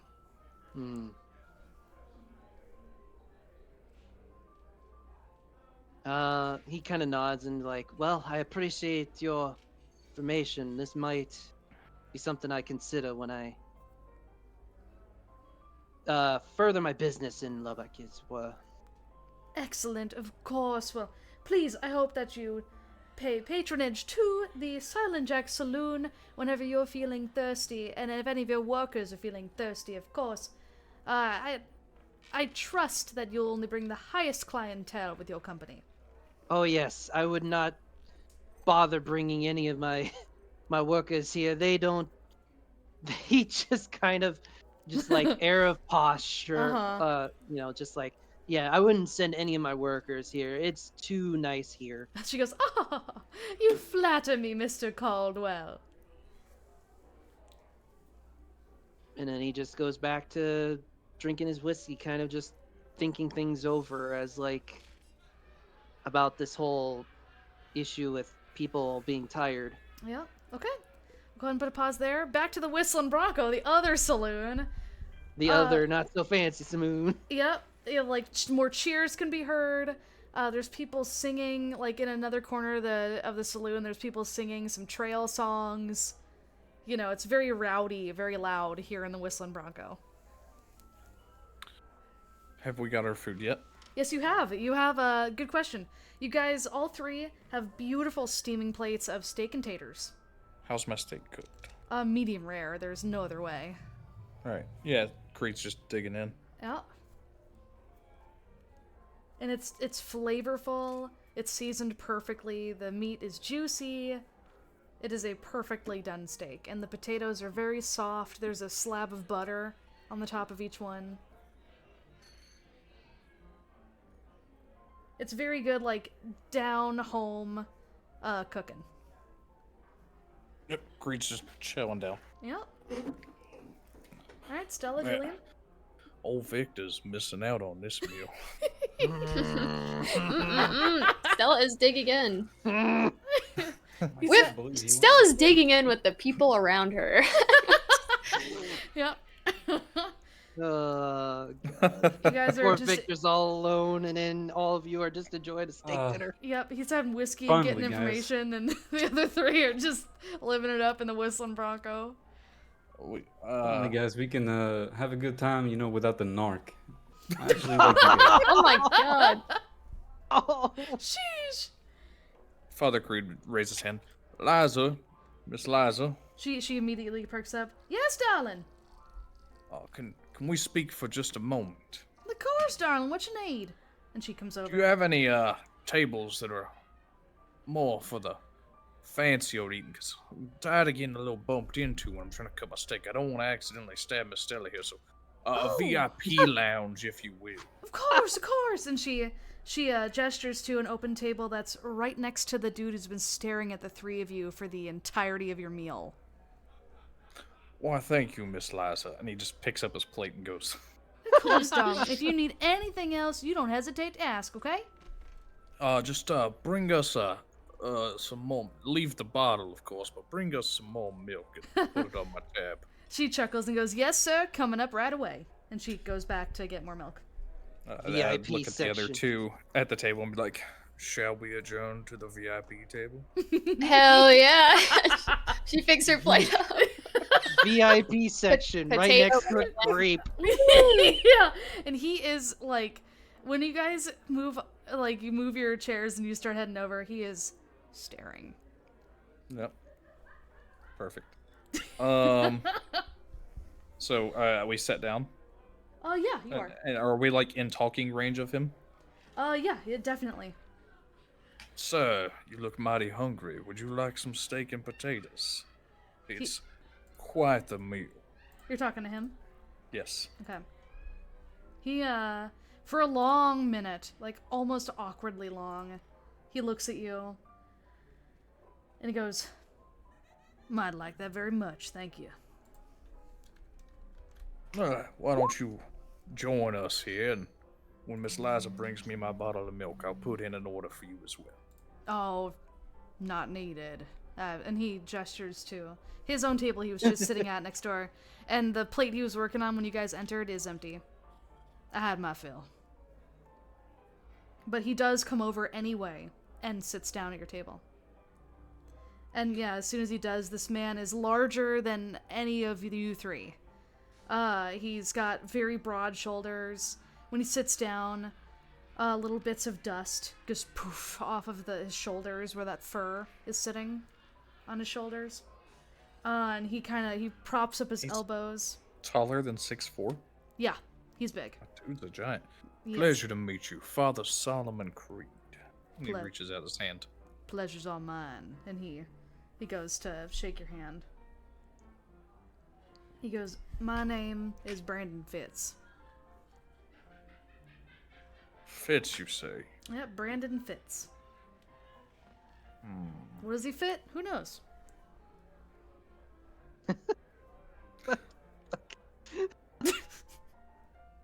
Take away 2 bennies from yourself. Take away 2 bennies. You citizen here of Lubbock, Mr. Fitz? Yes, sir, I am. And he like fixes you all with a steely gaze. You all, I take it you ain't locals of Lubbock. You just blow in? Why, yes, you see, my compatriot Stella here, she's originally from the town of Dunmore, just up the way, and I'm establishing a new church there as well. Ah, Kind of considering that my home base, if you will, for the time being. alright. But business has brought us here to the fine Is Lubbock a town or a city? It's a town, a large town, but yeah, a town. Alright, to the fine town of Lubbock, if you will, and we're just taking in some of the finer delicacies of town life as you would while visiting such a place. He looks to Stella and Julian, waiting for them to speak. She's probably like stuffing her face still. Stella eating? Never. Never. I've got a mouthful of food, and I'm just looking up, and I was like, you want to talk to me? Yes. I want to talk to all of y'all. So you just came in from Dunmore, I understand. Oh, yeah. You all together? Yes. She's nodding Well- fast, food mouth. Well, I take another bite. Kinda. I mean, I don't know these people that well, but we have been together for the past few days. Alright. Upon you saying you don't know the people here too well, he clicks his tongue, and he looks over his shoulder. And as he does, the lady comes in, Liza comes in with your big old jug of milk, sets it down, and she goes, "Can I get Yeah. y'all anything else? Everyone good? How's your food?" Food is delectable. If you have any dessert options, you could just bring something by. Oh my The god. dessert menu. Yes, please. Oh, Give us the dessert menu. And if Mr. Fitz would like anything, you can also add that to my tab. Oh, and Oh. she like looks to Fitz for a minute, and he looks at her. They exchange a look for a long time, and she goes, "I'll get right on that, yes sir." And then she nods to you, Actually, Solomon. before you go, Oh, I think I know what dessert we need. Why don't you just put yourself on a plate and come over here? give yourself a Whoa. penny. She was like, so immediately, and this older woman, she has a streak of gray in her hair. She's like, "Oh, and she's like super taken aback by this. She goes, honey, I appreciate that, but I don't think my husband Don would appreciate that very much." oh damn. Oh, you're married. Okay, my bad. She smiles. I thought this was an age thing, because I don't mind a little bit of crust, but if you're married, Oh! that's fine. A little bit of crust, and now she like puts a hand on her hip and stares you down. She's offended that you said it was a little bit and not a lot of it. Yeah. Oh my god. Oh, I love You want to Julian run so that by much. me again? I'm just gonna eat my food, ma'am. Thank you. That's what I thought you said. I'll be right back He with was your. talking about the crust on a sandwich. I think he was considering a sandwich, but we'll leave it at that. All What, right. pie? Crust on a pie. And Maybe a pie Brandon looks. crust. Brandon's looking at you all like you just grew second head. Like oh man, this group. For like the first time, his gaze like softens a little bit into amusement at all this going down. He's warming up a little bit, but she nods her head. "I'll be back," and she heads to the back to complete your order. Somebody hungry? Yeah, someone's Me, real I'm hungry. so hungry. Oh, you don't have any that- snacks? Your stomach just growls so loud. Yeah, we heard that. Is it all the steak and potatoes? You just like, oh, I'm Steaks hungry and now. potatoes? If you need to, you can go grab a snack. Oh, I mean, I got Cheez-Its beside me. Okay.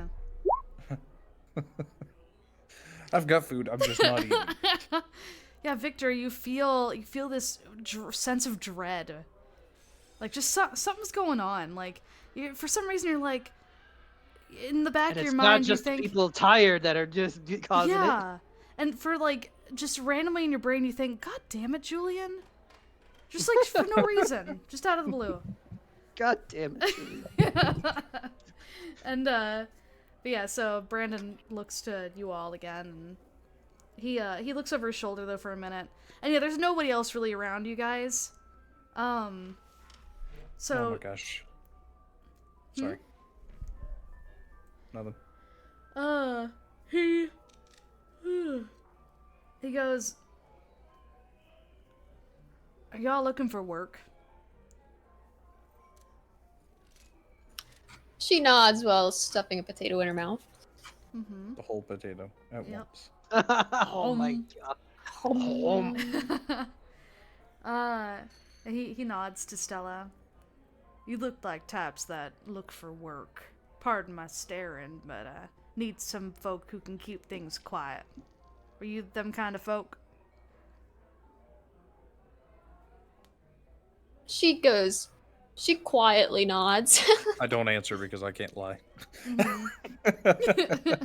Yeah, quiet, Yep. for sure. Yep. And he looks to Julian. He's waiting to get answers from Hey. all three of you. Oh, wait. If he's just I- asking each of us individually, then why, yes, I can keep things quiet. Okay.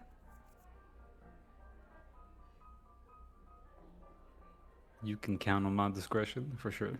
And he goes, all right. $100 says you I can have make a had fella several disappear for affairs. me.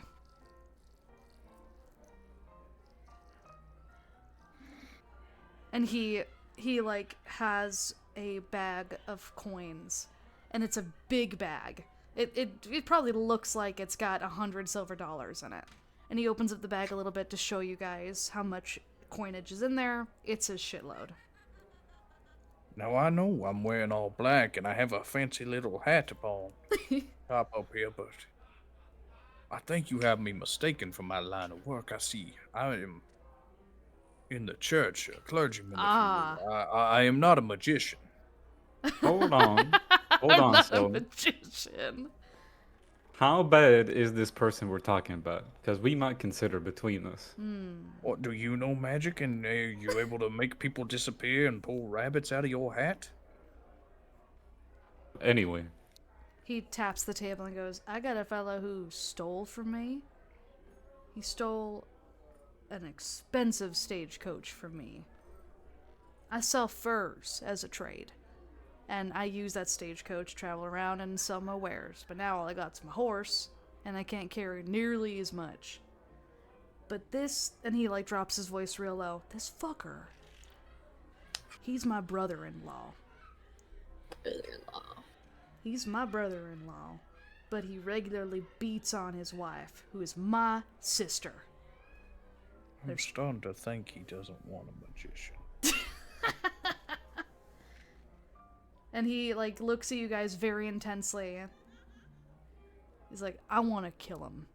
But if I were to do it, it would be traced back to me real easy like. Now if out-of-towners take care of this for me, we can have a wife beater taken care of.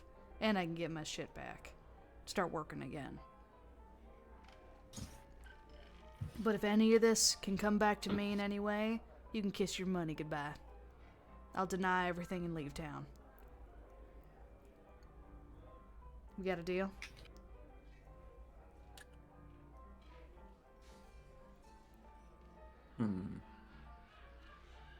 I like a deal to think we me. need to take Oh. all the information and consider it together. What do you guys think?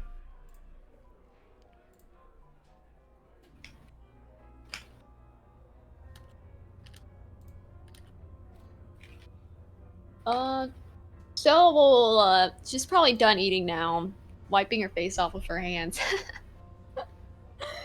And she's like, yeah, you know, that makes, you make a good point, Julian. And she's like, you think they'll, give us more, you know, potatoes, too? You want extra potatoes for this offer? Yes. She shakes her head fast. Deal. I'll give you a whole damn sack of taters. $100, sack of potatoes. You take care of this guy real quiet like.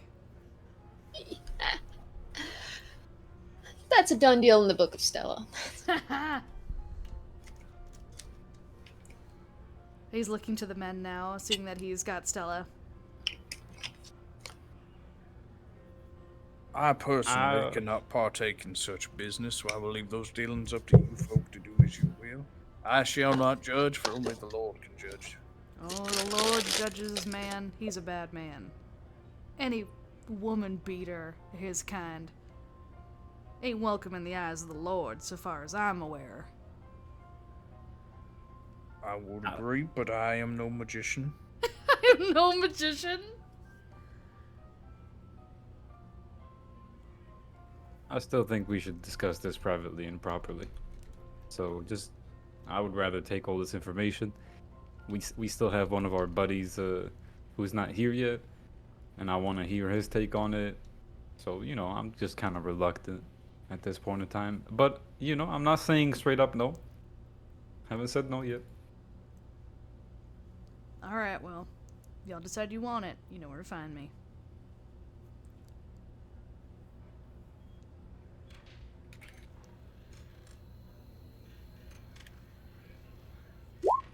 I'm just gonna put all these things in here. Take these back to Victor. Your little doggy bag. Oh He my probably God. hasn't eaten yet, so he can just have Oh. all of it. At this time, too, Liza comes back and she's got, like, what you ordered, and she also gives you some tarts, some strawberry tarts. 4 of them.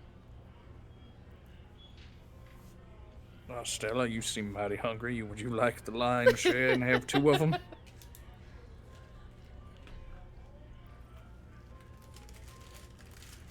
Oh, Mr. Fitz, I believe maybe the 4th one was for you, actually. I apologize.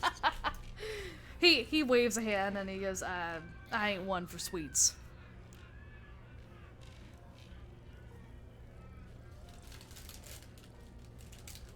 Ugh, got my taco. I'm still eating my food. I had all mine eaten within 5 minutes of being in this town. Well, I have been talking the whole time. Yeah, that's true.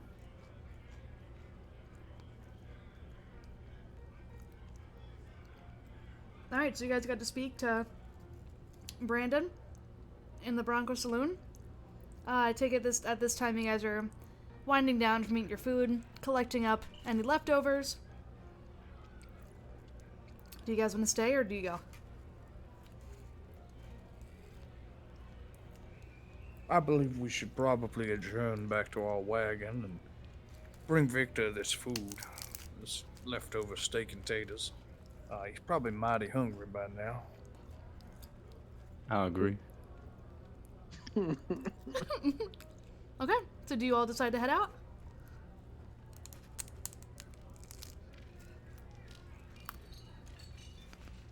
I feel like 2 of us have, and one of us Mac? is eating Cheez-Its.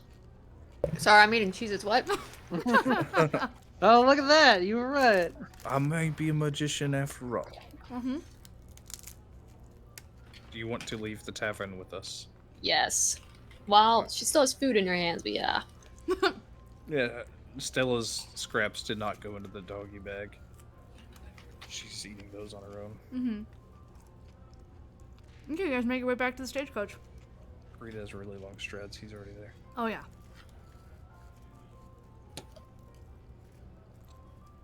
Because it's probably getting, like, late evening now, right? It is. Yeah, it's past dinner. When you guys get to the stagecoach, if you enter the stagecoach with that familiar woomph sound and feeling in your chest, it smells like potatoes in here. You couldn't smell it on the outside, but on the inside it smells like beautiful, like perfectly cooked, scalloped potatoes. They've been like... Once the wind died down, the food in this bag really picked up in its scent. And you can smell it coming from the upstairs. Or the up ladder, I guess. Never mind, it's not this bag. But there is no Victor. He is nowhere to be seen. Poor boy's done run off and starved to death.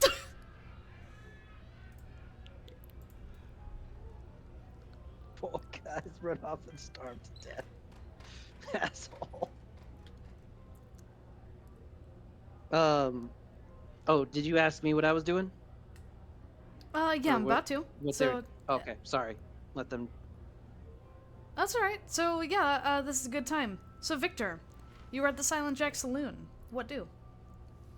So, I think after a while, he's just kind of been drinking his whiskey, probably to like a quarter of the bottle. Mm-hmm. And he's just like definitely feeling it because it's been a while since you've had a good. Well, actually, it's been a couple days since he's had a whiskey, but or drink. Yeah. But he kind of slowly gets up and he kind of gives a nod to the bar lady, and I appreciate your hospitality once again, and Of I'll course. definitely make a return here for sure. Oh, we look forward to having you again, Mr. Caldwell. And he She gives him like a Shuff- gracious bow, like a curtsy with her dress. he gives a bow in return and puts on his hat and starts leaving the saloon since it's getting late. Okay. Yep, people are starting to make their way around home. You can see lights are on now in various buildings, and both the saloons are definitely taking patrons. The New Moon Inn has its lights on. The general store has its lights on. Everywhere is just kind of winding down for the evening, but you can tell the nightlife here still remains for a little while yet. What time do you think it is? Like right around? It's probably like 8 o'clock now. Oh, it's not that bad. Yeah. Can I do a notice roll to see if there's anything strange going on? Yeah, go for it. Okay. have- All right. You're like, I am ah. still whiskeyed. Yep, you're whiskeyed. You are like, man, that was some good green apple whiskey. That was super delicious. That was really, Yep. really good. I have to definitely, next time I go back in there, I have to ask for like a bottle to go, just to take with me to the stagecoach, because that was just such good whiskey. Shit, I forgot about the bottle. Yeah.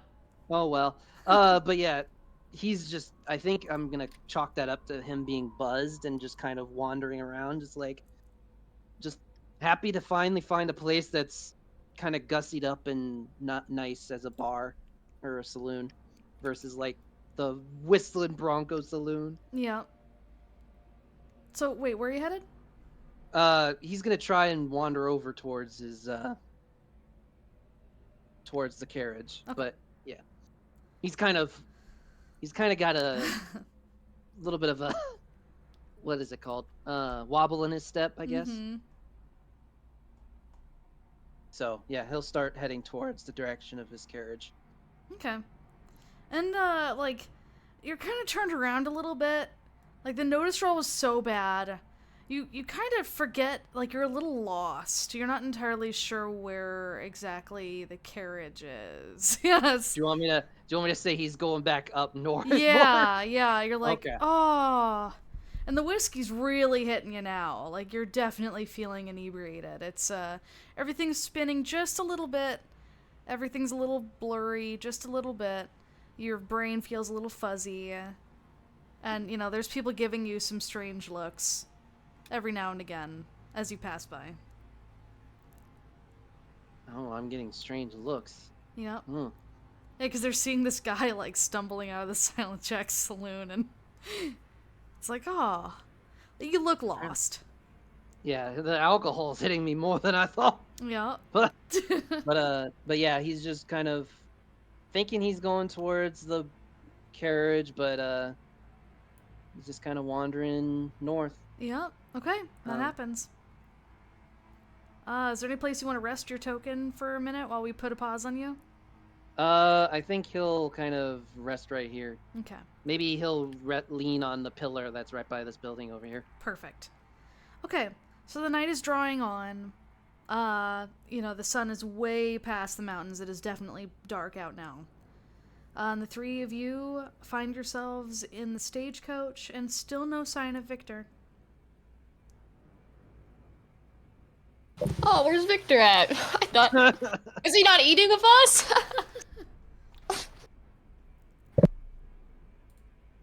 Maybe he went on a walk or something. There's no note. Just the smell of potatoes is the only thing lingering.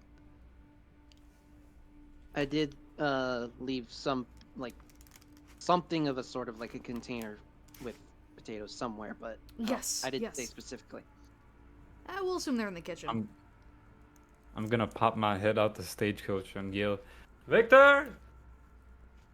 Where are you, man? You see some people that are... They're just like... and it's very few people now, because it's nighttime, that are filtering near the stagecoach. They kind of stop and look at you before they go on with their business. And no sign of Victor. You wait for a good long 10 minutes. And it appears Victor didn't hear you.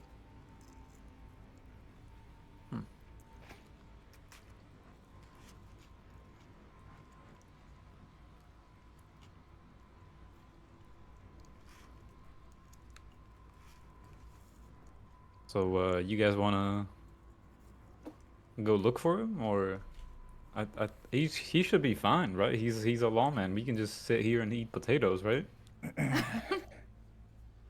I'm sure he probably already had some, so if we were to eat the rest of these, it would be okay. Yeah, for sure. I'm sure he's fine.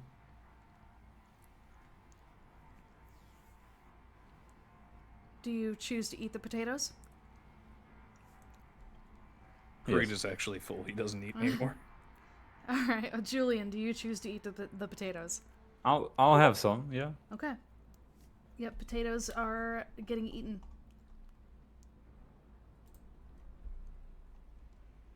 You just feel like Victor's just like, finally someone ate my potatoes! No, I'm kidding.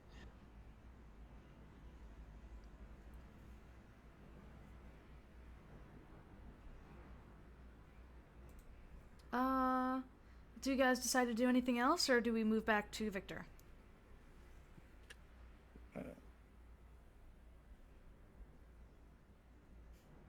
I think we're just chilling. Let's continue Victor's story. Okay. Oh boy. His We're waiting stories, for him. his drunk shenanigans going on right now. Alright, go ahead and do me a spirit roll. Let's see how your resolve holds up against that alcohol. Oh boy. You've been stumbling around for a little bit.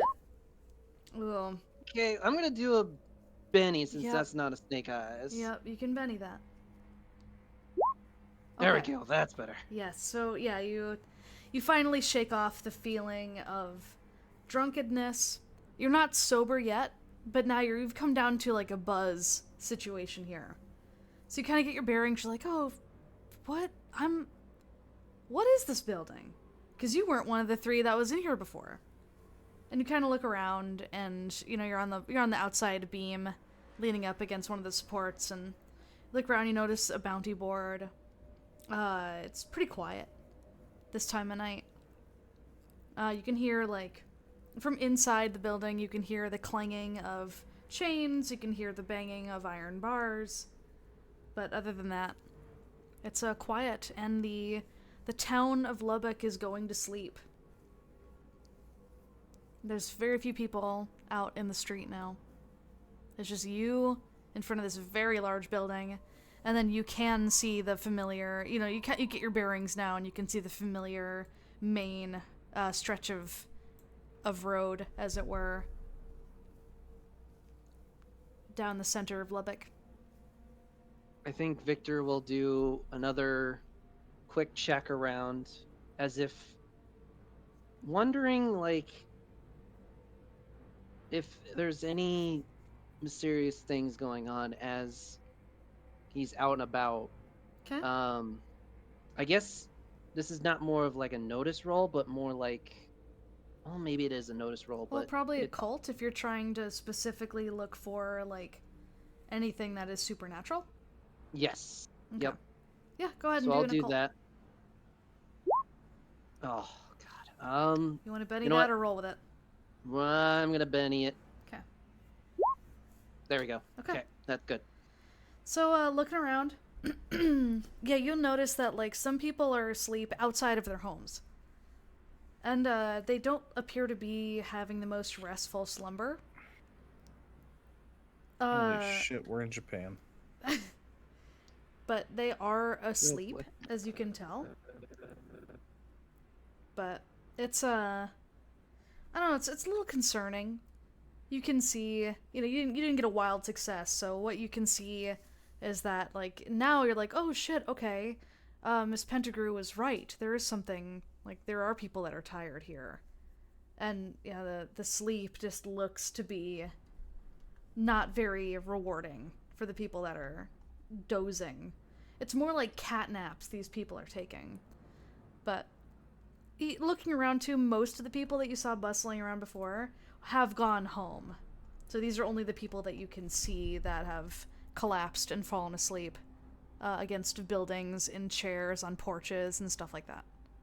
Can I go up to one of the people that is kind of resting and examine, not like get up close and personal, but just Yeah. kind of look a little bit more closely Yeah, you to can. see? And now let that roll on your occult roll, so we'll just continue from there. But yeah, so you walk up to somebody. There's somebody over here that is leaned up against the house, the barn, really. And they're sleeping, but they're not really. Like, you can tell they're having a fitful slumber, restless dreaming. It's not pleasant. Their face looks a little twisted, like there's some kind of pain or anguish there while they're sleeping. It's a woman who is sleeping before you. She's in, very, like, common clothes, just regular pants and a blouse, and it's very, very average. She's, like, middle class for Lubbock. But, yeah, she's got her arms crossed under her chest, and she's trying very hard to get some rest, but it's not coming to her.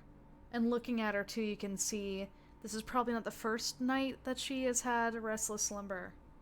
She does have those bags under her eyes, and she looks to be a little frail looking. Her skin doesn't look particularly healthy, as if she's probably been suffering from sleepless nights.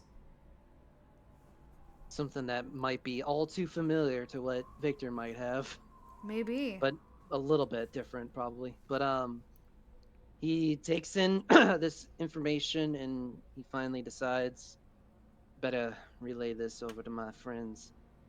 Okay. And he will mosey towards the carriage now Okay. that it's kind of getting closer to the late night, very Yeah. late night. Yeah, and as you do, there's no further issues. There's people riding by on horses at a walk. And people just walking around, doing a little bit of night walking. People going from the Whistlin Bronco back home. Or, people heading into the New Moon Inn to, retire for the night. And yeah. By the way, as Victor would come into the wagon when he does get there, the doggy food bag is going to be like right inside the door, just full of all the scraps, and it's just going to say, "For Victor." Oh, Aww. Then, Alright, then you remember it's scraps in there, and it's not as aw. do you enter through the side door? wherever. Yeah, I guess whatever is open and available. So yeah, he'll just Yeah. go through the side door. Okay. Yep, woomph, as you enter. All of you inside, the you doggy can hear bag. you can hear the sound of the door opening and someone stepping in. And the posse has reconvened. You found your leftovers. Victor, we got you some food since you didn't join us for dinner tonight. Well, that was because I thought I was gonna make some dinner for you guys. Hence why I left the food for you in the kitchen. But I appreciate you thinking of me when you went over wherever you guys went. There should be some left in there. There was a little bit more, but Stella, I caught her getting into the bag at one point. So He kind of shoots a glare towards Stella for a second. I guess that's not a surprise, but thank you. I appreciate that. And he kind of mosey closer, kind of puts the doggy food bag in the kitchen area since he already kind of ate recently. While I was out and about, I did hear some insight on the what's the word I'm looking for? Crap. What's going on in our lovely town here? Seems like there's some issues of restlessness going on. People are wandering about looking like they haven't had a wink of sleep. I'm sure you guys have noticed that around the town, right? to Father Creed, it would just look normal because it's how he looks. Mm-hmm. Well, this is more than usual restless nights. I looked at some of the folks some were sleeping out in the street, not even in their homes. And they just look gaunt and unhealthy looking. Feel like something strange about that. It's not even like they're overworked or working too much. Did you say something weird? Uh-oh. Perhaps we gotta talk to the sheriff about it. Sounds like we do need to mention that something. It is something weird. Would you say even supernatural? He said it. He said it. I'm kidding. Would you say that there could be forces of the devil at play? I don't know if it would be forces of the devil. Pulls his but knife per and se- pistol and he just dives out of the wagon. Woomph. Vroomf. God damn it! I shouldn't have said anything. God damn You it! think there's going to be more special snakes here? Oh my I god. sure hope not, Mr. Sinclair. But Creed pops his head back in and says, "That wasn't a no, though." I don't know if there's any forces of the devil or not, but I feel like we should reconvene and figure out what the hell is going on in this town before we leave. Probably. I mean, We do also I have gotta the wait 2 days anyway. pressing matter of getting that doctor back to Dunmore, as you will. But the Oh, yeah. father did say the sheriff's deputies could take her back, so maybe we could let them go ahead and do that and get the doctor there as soon as possible while we stay here and continue our work. You sure that's a good idea to let the deputies handle it? I thought we were Uh, planning on taking them. Well, the sheriff deputies and the doctor were both going to go with us. Plus, wait, never mind. Creed doesn't know this. I I'm was so going to say proud of you for something not about. metagaming. I was going to say something about the agency telling people. I don't think I was there for it because I was building. Yeah. That they were going to get a new sheriff from this town and send him back. Yeah, I think you're right. Proud I of you. don't think I was there though. Yeah. All right. If you think we should stay here for a couple days, we can do that. We'll think about it in the morning. Plus, I don't know if you can see, but Mr. Sinclair is mostly without weapon right now due to the fact that all of his are at the gunsmith. Victor I looks still back over have to the Sinclair. Mr. Sinclair. I still have my own invention though. Gotcha. Yeah. It is a badass But- invention. I do think it would be more interesting to see things through here than just hit the road, because we're gonna have to come back here anyway. So we might as well let the deputies handle the doctor. But the only caveat to that would be that that Mad Dog Monroe may be out on that trail. True. True.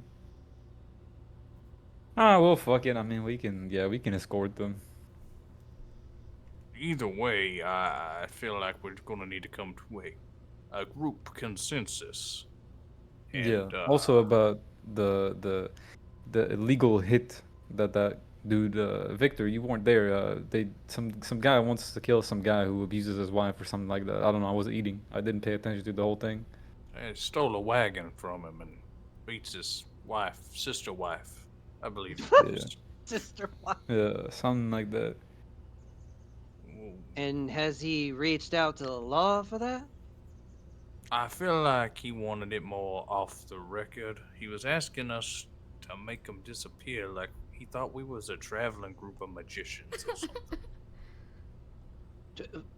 Traveling group of magicians?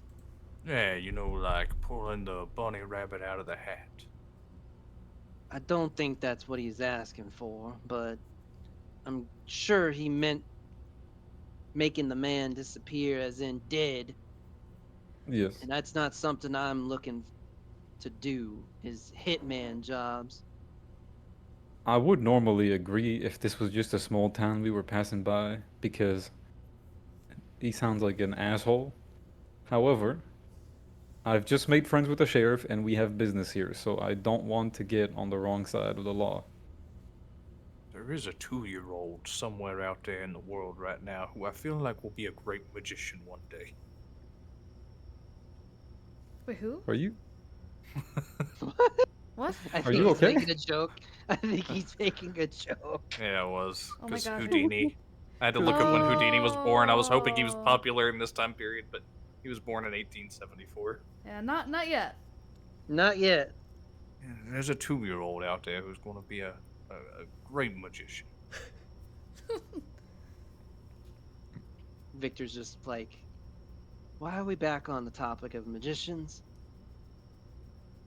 Because you see, much like politics, magicians, Oh my they God. Break out the use sleight of cigars. hand and deceit to distract the common folk while they get them to see what they want them to see, if you will. Oh my God. I ain't talking about politics right now. But Victor will kind of go, well, we should get some rest. We sounds like we got a long couple days ahead of us, so I'll take. Well, actually, I don't think he needs to take a first watch because Yeah. I feel like we're in a very safe zone currently, You and are. we should be fine. Yes, Yes. you are. Yeah, and so it's- he'll nod and then Creed we should falls get asleep. some rest. Okay, he just falls asleep. All right, Victor will take some notes down in his notebook, like he usually does, Yeah. of the events today, and then he'll pass out and go to sleep. Okay. Julian, But Stella. before Victor falls asleep, you just hear Creed sleep saying, "Showed him a snake." Showed him his snake. Ah, Yeah, Julian, Stella, what do you guys do before you turn in for the night? She's gonna pat her big old belly. It's definitely like bursting out. It's Fucking like she spent the potatoes. whole day eating. She did.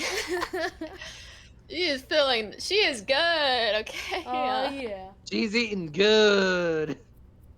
We know. She hasn't been able to eat this much in a little bit, so she's hankering it all down. Yeah, I don't know why I'm not doing this. Whenever you guys are all in the wagon, I should be pulling you guys inside your wagon. Well, you don't have to. Yeah, but it's so much more fun. That you guys get to move around your wagon. I'm up here asleep.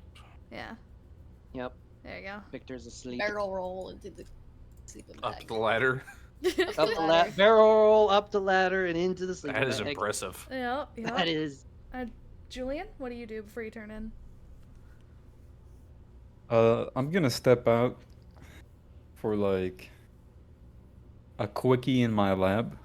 Okay. I'm not going to research anything special. I'm just going to make a couple more stun grenades. Okay. Yeah. My books. My books. Where's my books? Oh yeah, your books. Do you actually wake up? Yes, he actually wakes up because he just remembered them in his sleep. Okay. So when you wake up, you'll notice that Victor and Stella are asleep soundly in their bedrolls, but we'll just say that, Julian is nowhere to be found. Okay. Are my books anywhere to be found? Your books that you requested from the church? Yes. There is one. He grabs the book, puts it in his little keepsack, and goes straight back to sleep. Okay. Didn't even look at it. He was just like, I'm gonna go back to sleep because knowing that I have a book. I will consult with this lady. So we already did the research for your stun grenades. How do you want to calculate the quantity of your stun grenades? Like, how much material does he have? I just feel like it would be realistic that I would only make like 1 or 2 at a time. Okay. Yeah, I'll grab So- that.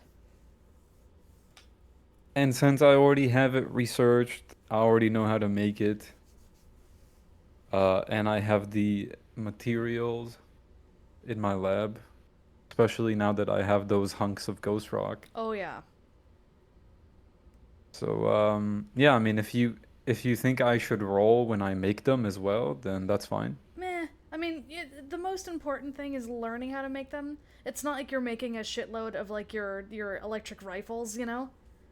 These are Yeah. stun grenades. They're not nearly at the caliber of a lightning rifle. So yeah, I Okay. think 2 stun grenades is good for a night of work. Okay, yeah. I went ahead and made those, and when I was done, I sneaked back into the wagon. I placed the stun grenades in right on both sides of the snake in my pants. Uh So huh. So you got some stun grenade balls and the snake wiener. yeah, exactly. Yep. I'm So picking up now the nobody throwdown. questions it. They just think I'm packing, There you go. which I am. Okay. All right. And you decide to spend the rest of the night in the wagon? Do you decide to go try to find the brothel, just knowing Julian? No, I'm going to bed. Okay. Yeah. All right. So you go upstairs and you see that your friends are all nice tucked into sleep in their comfy bedrolls, and you find one yourself and tuck in for the night. And I think that is where we will end today's session. You guys getting a nice good night's sleep after getting all of the information you could, that you guys have received thus far. There's still so I much walked to in the do, so room. much to see. And everyone looked really cute and sound asleep. Mm-hmm. And for a second, I kind of wanted to kiss Solomon on the forehead before tucking myself in. Aww. And I was like, nah, if it wakes him, he's gonna be mad. So I just went to sleep. Aww. What a sweet sentiment. But yeah, This was so this was the session where we went off going to grab every single fucking quest that we could find so far. so far. Yeah. Looking at the map of the town, I feel like we've only explored a portion of it. Oh yes. Yeah, there's so much more to see now. But So much to see, so much to do. Just But that was what's good. wrong with the back streets? you guys did great. It was that was fun. I hope I can remember next week what voices I chose for what NPC. I hope I can remember next week which voice I'm going to do for Solomon, because it changes every week. Yeah.